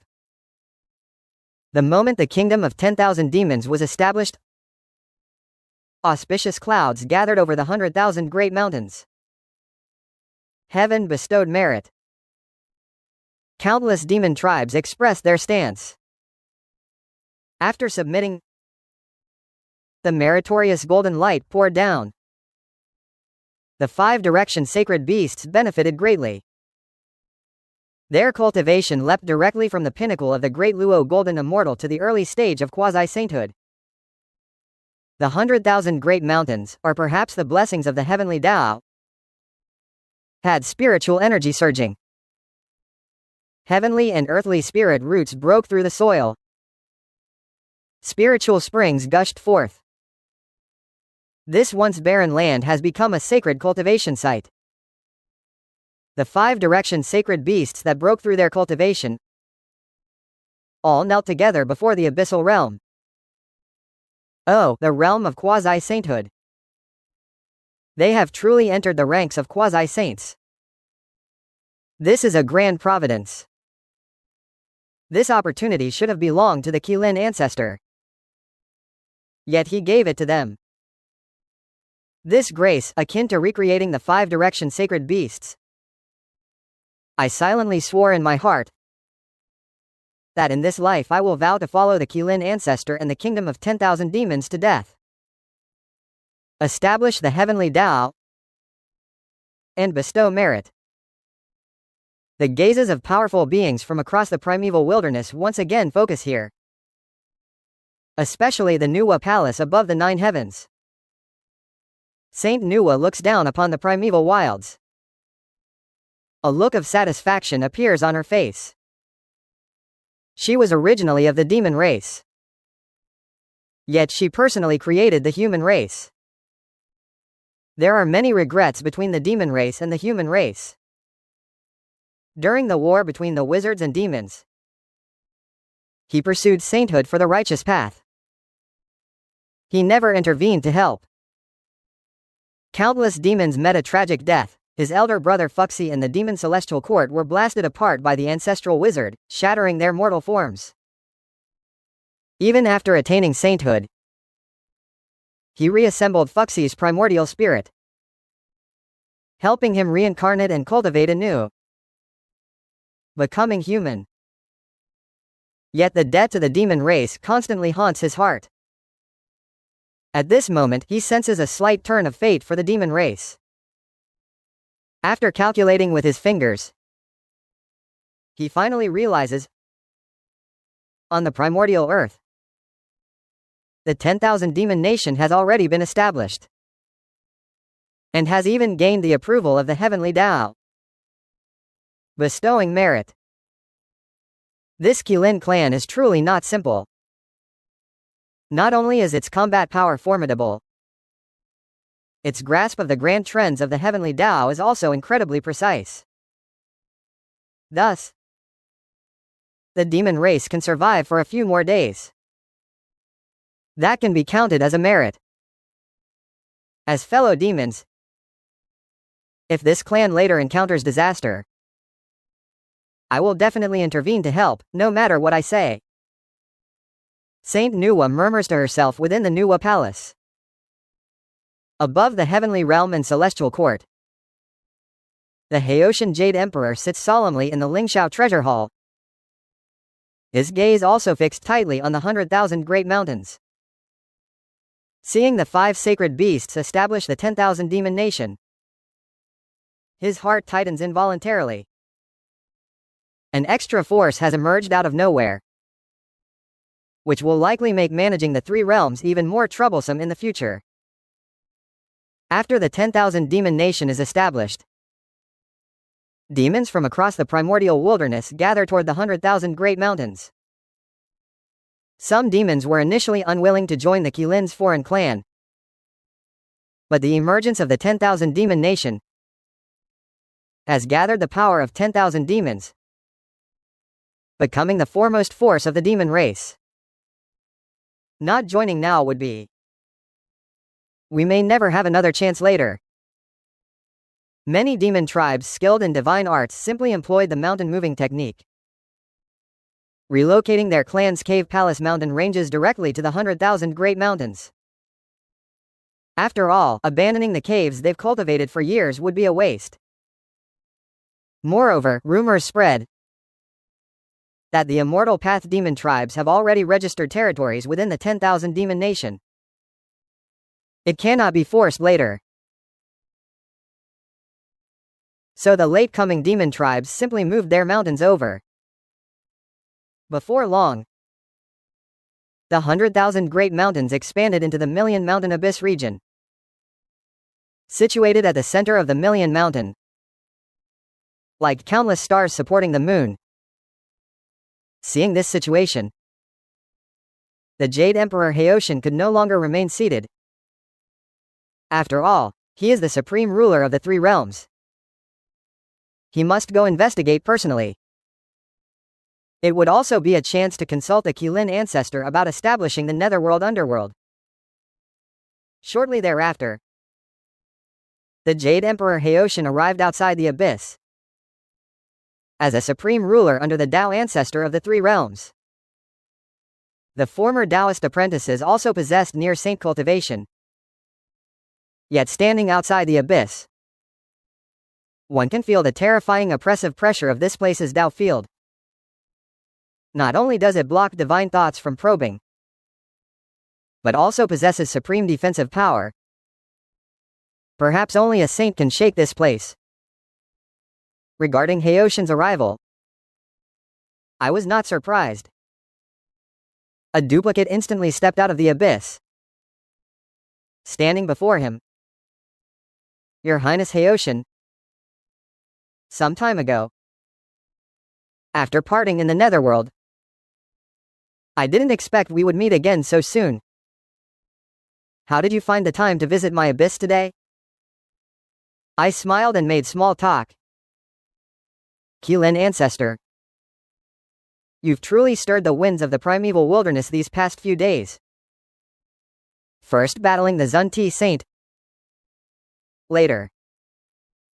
And you also had the 5 sacred beasts establish the Valley of 10,000 Demons. Such a grand undertaking. Even my heavenly court feels inferior. Heoshin Jade Emperor said repeatedly. I sensed the apprehension in his words. I understood clearly in my heart. He fears the Kirin clan becoming too powerful. Later, it would be hard for the heavenly court to assert its authority. Your Highness Heoshin's words were heavy. We already discussed this in the Netherworld. We must cooperate for mutual benefit. My Kirin clan harbors no desire to dominate the primordial world. We only seek peaceful cultivation. If you enjoy warfare, we wouldn't have remained dormant until now.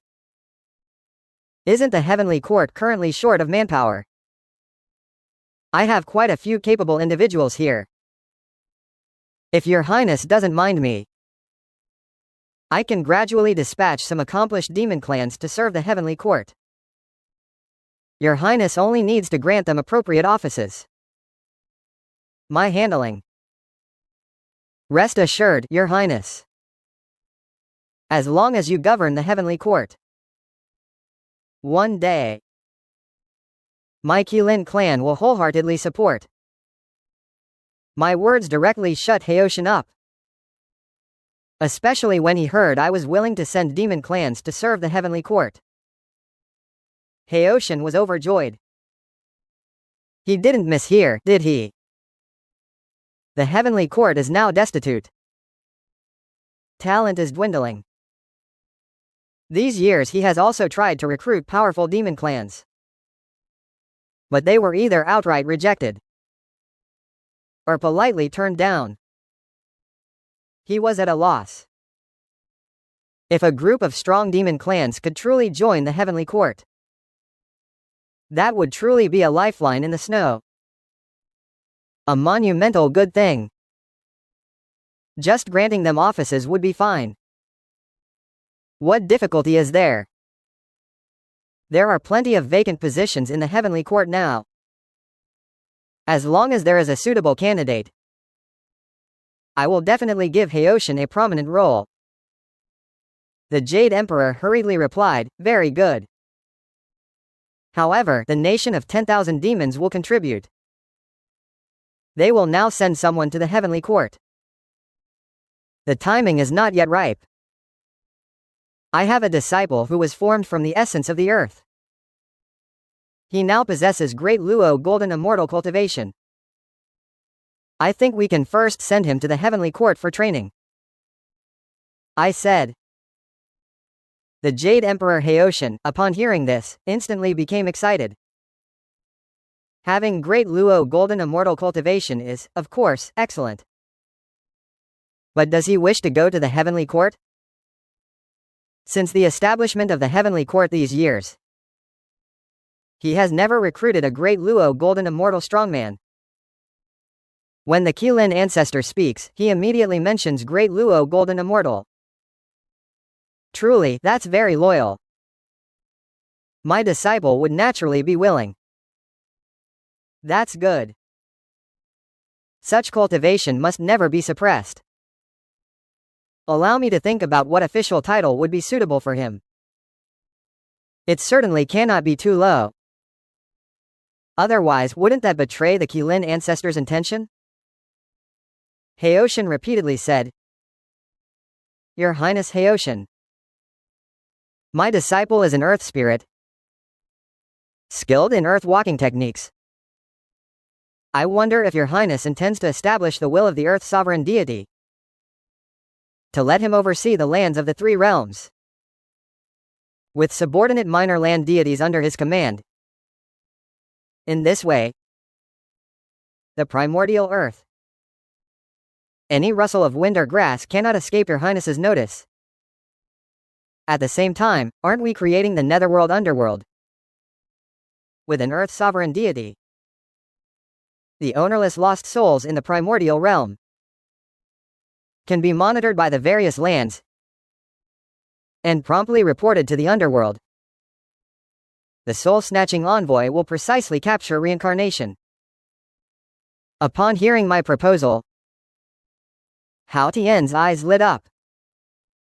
To establish the position of land sovereign deity, he had already considered it.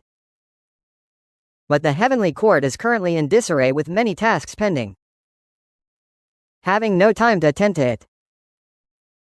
Now that I have brought it up, he instantly became interested. However, as the supreme Jade Emperor of the three realms, he naturally understands that agreeing to this would only bolster the power of the Qilin clan.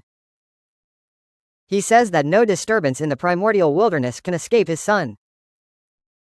But the land sovereign deity is a disciple of the Qilin ancestor. If a major event occurs, how could they not first report to the Qilin ancestor? Moreover, as long as he nods in approval, the Qilin ancestor's disciple can rightfully settle in the various realms. Even if they are a righteous saint, they would find it hard to say much. After all, the re-establishment of the heavenly court is the will of the Tao ancestor. The primordial saints are all disciples of the Tao ancestor. This face saving must still be given. Although he sees through my intention, as long as it benefits establishing authority for the heavenly court, it is worth a try. If other forces raise objections, they can also send personnel to join the heavenly court. Pan Hao Tian will treat everyone equally, and will never show favoritism. Thinking of this, Hao Tian felt relieved. He hurriedly said, This plan is feasible. Then please have the Qilin ancestor summon his disciple to appear before me. Thus, an edict is issued to confer a celestial rank official position.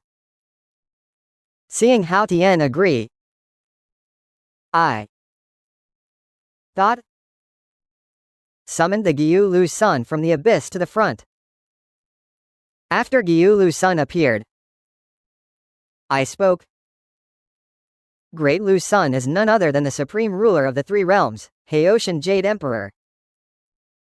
I have already recommended you before the Jade Emperor to serve in the heavenly court as the divine earth god of the three realms, overseeing all lands. Do you consent? Lu's son, though unaware of my purpose, has always obeyed my arrangements without question. He immediately nodded. Very well. According to Lu's son received the decree. I am the heavenly court's Heoshin Jade Emperor. Now I confer upon you the title of Divine Earth God, a first-rank celestial official within the three realms. Any place that has land falls under your jurisdiction.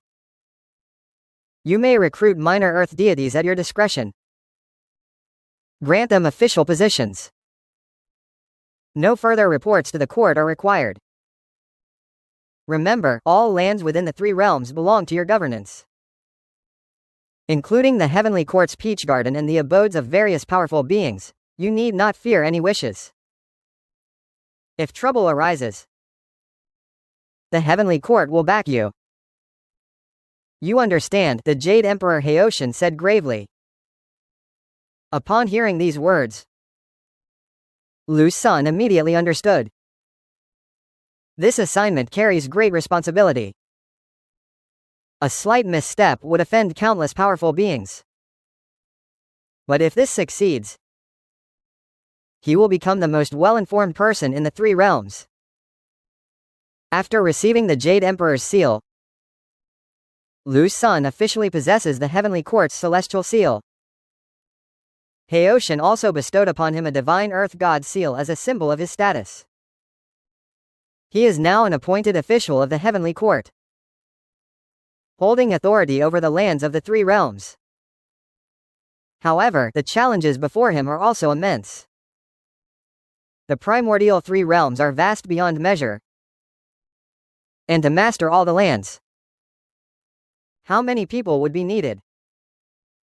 Relying on him alone, even with the cultivation of a great Luo golden immortal, using the earth walking technique, he can only govern an area spanning tens of thousands of miles.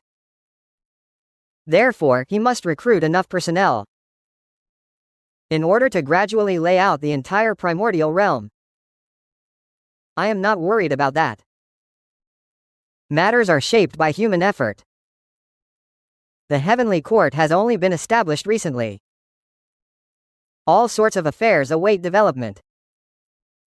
According to Lu Sun, there is ample time to perfect all of this. Lu Sun is, after all, a person bearing great destiny. This matter will surely be handled. Confer the title of Toy upon Lu Sun. The Jade Emperor's gaze fell upon me once more. He said softly, the matter you, Kirin ancestor, spoke of today. A word is a promise. The Heavenly Court now urgently lacks manpower. As long as there are suitable talents, you may recommend them to me.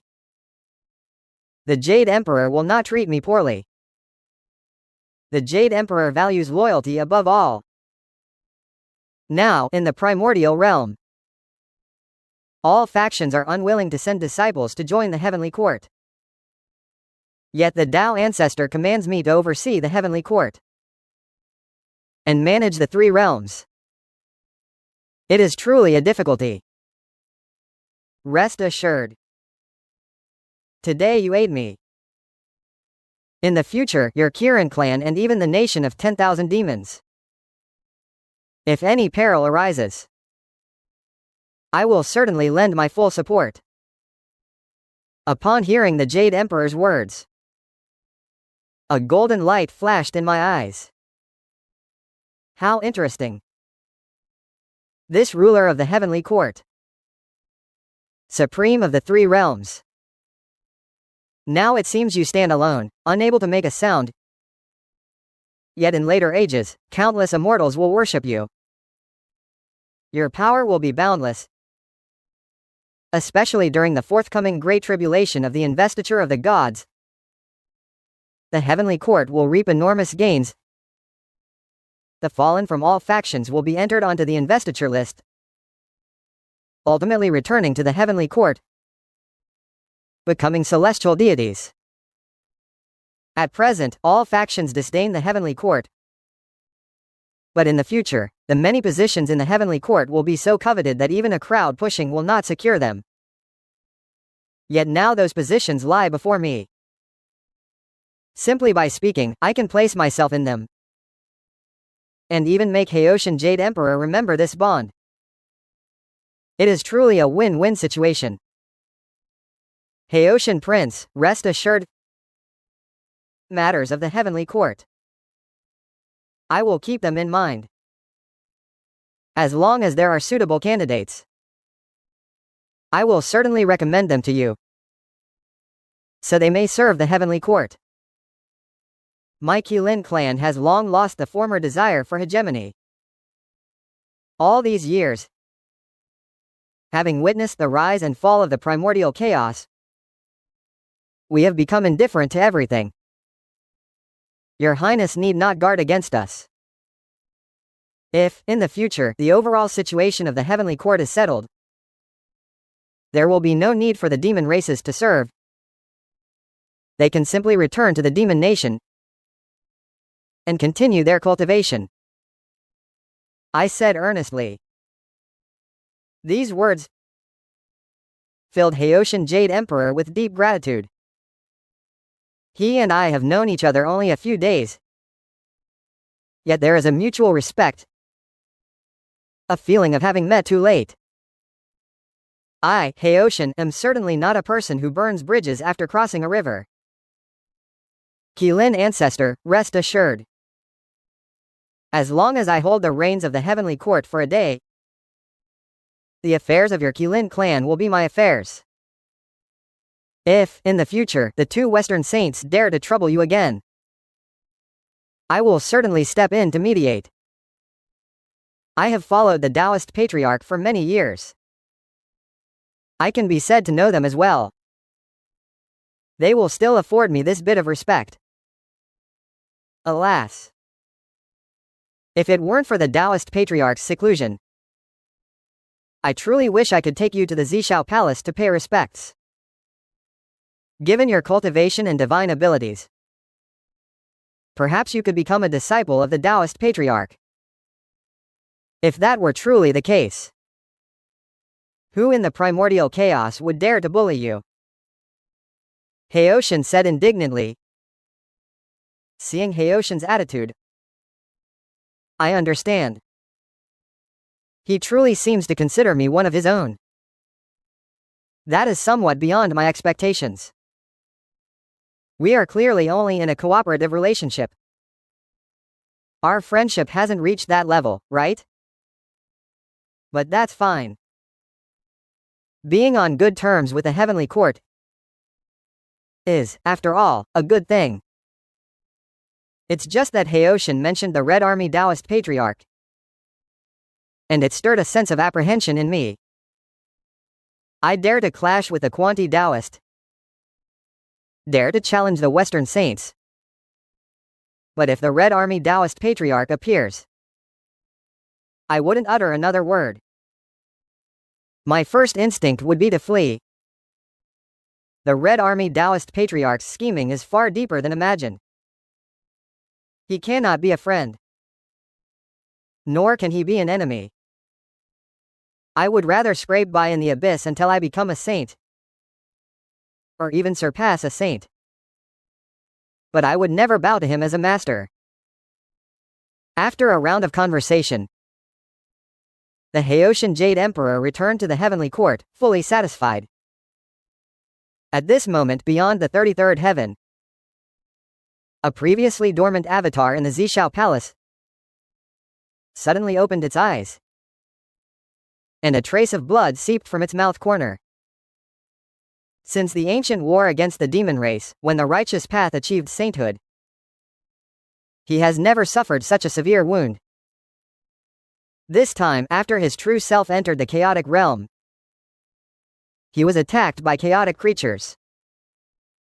Do not be fooled by his supreme saintly status in the primordial wilderness, for in the chaotic realm, he is hardly a strong being at all. Taoist Yang Mei, Taoist Lu Ya. I truly did not expect, when Pangu opened the heavens, that you only left a wisp of life force in the primordial wilderness. An avatar. While your true selves are hidden within the chaotic realm. All these years have passed. You have not only survived, but your power remains formidable. Truly a cause for sighs. When I first broke from the chaotic realm into the primordial wilderness, was it right or wrong? It seemed utterly stable in the primordial wilderness. Yet this primordial wilderness is ultimately just a small world. the highest cultivation. But saints find it hard to make further breakthroughs. This realm can only contemplate the laws, yet cannot forge its own mind. To step into the realm of the Great Way, one must enter the chaotic realm, or obtain enough celestial treasures. But the chaotic realm is filled with powerful beings, with danger lurking everywhere. Alas, I can only hope in the saint disciples I have cultivated, who practice the method of the three bodies, and can send their Tao bodies to the chaotic realm, even if luck is not on their side, and they encounter strong foes. Losing a few Taoists will not cause total ruin. More likely they will bring back celestial treasures from the chaotic realm, as long as they can acquire abundant chaotic rarities. Perhaps I truly can break through to the Great Way within the primordial wilderness. Within the Zishao Palace, cast my gaze toward the chaotic void beyond the 33rd heaven. That vast, desolate chaos hides endless opportunities, and is also riddled with deadly perils. This primordial wilderness was created by Pangu when he opened the heavens and split the earth. Pangu is the supreme power within the chaos. Only such a figure can carve out a brand new micro-world within the chaos. If I wish to leave the primordial wilderness, the most direct path is to break through the boundary of the 33rd heaven. But this place is where I am stationed. Since I attained sainthood on the righteous path, I have resided long in the Purple Sky Palace, above the 33rd heaven. Only I have forged the Tao field. Other saints can at most establish caves beneath the 33rd heaven. I must not let them learn too many secret messages from the outside. I have already issued a divine decree, and unless there is an urgent matter, no one may set foot here. This is my supreme authority as the master of all saints. Only in this way can the entire primordial wilderness be firmly under my control.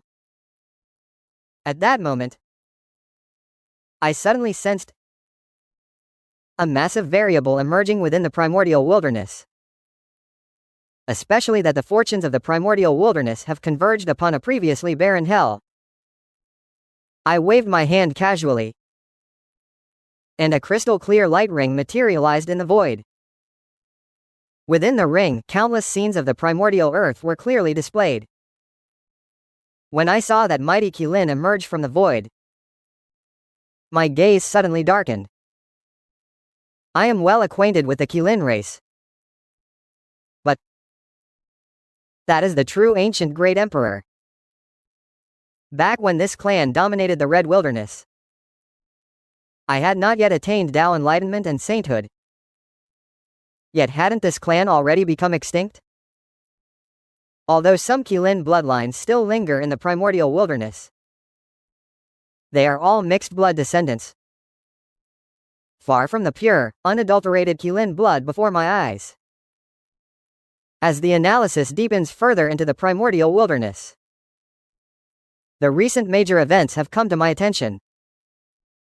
I have further discovered that the Kirin clan is not limited to a single elder ancestor surviving, but appears to have a large number of clan members hidden somewhere within the primeval realm. First, they established an 18-layer hell in the nether realm, and engaged in fierce battle with my disciple, Quanti Taoist. Not only were they not captured, but they withdrew unscathed. Eventually, they even founded the nation of 10,000 demons, gathering chief fortune across the primeval lands, and receiving approval from the heavenly Tao. Each of these deeds is significant enough to shake the primeval realm. I have long resided in the Zishao Palace, in seclusion, paying no heed to the happenings of the lower realms. Yet I was unaware that in a short span, the primeval realm has undergone such monumental changes. What could be the cause of this? It should not be this way. I have previously projected countless possible futures for the Kirin clan within the primeval realm, and it should not have manifested in the present. Could this be the art of transcending the control of the heavenly Tao? No one in the primeval realm can yet threaten my position. Currently, my true self has suffered severe damage in the chaotic world. This avatar should not appear openly, lest other saints detect its flaw. When my true self returns from chaos, I will thoroughly investigate the Kirin clan. I whisper softly. My gaze returns to the chaotic void. Meanwhile, in the abyssal realm of the primeval lands, my avatar has already returned. Upon seeing my true self, the avatar transforms into a simple jade talisman and flies back to my palm. This chaotic avatar talisman truly is a supreme divine artifact. As long as the avatar has not been completely annihilated, with a mere thought, I can convert it back into a jade talisman and retrieve it, and dispatch it again when needed. At this very moment, the system's voice quietly echoes in my mind. Ding! Detected that the host is being observed by the Red Army Dao ancestor. Should I now leave the abyssal realm and proceed to the Purple Sky Palace beyond the 33rd heaven to pay respects to Hongjun Taoist Patriarch, to reduce his hostility? Option 1. Accept the task and receive the innate spiritual treasure Kunlun Mirror. Option 2. Decline the task and obtain a chaotic 5-element herb. The system's sudden prompt both startled and delighted me. What surprised me was that the Red Army had already taken notice of me and began covertly monitoring my movements. This is, of course, normal. When I first emerged, my days were few, yet I stirred the entire primordial storms and swiftly forged a powerful demon clan force. All of this happened too quickly and was too dazzling. Initially, we promised to keep a low profile and subdue quietly, but I couldn't help but stand out.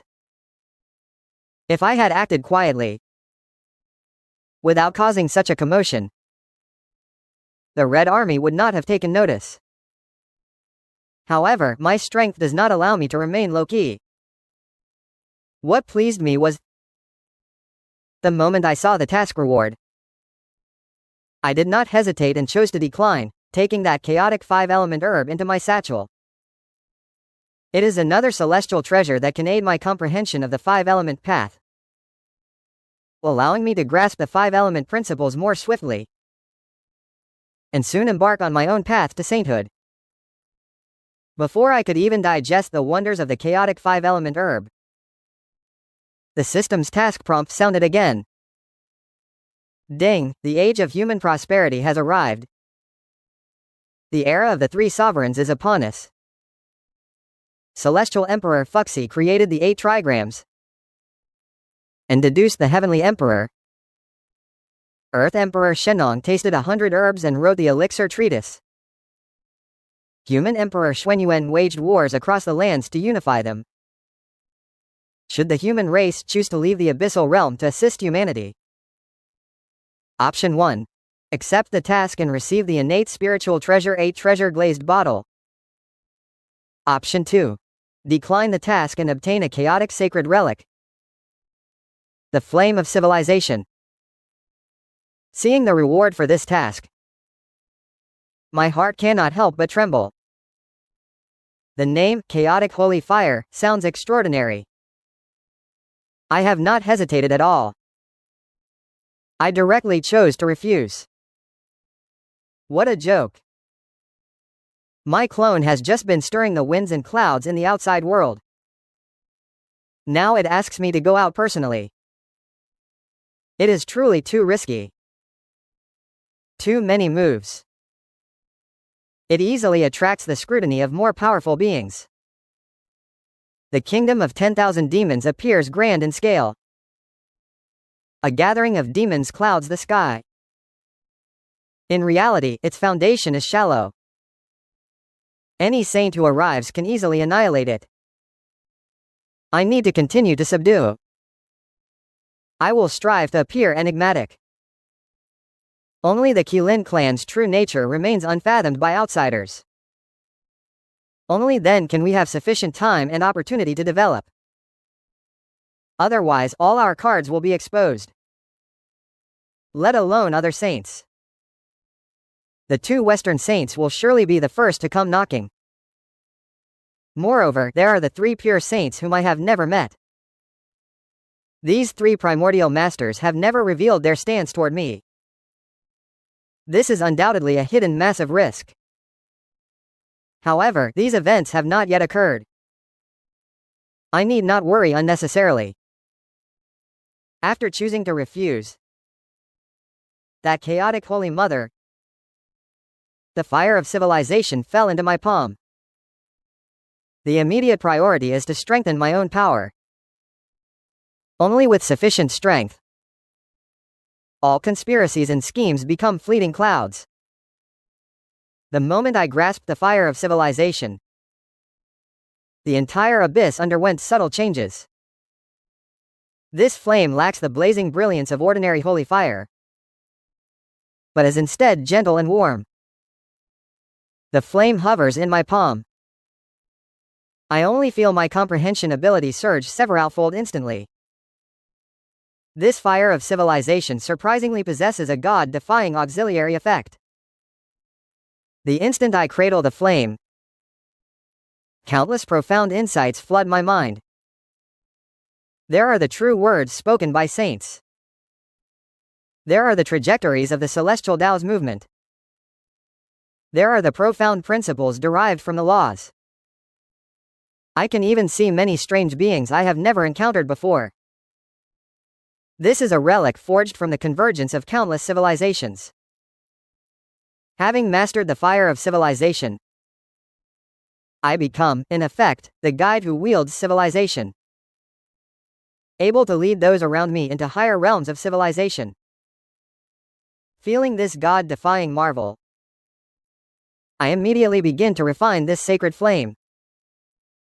After fully mastering the fire of civilization, my cultivation level has not risen significantly, yet an indescribable holy aura now surrounds me. When I stand in the abyssal land, all myriad beings here experience a tremendous breakthrough in their cultivation. Many clan members long stuck at bottlenecks suddenly become enlightened. It is truly wondrous beyond measure. With the aid of the fire of civilization, I draw out the chaotic 5 elements chi I previously obtained.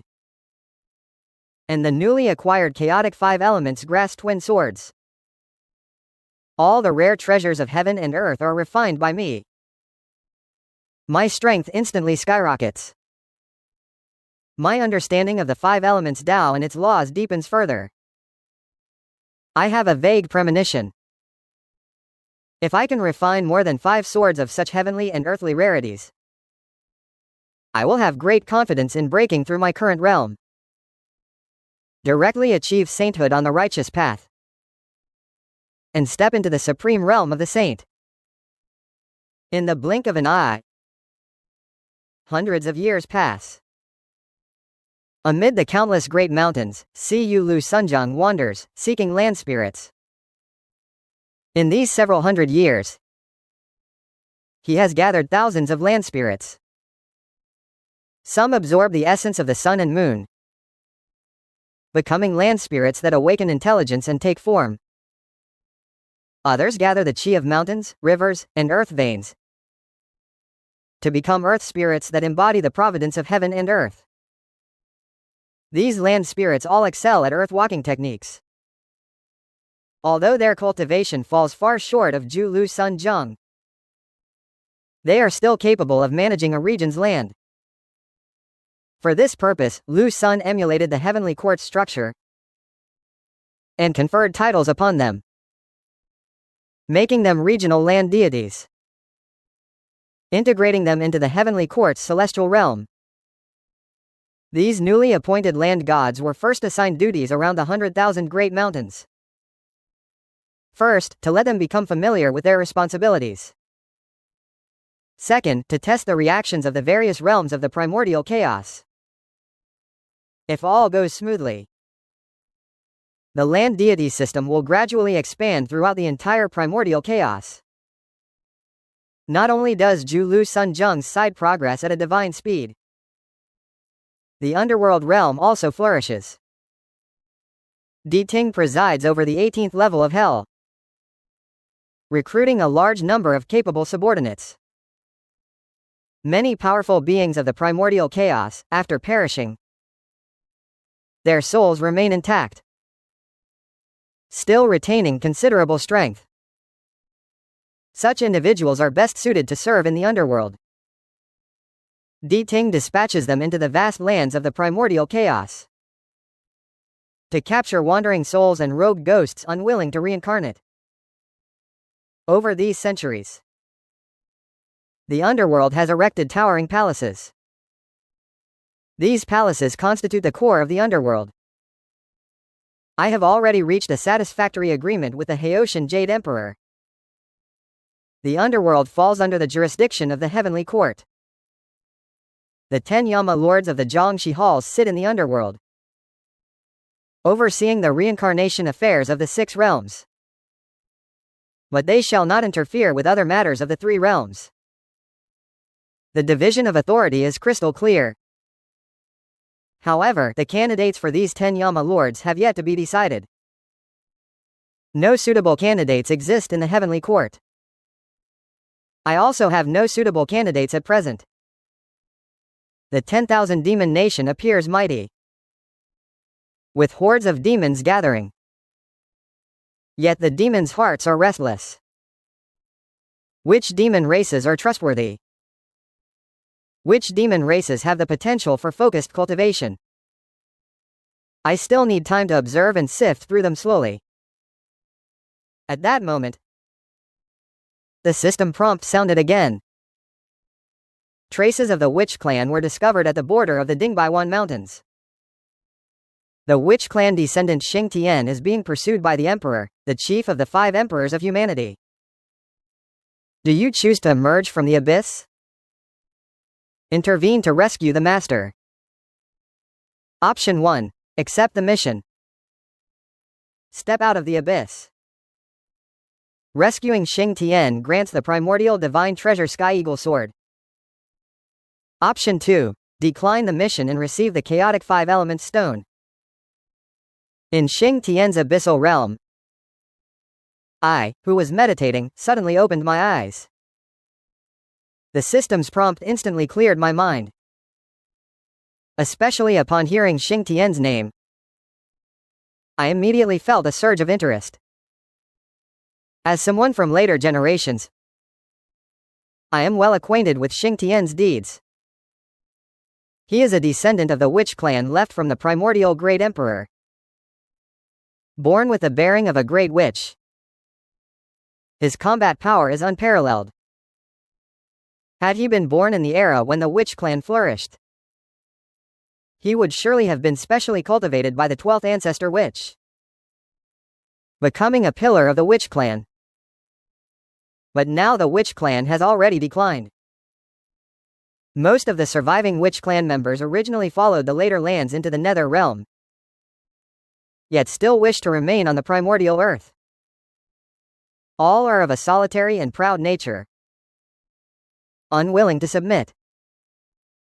They are determined to revive the glory of the witch clan. They continue to develop silently across the primordial lands. However, humanity must be cautious as the great trend is irreversible. These witch clan people are ultimately powerless to change fate. Xing Tian suffered a heavy loss in the Great War against humanity, and later generations were beheaded. Xing Tian ultimately was defeated. His head was cut off by the emperor. Yet the witch clan's lineage remains physically invincible. Even though the head is severed, they remain undying. preventing his corpse from reuniting, forever sinking into oblivion. Thinking of this, I can't help but let out a light sigh. I also recall the Lady Hu Tu of the Netherworld. Back then, I forged a partnership with her in the Netherworld. She tacitly approved my creation of an 18-layer hell. She also consented to my joint effort with the Heavenly Court to establish the Underworld Order. Now, encountering a descendant of the Witch clan in distress, I can't help feeling a touch of compassion. Moreover, Xingqian bears the bearing of a great witch. In this era of the Witch clan's decline, to have such a figure emerge is truly rare.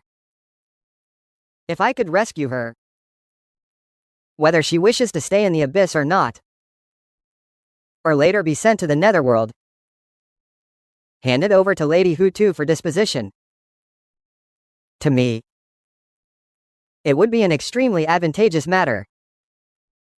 Given sufficient time and opportunity, the Great Witch's bearing could in the future break through to the quasi-saint realm, becoming a peerless war armor of the Witch clan. Back then, the Witch clan could suppress the Demon clan because, largely due to this clan's innate prowess in battle, their combat power far exceeds that of their peers. This is no empty boast. In a flash of thought, I have already made my decision. I will rescue Xingqian, but not by my own hand. To obtain the quest reward, I choose to decline the task. First, I will pocket that chaotic 5-element stone. Then I acquired a disciple, the Fire Kirin. This little fellow has been by my side since antiquity, and now has attained the 8th level of Great Luo Golden Immortal Cultivation. At this pace, it won't be long before it breaks through to the pinnacle of Great Luo Golden Immortal. Then it will possess the qualification to assault the quasi-saint realm. On the border of the Gore Million mountain range, a Witch clan member intruded. You hurry and bring him back. Make sure he sustains no further injury. Additionally, I possess a priceless treasure of the Kirin clan. I will pass it to you today. This item is a primordial spiritual treasure, the Kirin seal. It is also the clan's talisman. Holding the Kirin seal, in the primordial realm, all Kirin must obey your commands. Therefore, you must swiftly improve your strength and mindset. Only then can you lead our Kirin clan to genuine growth and prosperity. Our Kirin clan cannot rely solely on me. You, the younger generation, are the future hope of the tribe. Only if you rise quickly will our clan truly establish itself in this primordial chaos and live freely without worry. Before assigning the task, I first offered him a few words of encouragement. I explained these principles in detail. Then I took out the Kirin seal and bestowed it upon him. This Kirin seal was the personal treasure of the first-generation Kirin. Truly a talisman of the clan. Now I possess many primordial spiritual treasures, even 2 primordial supreme treasures. Keeping this Kirin seal in my hands serves little purpose. It would be better to grant it to a disciple, to help him grow rapidly. The moment he received the Kirin seal, the Fire Kirin's eyes became resolute, his gaze flashing red, and he said earnestly, "Master, rest assured.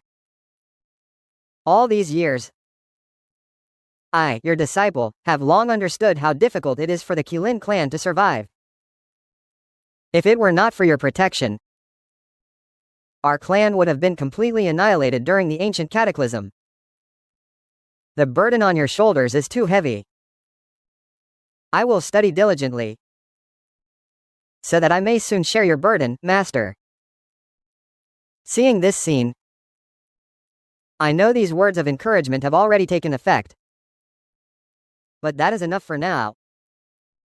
I must not speak any further. I immediately ordered the Fire Kirin to set out at once to rescue the person, so as not to be a step too late. Xing Tian truly had his head severed by the emperor. That would be a regret too late. At the border of the Million Great Mountains, the massive Xing Tian wielded a giant axe, engaged in fierce battle with a human strongman clad in a yellow robe. Wherever they passed, mountains collapsed. Rivers ran dry. The earth was scarred all over. Xing Tian, with his axe, spewed blood like a tide. Each swing unleashed 10,000 tons of force. Yet the human opponent's techniques were even more formidable. Pursuing relentlessly, Xing Tian was already gravely wounded. He could only flee toward the Million Great Mountains, fighting for his life. That yellow-robed figure was the founder of the 5 emperors of humanity. The 3 ancient emperors have passed. The 5 emperors now appear. The foundation of humanity has become immensely strong. The 3 human emperors all possess near-saint cultivation. The later 5 emperors are also top-tier Great Luo Golden Immortal Masters. Such power is already a formidable force in the primordial chaos. Moreover, several saints covertly support humanity. Humanity has fully risen. The Witch Clan, a now declined race, is utterly powerless to contend with them. The tide of the primordial chaos is irreversible. Xing Tian, with all his might, rushed toward the Million Great Mountains, almost about to step into the realm. The emperor rode a golden dragon war chariot, pursuing relentlessly. He intends to slay him before Xing Tian enters the Million Great Mountains. After all, the Million Great Mountains belong to the demon realm, though now the human nation occupies most of the immortal mountains and forests of the primordial chaos. It can almost be called the realm of humanity. But the Million Mountain is an exception. It is a gathering place of demons. It is also the hidden sanctuary of the Kirin clan. No one may tread there lightly. Otherwise it would easily spark a war between humans and demons, triggering boundless calamities. Especially since the 3 human emperors of old issued a decree granting humanity the right to campaign anywhere in the primordial chaos, except the Million Mountain. That is the demon's final red line, and it has been sanctioned by the heavenly Tao. It must not be crossed. Xingtian, child, you cannot escape. Looking at you like that, do you think you can flee into the Million Mountain? The emperor's voice rang through heaven and earth, cold with murderous intent. This Million Mountain is the demon's domain. Your witch tribe and the demons have an age-old, unending feud. In the ancient witch-demon war, both sides suffered countless casualties. The hatred has long seeped into the bone. If you dare step onto demon territory, you will only meet a worse death. Upon hearing this, Xingtian knows all too well in his heart that the witch-demon conflict is a sea of blood.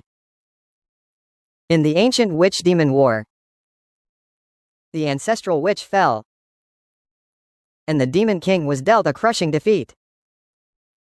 Blood stained the heavenly court. Even as the ages pass, that hatred has never been diminished in the slightest. Now he is hunted by the emperor, and the human forces have saints backing them. If he falls into the emperor's hands, there is no chance of survival. Even if he is beheaded, no one will rise to defend him. In contrast, the demons. Though the liches and demons bear an irreconcilable hatred, now both races are in decline. While the human race rises powerfully. If the demon race can find sustenance, they would not trouble him. After all, the enemy of my enemy is my friend. This principle, Xing Tian still understands. Rather than falling into human hands, where his body would be destroyed and his path vanished, it is better to break into demon territory and gamble for a chance at survival. Thinking this, Xing Tian resolutely ignites his essence blood. His speed surges severalfold, transforming into a streak of light, rushing wildly toward the Million Mountains. Seeing this, the emperor behind him rides a golden dragon war chariot, increasing his speed by another 3 points. He refuses to let Xing Tian escape into the Million Mountains. If Xing Tian steps into demon territory, as the chief of the 5 human emperors, he will be hesitant to act, fearing collateral damage, making it difficult to strike again. The thought of execution here, the emperor will no longer stay behind, and summons his personal primordial spiritual treasure Xuanyuan sword. A single slash emits a dazzling blade of light, ripping the earth, carving a 10,000-foot gorge, with murderous intent spread everywhere, its might shaking heaven and earth. Xing Tian, already at the end of his strength, this sword strike will surely inflict severe wounds upon him.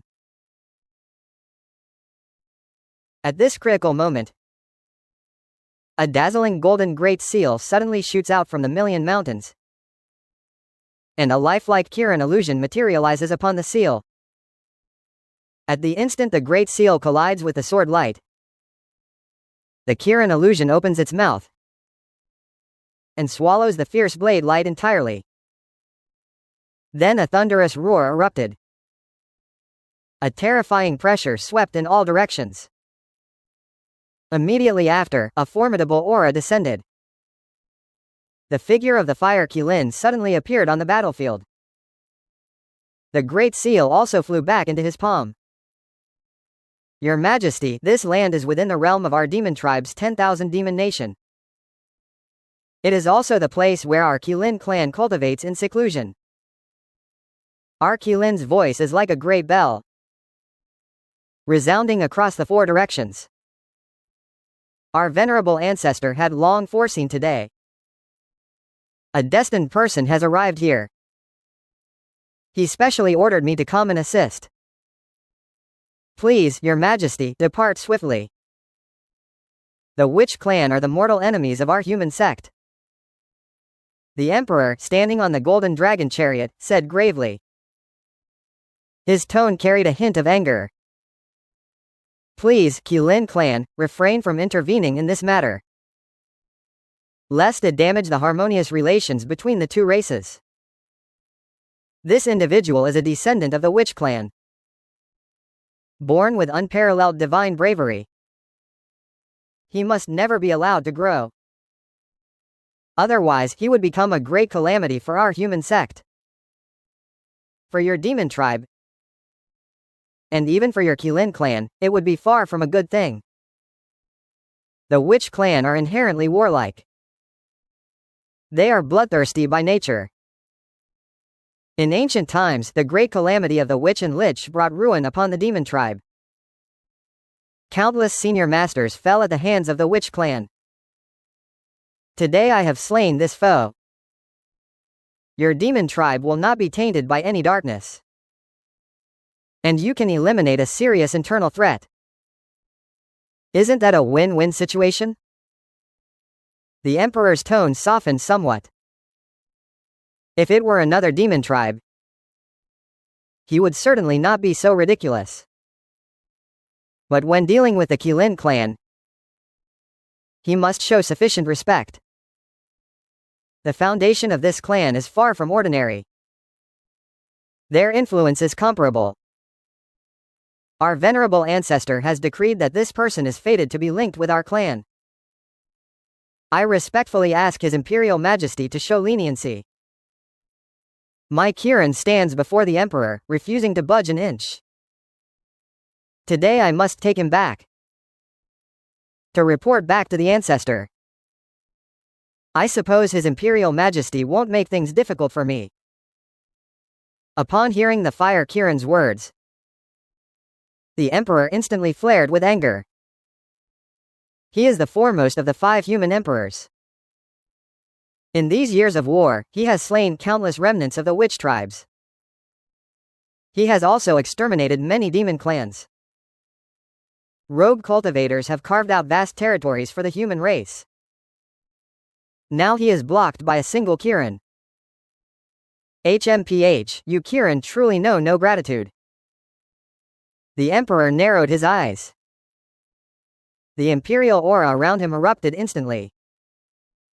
Murderous intent roiled in his eyes. I have already tried to persuade him kindly. Do you insist on protecting these witch remnants? Don't forget that this land hasn't even reached the 100,000 mountains. It is not within the domain of your 10,000 demon nation. You stubbornly block. Are you not afraid of me? To slay you together as well? Slay together. Upon hearing this, the Fire Kirin instead laughed. Although the Emperor is already a great Luo Golden Immortal, his pinnacle cultivation surpasses him by a notch. Yet he has been by my side since antiquity. He has learned countless divine techniques. In recent years he has even refined the earth fire of the abyssal realm. It only takes a thought to summon a swath of earth fire, burn mountains and boil seas. Moreover, he now wields the primordial spirit treasure Kirin. His overall strength fears the Emperor not at all. I have existed since the primordial chi shift of antiquity. Though my cultivation rises slowly, I am confident I still possess some self-preservation power. My Qilin voice is calm, yet carries an undeniable arrogance. You wish to kill me, but you probably lack the ability.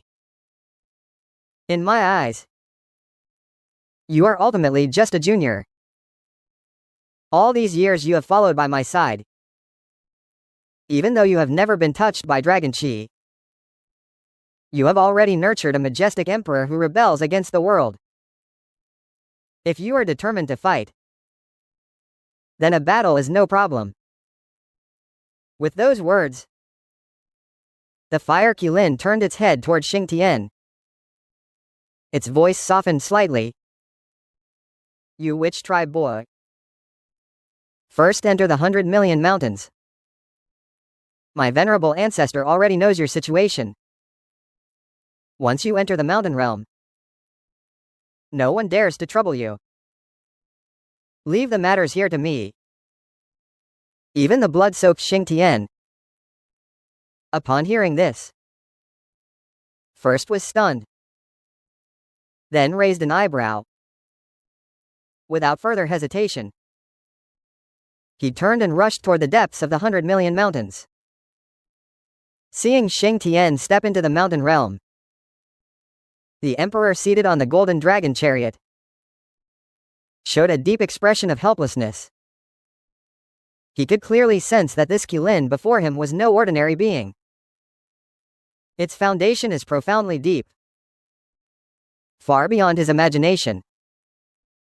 Moreover, this Qilin clan has been passed down since antiquity. Its power is unfathomable. He truly does not dare to cross them lightly.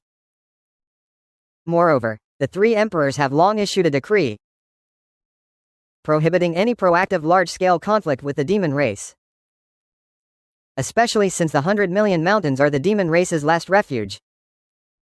If he persists in striking, he will only meet a fate of isolation and abandonment, which would be a loss far outweighing any gain. After a moment of contemplation, the emperor no longer lingers, sheaths the Xuanyuan sword, and mounts the golden dragon chariot, leaving without looking back. And the moment Xingtian steps into the 100 million great mountain, I, far down in the abyss, immediately unleash my divine power. My earth hand fires a projectile through the void, sending Xingtian plunging into the abyss. At this moment, Xingtian stands before me, reverently. I slowly open my eyes. My gaze falls upon him. An invisible pressure envelops the surroundings. Xingtian, a member of the witch tribe. I speak calmly, my voice steady and unruffled. Xingtian trembles all over, hastily dropping to one knee, paying a respectful salute. Thank you, venerable Qilin ancestor, for coming to my rescue. Your great kindness and virtue. Xingtian will never forget this. Though I am of the demon race, the ancient war between witches and demons, my Qilin lineage was not involved. I say slowly, still in a flat tone. So I bear no grudge against you, witch tribe. You need not be so tense. I would only frighten you. First, because you carry the witch tribe's destiny. Second, because I have some rapport with your tribe's Hutu saint. Today, seeing a descendant of your tribe in trouble, I intervene to help, which is only natural. Having said that, I pause briefly, my gaze fixed on him, and continue. Now I give you two choices. First, stay here in the abyssal realm and continue cultivating. Until your destiny arrives, you may not venture out on your own. Second, I can send someone to escort you to the nether realm. Your witch clan folk now hide within the nether realm. Although the cultivation environment there is poor, the Earth Saint resides there. No one dares to bully your clan. Elder Ancestor, I do not wish to go to the nether realm. Xingtian lifts his head, his eyes unwaveringly firm. These years, the Nether Witch clan has repeatedly come to find me, trying to lure me back to the Nether. But I refuse to go to the Nether realm. The spiritual energy is thin, making rapid cultivation impossible.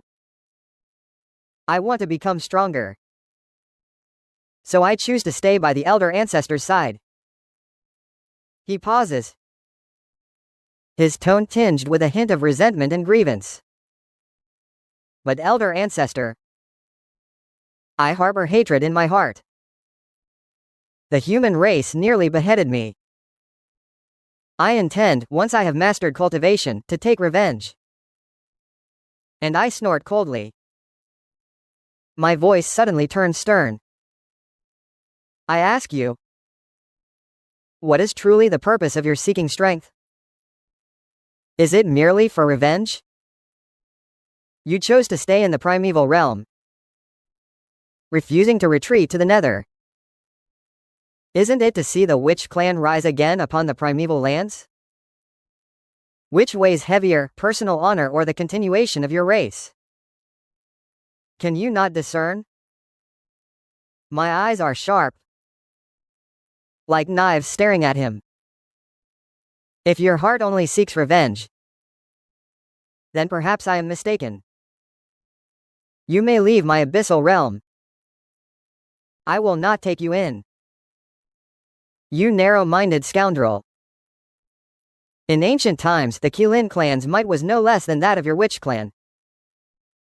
But after enduring the great ancient tribulation, our clan has persisted to this day. And what of your witch clan? If the saint of the later earth had not already entered reincarnation, leaving a sliver of hope for your witch clan.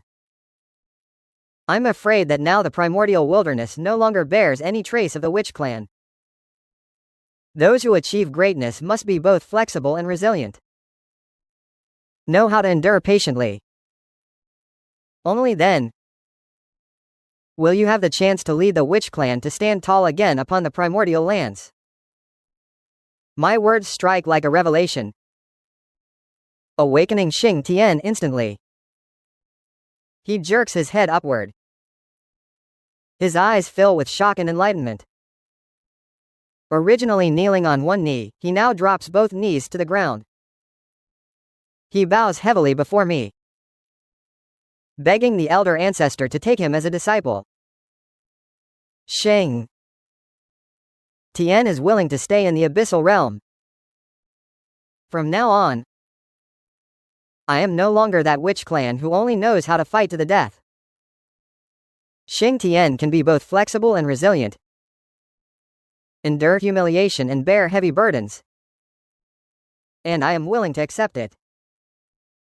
All I ask is that one day I may witness the witch clan rise again with my own eyes, no longer needing to cower in the nether realm, living in constant anxiety. Watching Xing Tian kneel and beg for apprenticeship, I nod in satisfaction. Then I immediately agree to take him in. Xing Tian is renowned worldwide for his bravery and martial skill. Now he is merely at the early stage of the Great Luo Golden Immortal cultivation, which is why he was defeated under the Emperor's command. If he can break through to the pinnacle of the Great Luo Golden Immortal, perhaps it would be the Emperor who meets defeat. I can take you in, but my rules for accepting disciples are strict. I gazed at Xingtian as I began to speak slowly. For now, you can only be my named disciple. If, in the future, you can achieve merit for my Qilin clan and contribute to the primordial earth, I will then accept you as a true transmission disciple. Xingtian, lying prone on the ground, showed no hesitation. He quickly bowed his head. Thank you for your grace. I, disciple Xingtian, thank the ancestor for taking me in. Whether as a named disciple or a true transmission disciple, I am willing. I only ask that the ancestor grant me a chance to study under you. Seeing this, I nodded again. Then I instructed him to first find a secluded spot in the abyssal realm to practice in peace. From this moment on, there will be no longer the warlike, bloodthirsty Xingtian in the world.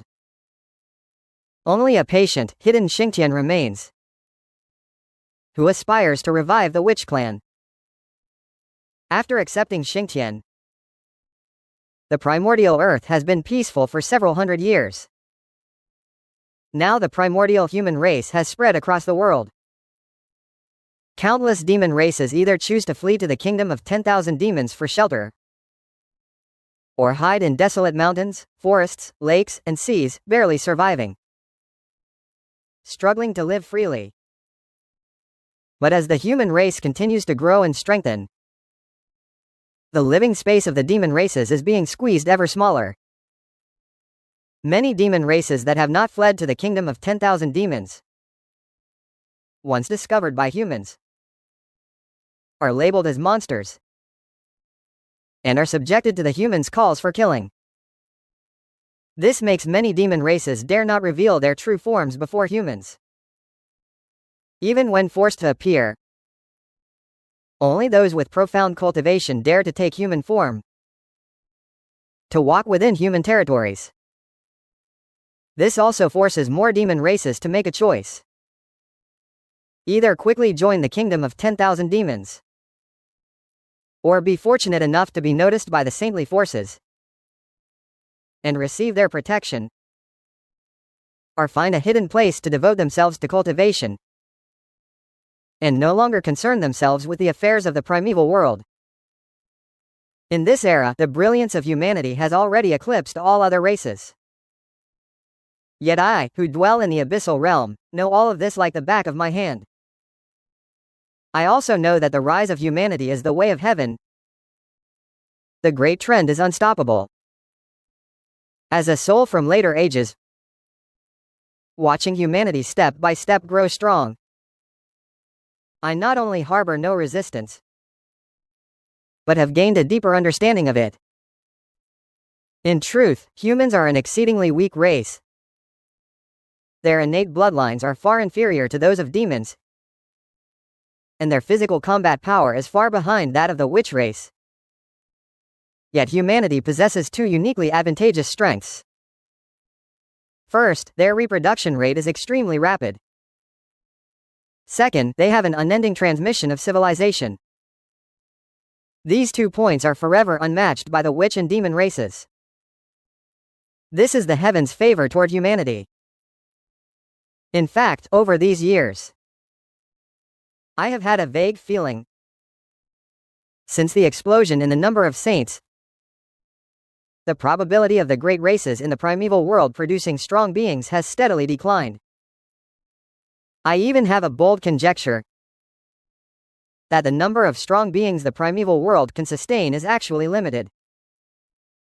If the witch and demon races are allowed to develop unchecked, continuously giving rise to great immortals, quasi-saints and even saints, the very fabric of heaven in the primeval world would likely collapse because of it. And humanity's emergence precisely resolves this issue. Human innate talents are uneven.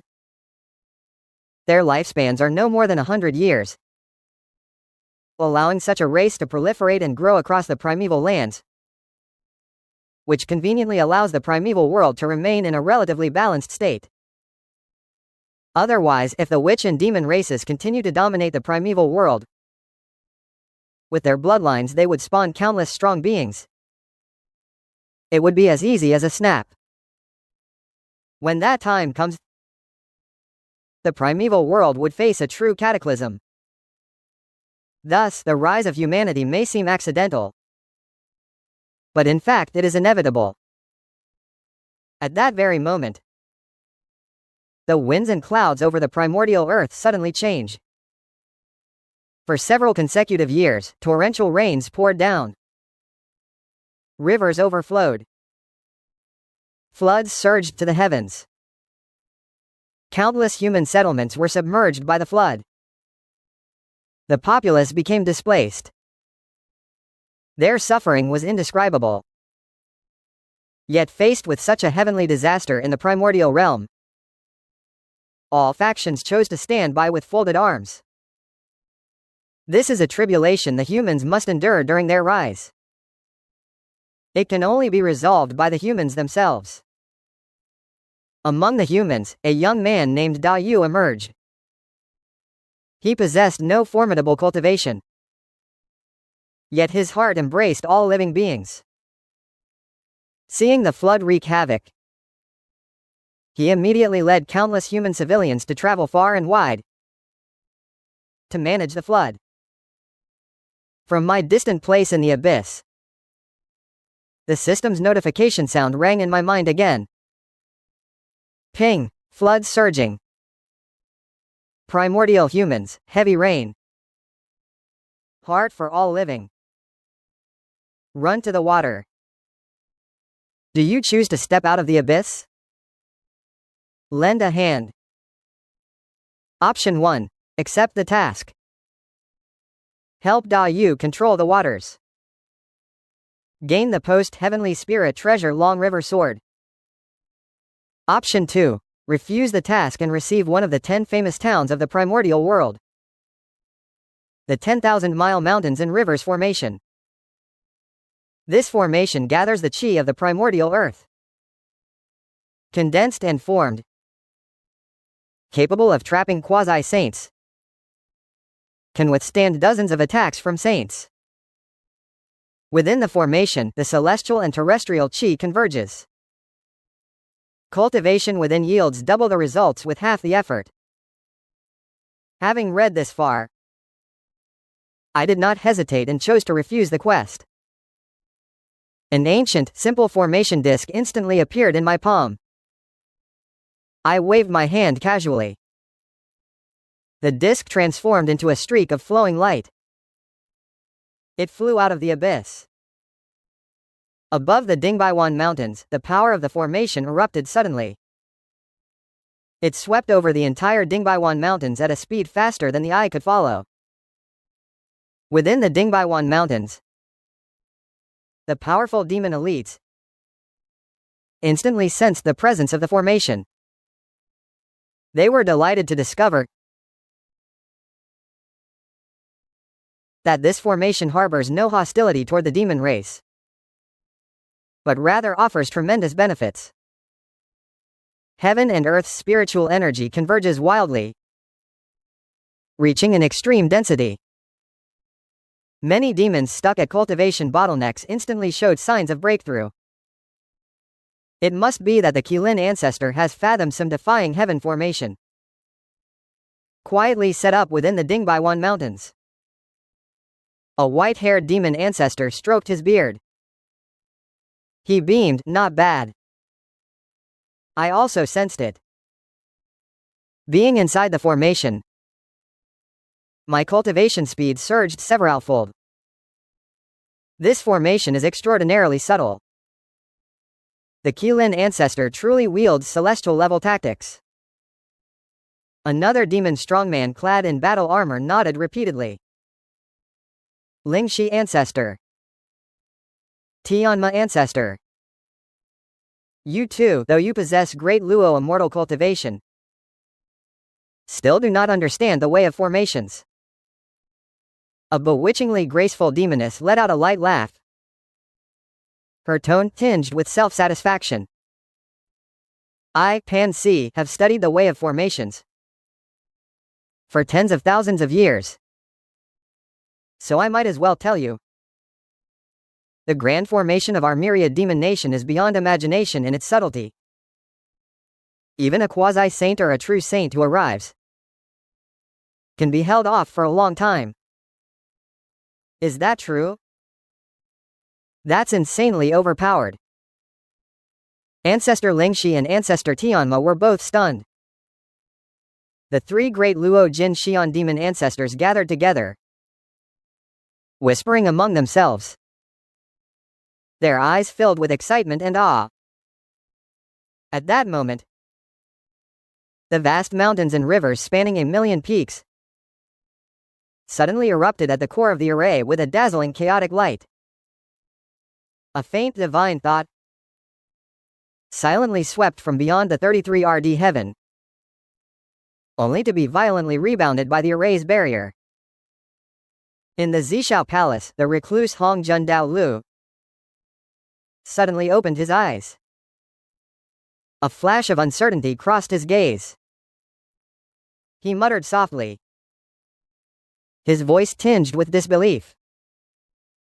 This formation actually contains the breath of primordial chaos. The foundation of the Qilin clan runs far deeper than I imagined.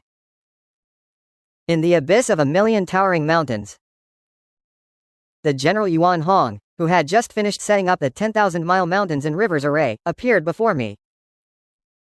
That monkey has been in the abyss for several hundred years. From the early Xuanxian realm he has toiled all the way, and now has reached the pinnacle of great Luo Jin Xian cultivation. What's even more remarkable is that he is steady-tempered, having guarded the abyssal gate for years, without a single complaint. He has, after all, earned considerable merit. In my view, his destiny is akin to the Ruyi golden cudgel that will one day be in Sun Wukong's hand. Its origin is extraordinary. It was originally an iron pillar used by Great Yu during his flood control efforts. Because of its service in containing the waters, it received a massive accumulation of karmic merit. Thus it ascended to become a postnatal treasure of merit. It harbors boundless merit and auspicious fate. Even a mere iron pillar can possess such a destiny. And if Yuan Hong were to be born, wielding that postnatal treasure iron staff, to assist Great Yu in flood control, would surely garner even greater heavenly merit. Perhaps this is the opportunity for her to break through to the quasi-saint realm. Thinking of this, I no longer hesitated. I solemnly instructed Yuan Hong, the primordial earth. Now the floods rage. The living are displaced and homeless. This is a calamity, but also your opportunity. You have lain dormant in the abyss for centuries. It's time for you to emerge and train. Go to the primordial earth. Seek a man named Da Yu, and work with him to control the waters. Make sure you find this person. If you can quell the flood this time, you will surely earn the favor of heavenly merit. Upon hearing my words, Yuan Hong's eyes lit up instantly. Over the years, she has become much more composed. Her fiery temper of the past long gone. Whether something happens or not, to him it makes no difference. After all, the abyss contains everything. Various celestial peach fruits, heaven and earth spiritual roots. He has already sampled them all. His cultivation has steadily reached the pinnacle of Great Luo Golden Immortal. Although he refined a drop of chaotic Azure Lotus Demon Ape Spirit blood, becoming an innate being, yet only the most ordinary kind, without a grand heavenly opportunity. Breaking through to the quasi-saint realm is as hard as scaling the heavens. And precisely because of this, he appears so calm, faithfully following the ancestors' decree. Yuan Hong said nothing further. After bowing and paying respects, she turned and stepped out of the abyss, heading toward the depths of the primordial realm. Watching Yuan Hong's departing silhouette, I, stationed in the abyss, suddenly felt a bit bored. My gaze turned toward the abyss. The churning earth fire magma at the bottom. A thought flickered. I leapt straight in. This leyline fire runs straight to the bottom of the primeval earth. Beneath it lies an endless sea of flames. Yet these flames pose no threat to me. I command several primordial fires. Their power far surpasses that of this place. Fire. Moving within it is truly effortless. In the depths of this ley line, I descend here once every few thousand years. The space below is vast and boundless. Under the continuous nourishment of earth fire, countless fire-based artifacts and spirit items have been birthed. These things are of little use to me, but for the younger members of my clan they are invaluable training aids. This time, besides searching for new treasures and spirit items, the more important thing is, I want to test my current strength, to see if I can break through the barrier deep within the ley line. Thousands of years ago I visited this place, but at the end I encountered a beam of light. That light was incredibly solid. Even my full force strike could not move it a fraction. There was no way to glimpse what lay beyond the light. This time I drew my spirit weapon spear. Over the millennia, I have refined several 5 elements relics. My power has long since changed beyond recognition. I unleashed a full force thrust over that indestructible light, and a crack as thin as a hair appeared. A few strands of pure chaotic energy slowly seeped from the fissure. My eyes suddenly opened wide. A wave of excitement rose in my heart. This time, I actually managed to shake the light. Since chaotic energy is spilling out, it suggests that beyond the light could very well be the chaotic world. This light serves as the natural protective shield of the primeval world. If I can break through it, perhaps I could directly enter the chaos from here. But after the excitement, I did not continue my attack. I decided to bide my time for now.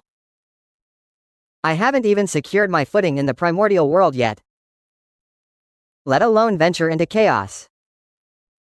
Moreover, with my current strength, trying to completely shatter the radiance would be futile. Rather than waste my effort, it's better to first raise my cultivation before making plans. Having received my orders, Yuan Hong quickly arrived on the primordial continent and stepped into human territory. Over the years, he inquired everywhere, finally locating Da Yu, who was earnestly pondering flood control. Da Yu was an enlightened man who held no contempt for the demon races. Upon learning that Yuan Hong possessed the pinnacle cultivation of a great Luo golden immortal, he was willing to lend a hand. He was overjoyed beyond expectation and pulled him into a discussion on flood control methods. Our people previously dealt with floods by using earth to block the waters, which could alleviate the problem temporarily. But it was not a lasting solution. Da Yu pointed at the primordial map, speaking earnestly. I have observed the terrain of the world, noticing that the west is high and the east low, where water flows toward lower ground, as is the way of heaven. We can carve out channels to divert the floodwaters into the eastern sea, thereby eliminating the water disaster forever. Yuan Hong nodded repeatedly upon hearing this, since he was merely there to reap merit, which was of no real significance. Under Da Yu's command and Yuan Hong's assistance, and with the united effort of countless human villagers, the grand undertaking of flood control began in earnest. Hearing of Great Yu's flood control feats, many human sages also came forward to help. Yuan Hong followed Great Yu across the remote mountains and wastelands of the wild, traversing the scarcely trodden wilderness. Eventually, he assisted Great Yu in mapping out the channels of two great rivers. All that is needed is to gather the world's floodwaters into the rivers, and then channel them into the eastern sea, which will completely quell them. The method of flood control is now set. Yuan Hong immediately employed his divine powers, carving mountains and excavating riverbeds. Even though his cultivation is profound, such a massive project cannot be completed by a single person. Great Yu then led the human folk to join the labor of digging the channels. Flood control is not a task accomplished in a day. While Yuan Hong was busy with flood control, Lu Sun was also far from idle. He subjugated more land spirits and plant essences, continually offing minor land deities, expanding his jurisdiction step by step across the entire wild.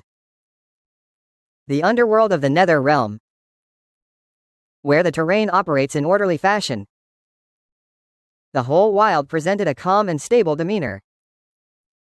However, this tranquility was completely shattered at Kunlun Immortal Mountain. A notable dispute erupted among the three Pure Ones. The primordial lord furrowed his brows. His gaze toward the Lord of Tongtian was full of displeasure. The Lord of Tongtian felt the same. Otherwise, their disciples would rise swiftly, which would inevitably affect his grasp over the wild. It wasn't just Zhu Sheng, but also the suddenly appearing Kirin tribe that posed a serious threat to him. Upon this thought, Hong Jun stood up. According to calculations, his Haoshan disciple should now be heading to Zishao Palace for aid. Yet why has he not yet appeared? This gave Hong Jun a fleeting sense of losing control. He closed his eyes. He recalculated the heavenly mechanism. But he found that everything was exactly the same as the previous deduction. Incomprehensible. Truly incomprehensible. With no other choice, Red Army could only proactively send a message to Haoshan Jade Emperor, summoning him to come to Zishao Palace. Haoshan Jade Emperor received Red Army's summons. He felt both startled and delighted. Since the Dao ancestor appointed him to oversee the heavenly court, he has been ignored and left unattended. All these years he has endured the contempt of saints and the disdain of great practitioners. His heart has long been filled with grievances. If it weren't for the Qilin ancestor extending a helping hand, sending the great immortal Zhu Liusan to stay and assist, he would probably have collapsed long ago. To go to Zishao Palace for help. Now, within the heavenly court, great immortals are as rare as phoenix feathers and Qilin horns. According to Lu Sun, his cultivation is not only outstanding, but also handles the task of overseeing the lands of the three realms impeccably. The foundation of the heavenly court has also become relatively stable. Carrying a heart full of doubts, tension and anticipation, Haoshan Jade Emperor arrived at Zishao Palace. Upon seeing Red Army, he immediately knelt on the ground, bowing with utmost respect. And Haoshan Jade Emperor has met the Lord. He respectfully wishes the Lord a boundless holy longevity. Red Army sat cross-legged, surrounded by swirling purple aura. His aged face showed no trace of joy or anger. He calmly opened his mouth and asked, "How has the heavenly court's operation been lately? Is there any difficulty?" Regarding this disciple who has followed him for many years, Red Army still holds considerable trust. Not only because Haoshan Jade Emperor was personally cultivated by him, but also because Haoshan's true form is a chaotic stubborn stone, with exceptionally fine innate talent. Since the great cataclysm of Dragon and Phoenix, he has continuously followed his grandfather. Now he has merely attained the pinnacle cultivation of a great Luo golden immortal, and cannot stir up any trouble, which puts him at ease. Haoshan Jade Emperor's heart jolts sharply, wondering why the Lord suddenly inquired about the heavenly court. Could it be dissatisfaction with his own deeds? No. Impossible. Perhaps the Lord sees that I am in great difficulty, and wishes to lend a hand. It must be so. The Lord's divine powers are vast, his magical might boundless. Even if he reclines beyond the 33 layers of heaven, he would surely know my predicament. Upon this thought, Haoshan immediately collapses to the ground and begins to lament to Hongjun. "Lord, my disciple finds it truly unbearable. The sage despises my great powers and humiliates me. Even the sage's own disciples dare to trample over me and wield authority. Being a disciple is truly too hard. Since the Lord entrusted me with the heavy responsibility of governing the heavenly court, my disciple, day and night I exhaust my mind in effort, daring not to slack even a bit, for fear of disappointing the Lord's great expectations. Yet most of the primordial strong ones have entered the sage's sect, rendering the heavenly court virtually a hollow shell. All living beings in the world only know of the sage, unaware that a heavenly court even exists. Now, throughout the primordial realm, the only group truly willing to help the heavenly court is the Kirin clan of the 100 Demon Nation. Lord, the orphan truly has it hard. Hongjun does not take Haoshin's lament to heart. Only when the mention of the Kirin of the 100 Demon Nation is heard does he slowly open his eyes and asks in a flat tone, 100 Demon Nation, Lord, indeed it is the 100 Demon Nation. Although he does not understand why the Lord is interested in the 10,000 Demon Kingdom, Hao Tian nevertheless answered honestly. The 10,000 Demon Kingdom has always obeyed the Lord's commands. Not only do they heed the Heavenly Court's orders, they also regularly select gifted and powerful demon tribes to serve in the Heavenly Court. Now, throughout the primordial world, only the Qilin clan truly supports the disciple. As he spoke, Hao Tian couldn't help but begin to lament his grievances again. After listening to Hao Tian's lament, Hongjun closed his eyes once more. From the current situation, the Qilin clan is relatively well behaved. Although he is also curious how the Qilin clan survived the great calamity of dragons and phoenixes. As long as they obediently follow orders and do not cause trouble, there is no need to pay extra attention. Even so, necessary suppression cannot be omitted. They must not be allowed to become too powerful, beyond one's control. Hold on a moment, Hongjun said to Hao Tian, and then sent a message to the saints, summoning them to the Zishao Palace for a council. At that moment, a system notification sounded in my mind. Ding! Hongjun summons Saint Zhu to the Zishao Palace to discuss deification matters. Do you wish to go to the Zishao Palace to partake in the wing of deification? Choice 1. Accept the task. Go to the Zishao Palace to confer with the saints on deification. Reward, the coveted treasure White Dragon Mystic Jade Brocade. Choice 2. Decline the task and receive the chaotic 5-element soul. Over the past 10 years, I have completely refined the chaotic 5-element stone. My power has surged severalfold. Although I still remain at the pinnacle of the 9th heaven of Chenjiang, the true combat strength is more than double what it was before. My intuition grows ever stronger.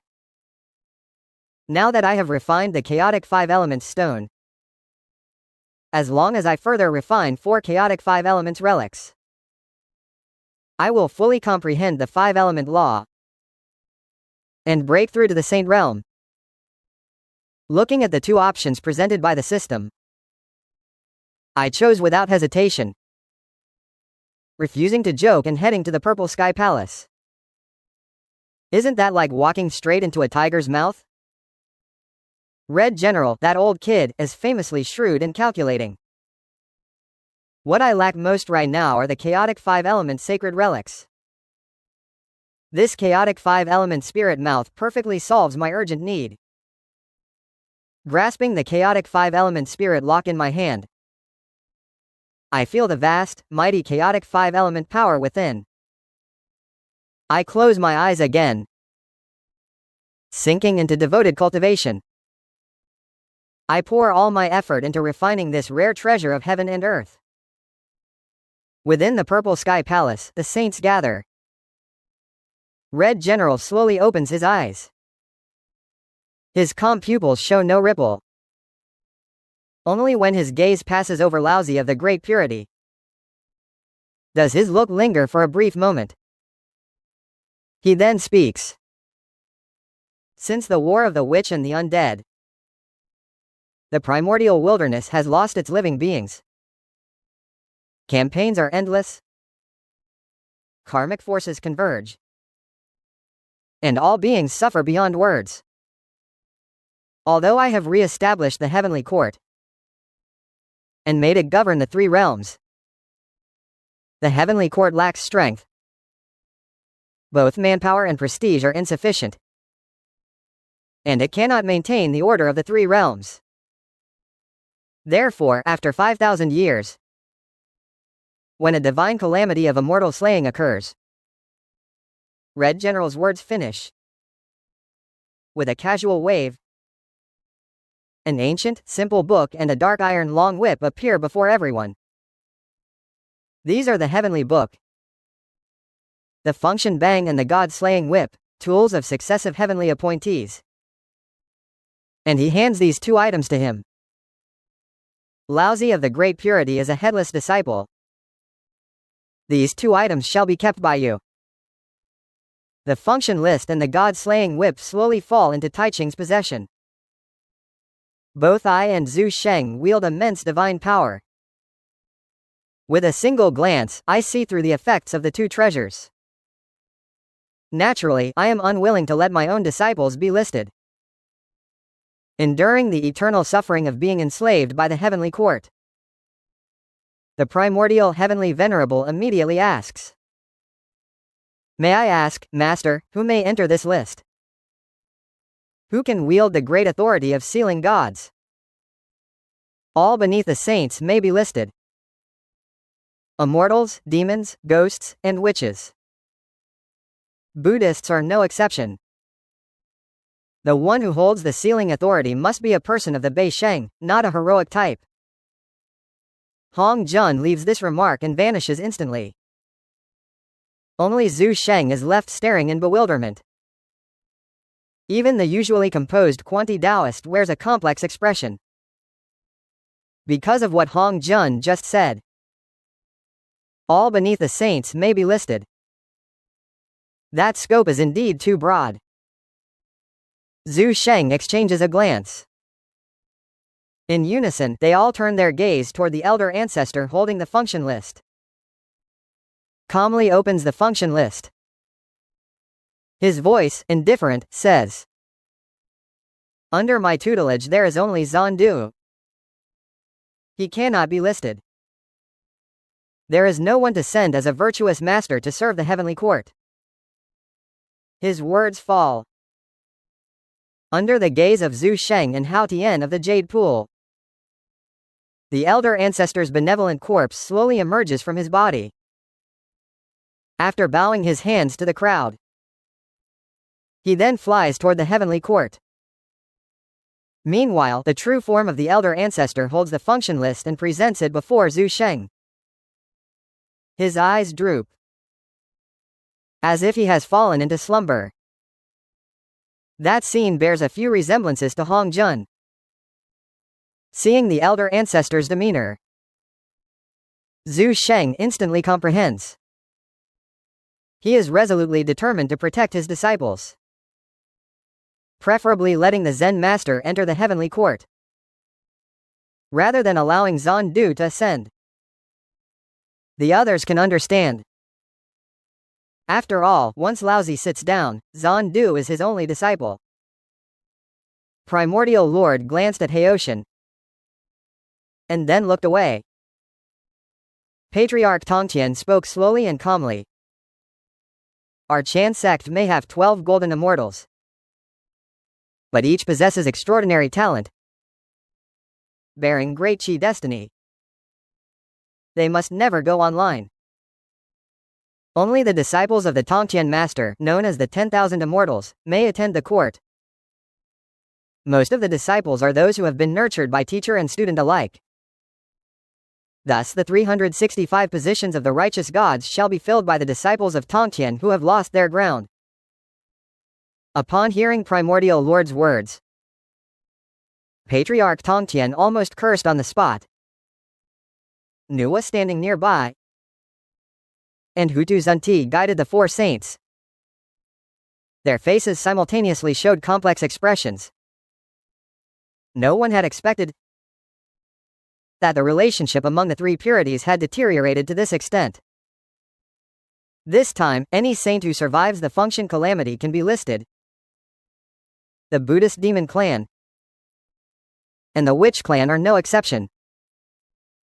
The Western sect has always held the barren Western lands, and has never had any brilliant geography. Meanwhile, the witch and demon races suffered severe loss of vital energy after the witch-demon war. If they endure this disaster again, they will likely fall into complete decline. The Tianyan 49 people escape via one great path of 3,000. Each proof of the Tao, Patriarch Tongtian took a deep breath, suppressing the fury within his heart, and solemnly clarified his doctrine. Our strengthened Taoist order exists to seek a sliver of hope for all beings. How could we reject it merely because of one's origin? Although we have many disciples, they are all sincere seekers of guidance. They must never be admitted inside. The function list's great path has 3,000 entries. Yet becoming a saint is only for us common folk. Primordial Lord, in the doctrinal dispute, would not fall behind, and immediately retorted, "We must obey destiny. Choose the righteous and follow them, and spread the true essence of the great path." A doctrinal clash once again ignited the two's fury. Zhu Sheng each clung to his own words. Their argument never ceased, neither willing to let the other's disciple make the list. The main hall turned into a chaotic mess, but in the end the crowd still reached a consensus, allowing believers to achieve profound immortal cultivation and enjoy divine blessings. Those with shallow ties re-enter the cycle of reincarnation. Those entangled in karma turn to ash. In short, those with high Tao attainment and overwhelming strength may continue on the immortal path. The war dead, if they possess some strength, enter the function list and receive heavenly appointment. Those with little power are directly cast back into the cycle to be reborn. And those bound by karmic ties meet the worst fate, their souls scattering completely, leaving not even a wisp of true spirit. Of course, in ordinary conflicts, no one would take such a ruthless step. The talk of karmic entanglement is mostly a deterrent. After the saints agreed on the sealing of the gods, more than a decade passed. In the abyssal lands, I have already refined the newly obtained chaotic 5-element spirit, surrounded by a layer of profoundly mysterious chaotic aura. Though I still have not broken through to the saint realm, the gate is now within reach. I am fully confident. If I were to manifest, wielding the divine spear and other methods, and encountering the Zunti Taoist, even without a guaranteed victory, I could still match him stride for stride. I will certainly not be as embarrassed as last time. After all, last time I only used a clone. To prevent the clone from being destroyed, I didn't even bring my powerful treasure. Now my cultivation is far beyond what simple seclusion can improve. I still need 3 chaotic 5-element sacred relics, and these can only be obtained through system quests. So there is no other way for now. Thinking of this, I take out the Guantian mirror and begin scanning the vast wilderness, probing the latest situation. When my gaze falls upon the East Sea, I see the Tongtian Patriarch's dojo on Goldenau Island. Though that dojo is shrouded in saintly aura, I dare not use the Guantian mirror to scrutinize it, lest the Tongtian Patriarch notice and bring unnecessary trouble. Seeing Goldenau Island, I can't help recalling the matter of function. Now humanity has entered the Shah dynasty era, and the function war is only a few thousand years away. Thousands of years. A span that feels endless to ordinary people. But for us great practitioners, it's merely an event of seclusion. Thinking of the function war, I can't help sighing. The disciples of the Jia sect will suffer greatly. Almost every powerful disciple will be unable to escape death and be listed among the fallen. Yet, aside from sighing, a few calculations arise in my mind. The Tongtian Patriarch is actually quite decent. His strength is formidable. And he is rather straightforward. If the chance arises, I could have a proper chat with him. Perhaps I could stir the situation of the function calamity. After all, this great calamity was originally a trap set by the Red Army to weaken all factions. Now the Qilin clan has already manifested in the world.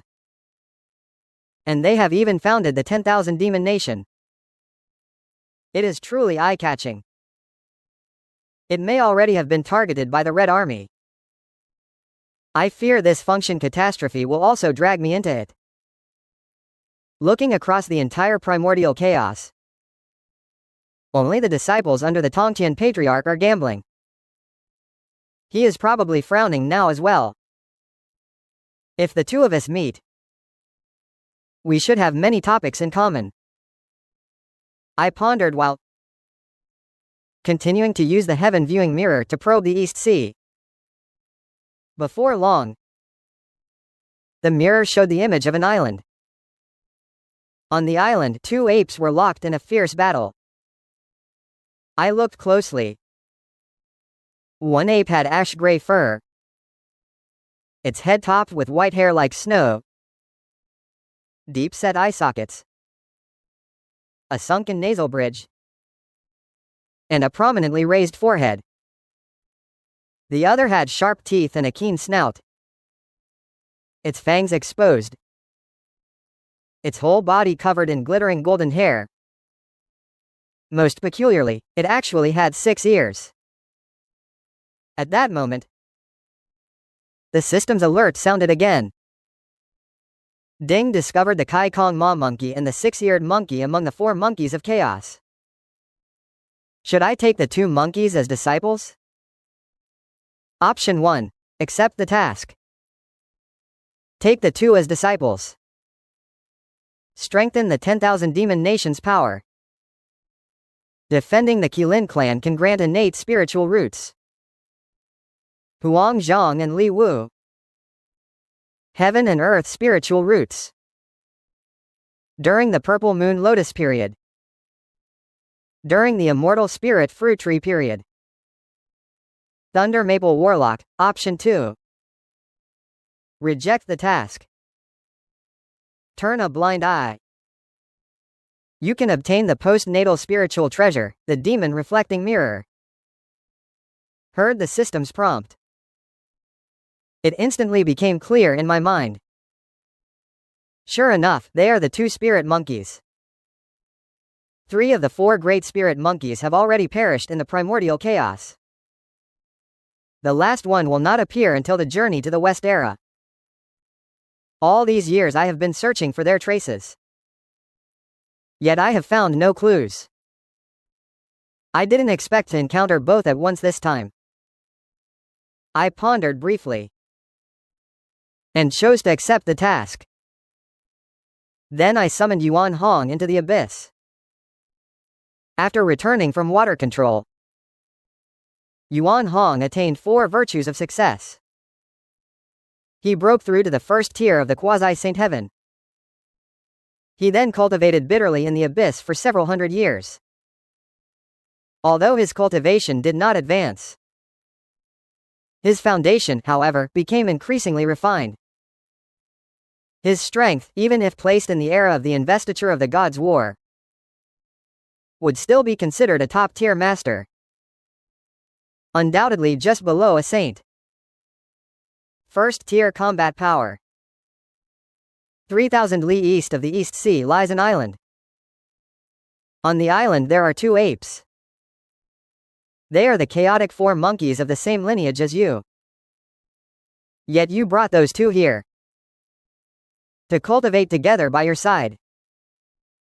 I instructed Yuan Hong, saying, "The 4 great spirit monkeys, like me."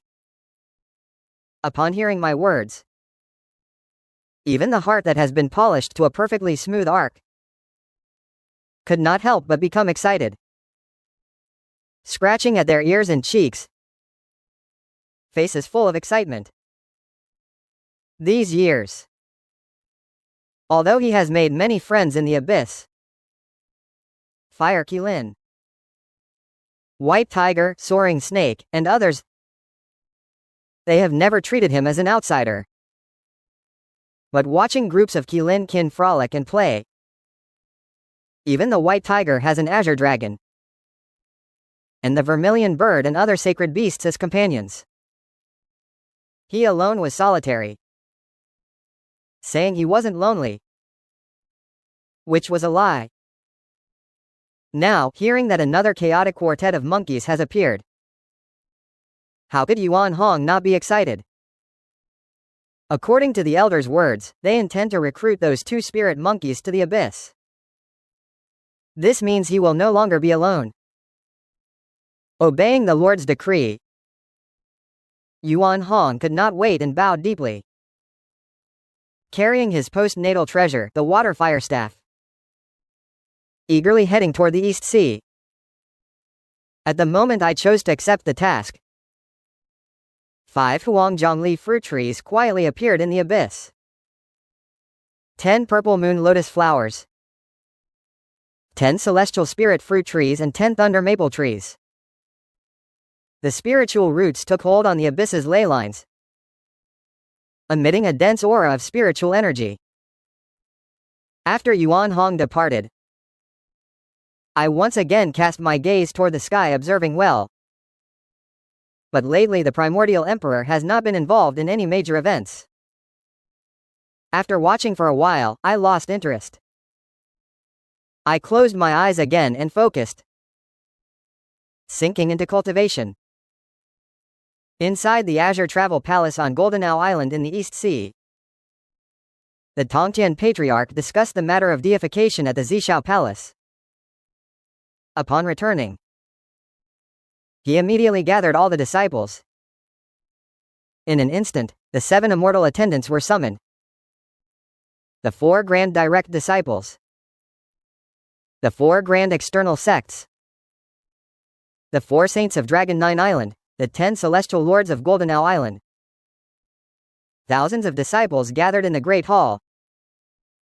Those whose cultivation had not reached the Zan immortal level, and countless disciples lacked the qualification to enter the Azure Travel Palace. Seeing that all the disciples had arrived, the senior brother of the Zhizhao sect, Duo Bao Taoist, spoke first, breaking the silence in the hall. "Master, you have summoned us here. Is there any important matter?" He instructed Tongtian Jiaozu to sit cross-legged on the mat. His gaze swept over the thousands of disciples in the hall. He began speaking calmly. It has been tens of thousands of years since the war of witches and undead. The way of heaven cycles endlessly. 5,000 years later, when a divine killing calamity descends, it allows believers to achieve the merits of the immortal path. Deep. To enjoy divine office blessings. Fate. The shallow re-enter the cycle of reincarnation. Those entangled in karma turn to ash.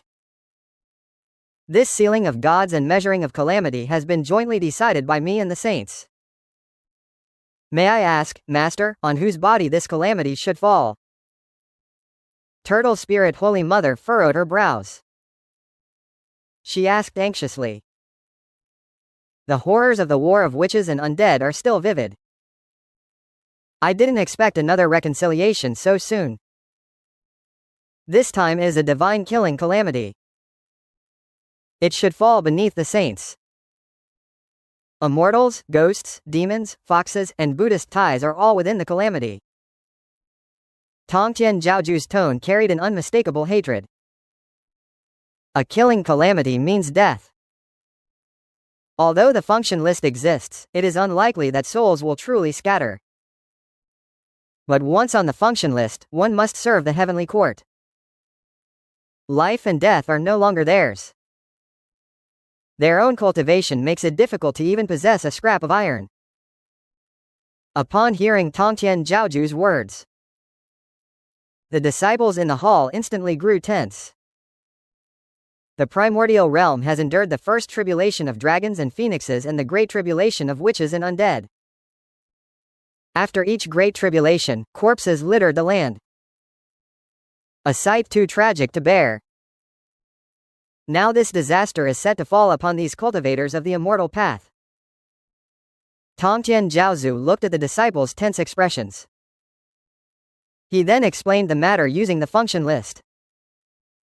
The disciples finally breathed a sigh of relief. Yet their hearts remained full of worry. Even if their souls need not scatter, who would willingly entrust their fate to another, let alone being entered into the function list? The path of the immortal way would seem to have reached its end.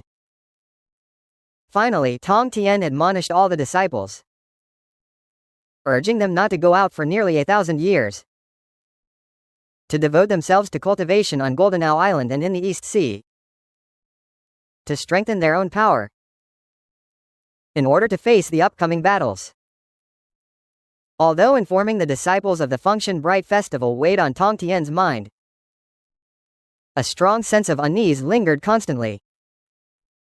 He originally intended to ignore it, but that bad premonition grew clearer. Helpless, Tong Tian quietly left the Bayou Palace, planning to take a walk across the primordial earth. Unwittingly, he arrived at the realm of the Million Great Mountains. The 10,000 Demon Nation? This immortal killing calamity also seems to encompass the demon race. Tong Tian let out a sigh and turned to leave, but then recalled the mysterious Qilin ancestor who once dealt with a Zunti Taoist, sparking a desire to pay a visit in his heart. When departing the Bayou Palace, Tong Tian did not alarm anyone. Upon entering the 10,000 Demon Nation's territory, he also concealed his own aura. Yet as soon as he stepped into the Million Great Mountains, I immediately sensed his principle through the 10,000-mile rivers and mountains array.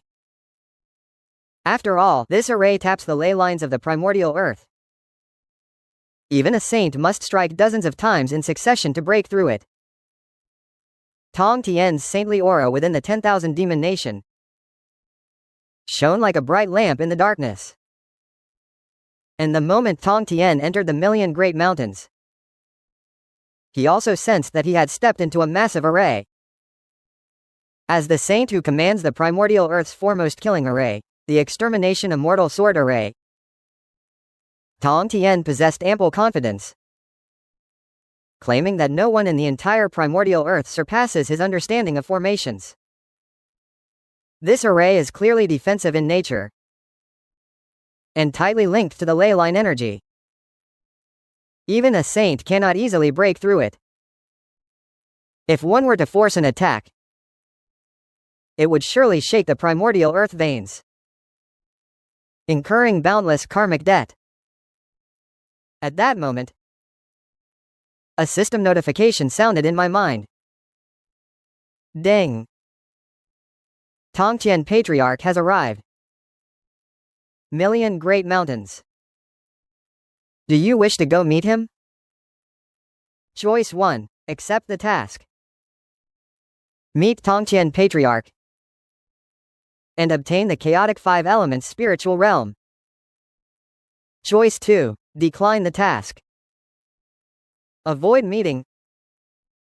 Let Tongtian Patriarch depart on his own and receive an innate spiritual treasure, the 36-level Stupa Tower.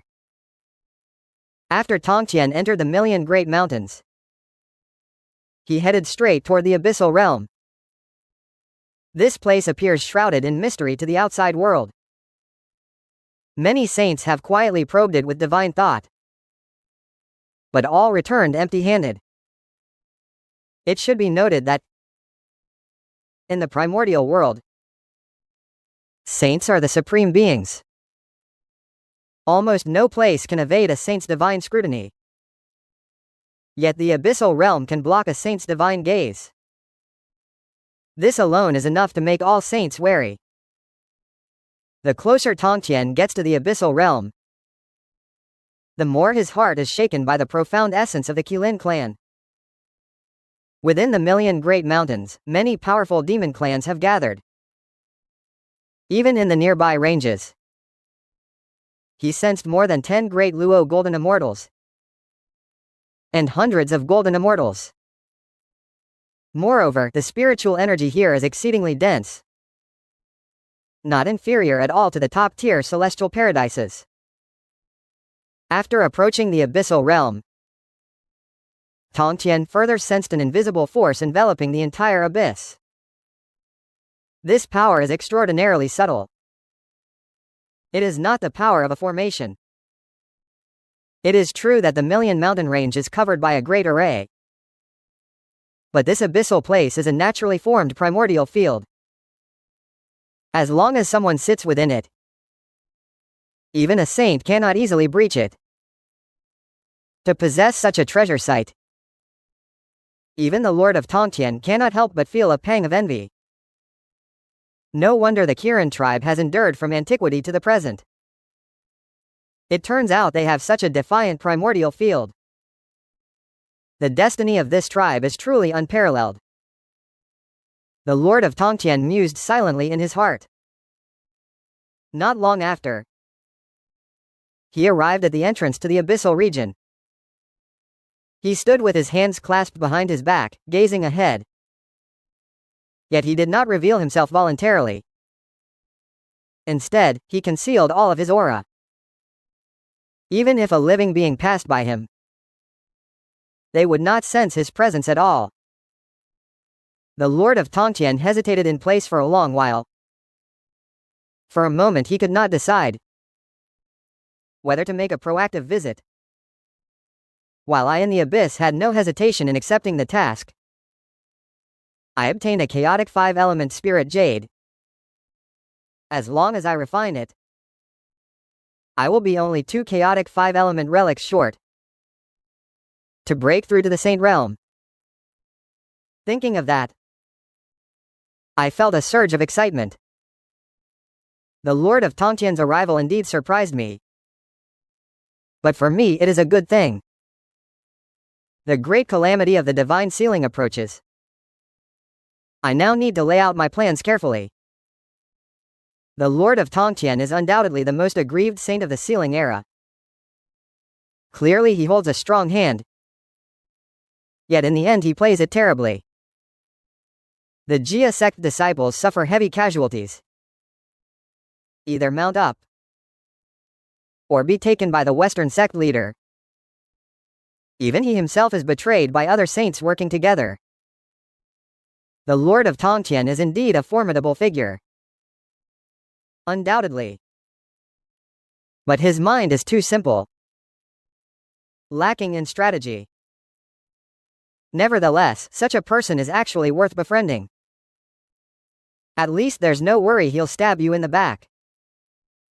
If I can cooperate with him, it would greatly aid my handling of the investiture calamity.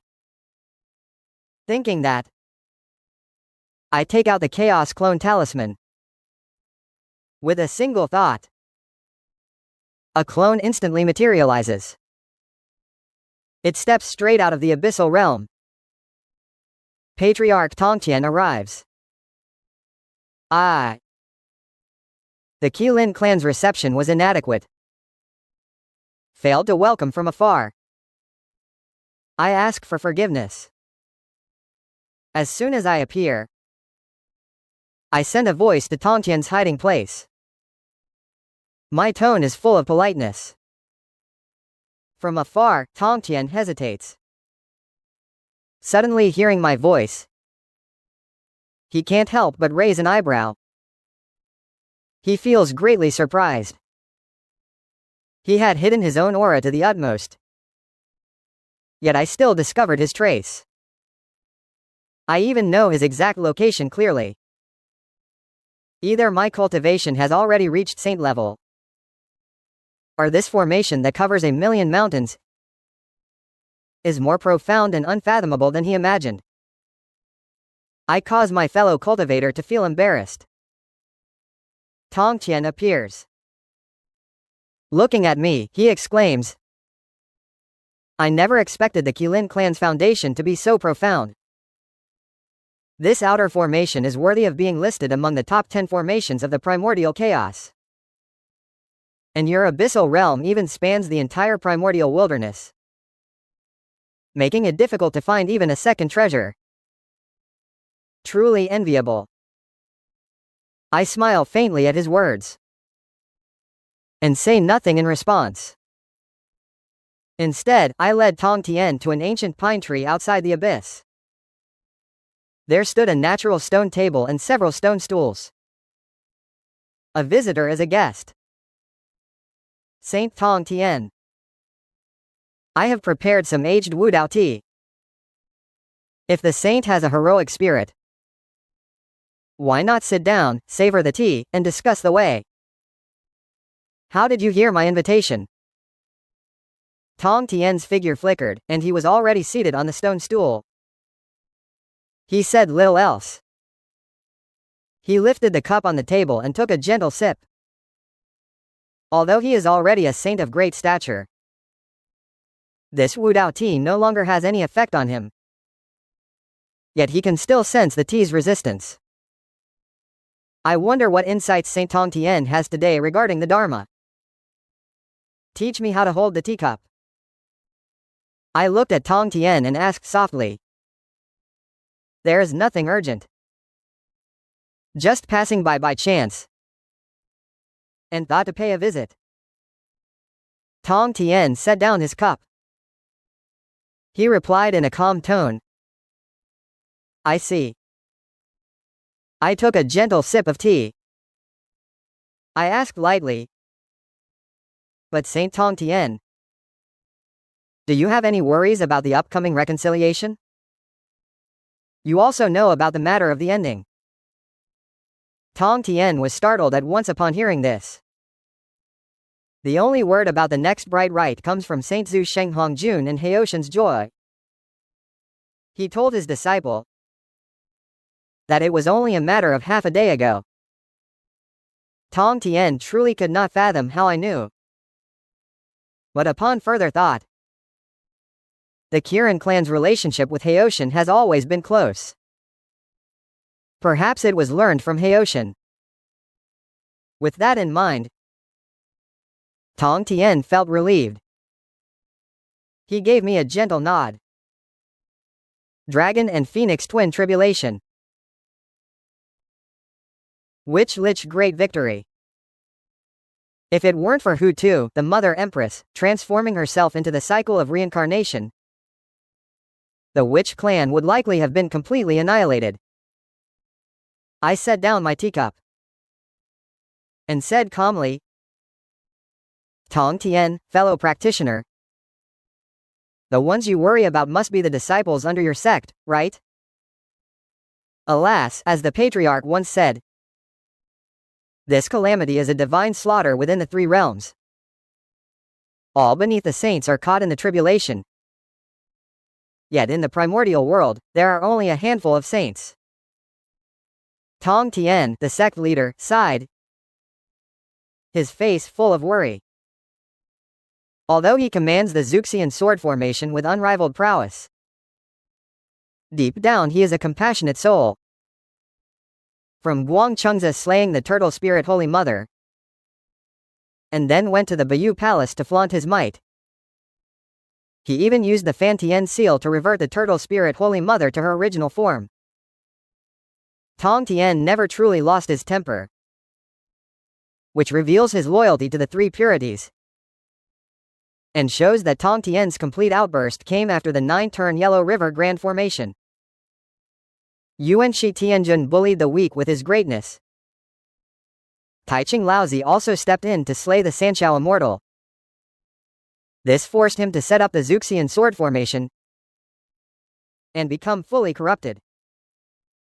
Upon hearing Tong Tian's words, I outwardly remained composed, but inside a storm of turmoil roared. In my memory, the function tribulation was clearly only a killing aimed at the landlords of the three sects. Why did it turn into a situation where everyone beneath the saints could be drawn into the tribulation? Could my earlier speculation have been correct? It is precisely because of my sudden emergence that the founding of the Demon Kingdom attracted the Red Army's vigilance. So they expanded the scope of the slaughter, intending to snuff out all potential threats in the cradle. This calamity, my Qilin clan and the Demon Kingdom alike cannot escape it. I watched Tong Tian slowly begin to speak, but I saw no trace of sorrow on the fellow practitioner's face. I wonder what response you have. Tong Tian's sect leader looks at my calm demeanor. His curiosity deepens. He is about to ask, but suddenly senses something beyond the 33rd heaven. A cold divine thought silently sweeps across a million great mountains. That aura, thunderous as the heavens, is all too familiar. It is his master, Hongjun Daozu. That divine thought circles outside the abyss for a moment before abruptly vanishing. Yet Tongtian's expression instantly turns exceedingly solemn. He sharply looks up at me. His voice low, he asks, fellow cultivator, do you know that our conversation has already been observed by our master? I wonder what his view is on this divine killing calamity. Tongtian asks. With this ending, the Jia sect faces difficulty. Qin Ling calmly speaks up, which startles Tongtian, causing him to stand up in shock. The saint's dignity has already been lost. He also realizes his own overreaction. He hurriedly sits down, suppressing his emotions. He speaks calmly. Why do you speak like this, fellow cultivator? Do you know how many members the human sect has? How many members does the Western sect have? Qin Ling shakes his head helplessly. It's something very obvious. An outsider can spot the problem at a glance. But those within the situation, even saints, have their eyes covered. It's not that Tongtian didn't think of it, but rather he has always believed this bright calamity is merely a fist-sized matter compared to others. He places great trust in his own disciple, so he didn't ponder deeply. Now Qin Ling has exposed it. Tongtian instantly breaks free from the mental cage. I have only one disciple. He must not be placed on the function bang. The Chan sect has only those 12 golden immortals. Even if all those people were placed on the list, how many slots would still be vacant?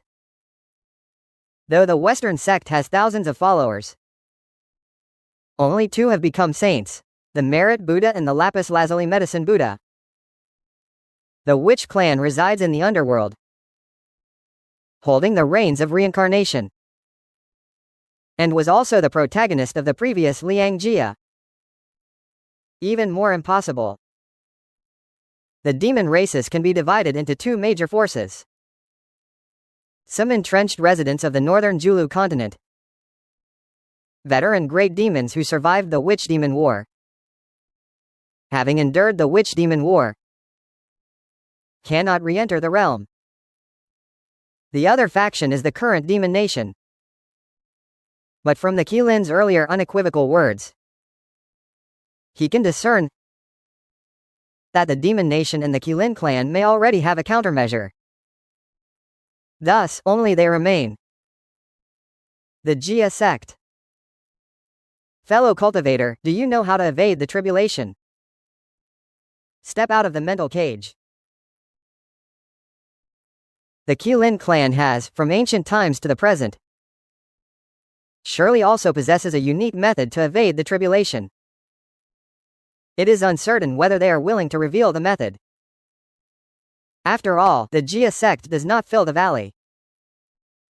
The function lists 365 official deity positions, therefore require someone else to go and stay locked away, cutting off cause and effect. When one remains unsullied by the cycles and does not enter the tribulation. At this moment, Qinling did not conceal the method from him.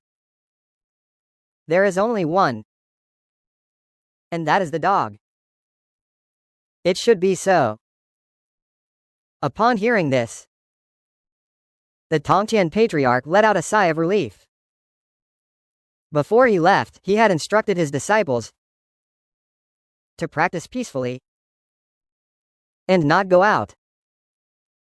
Stirring up trouble is not the only issue. Qin Ling shook his head. Patriarch Tongtian may not yet grasp the essence of his dog. If he merely tells his disciples a simple proclamation of victory, do not leave, stay in seclusion and cultivate, this would be of no use at all. After all, that is how Patriarch Tongtian acts. As a result, he ended up befriending a troublemaker with a simple, "Fellow cultivator, please stay a moment," yet still sent most of the Jia sect onto the investiture list. Patriarch Tongtian furrowed his brows deeply. He looked at Qin Ling with confusion. If it is merely a verbal warning, there may still be cultivators who venture deep into the inner tribulation. The disciples within the sect should, over these 5,000 years, not step out of the cultivation grounds even once. Anyone who disobeys shall be expelled from the sect.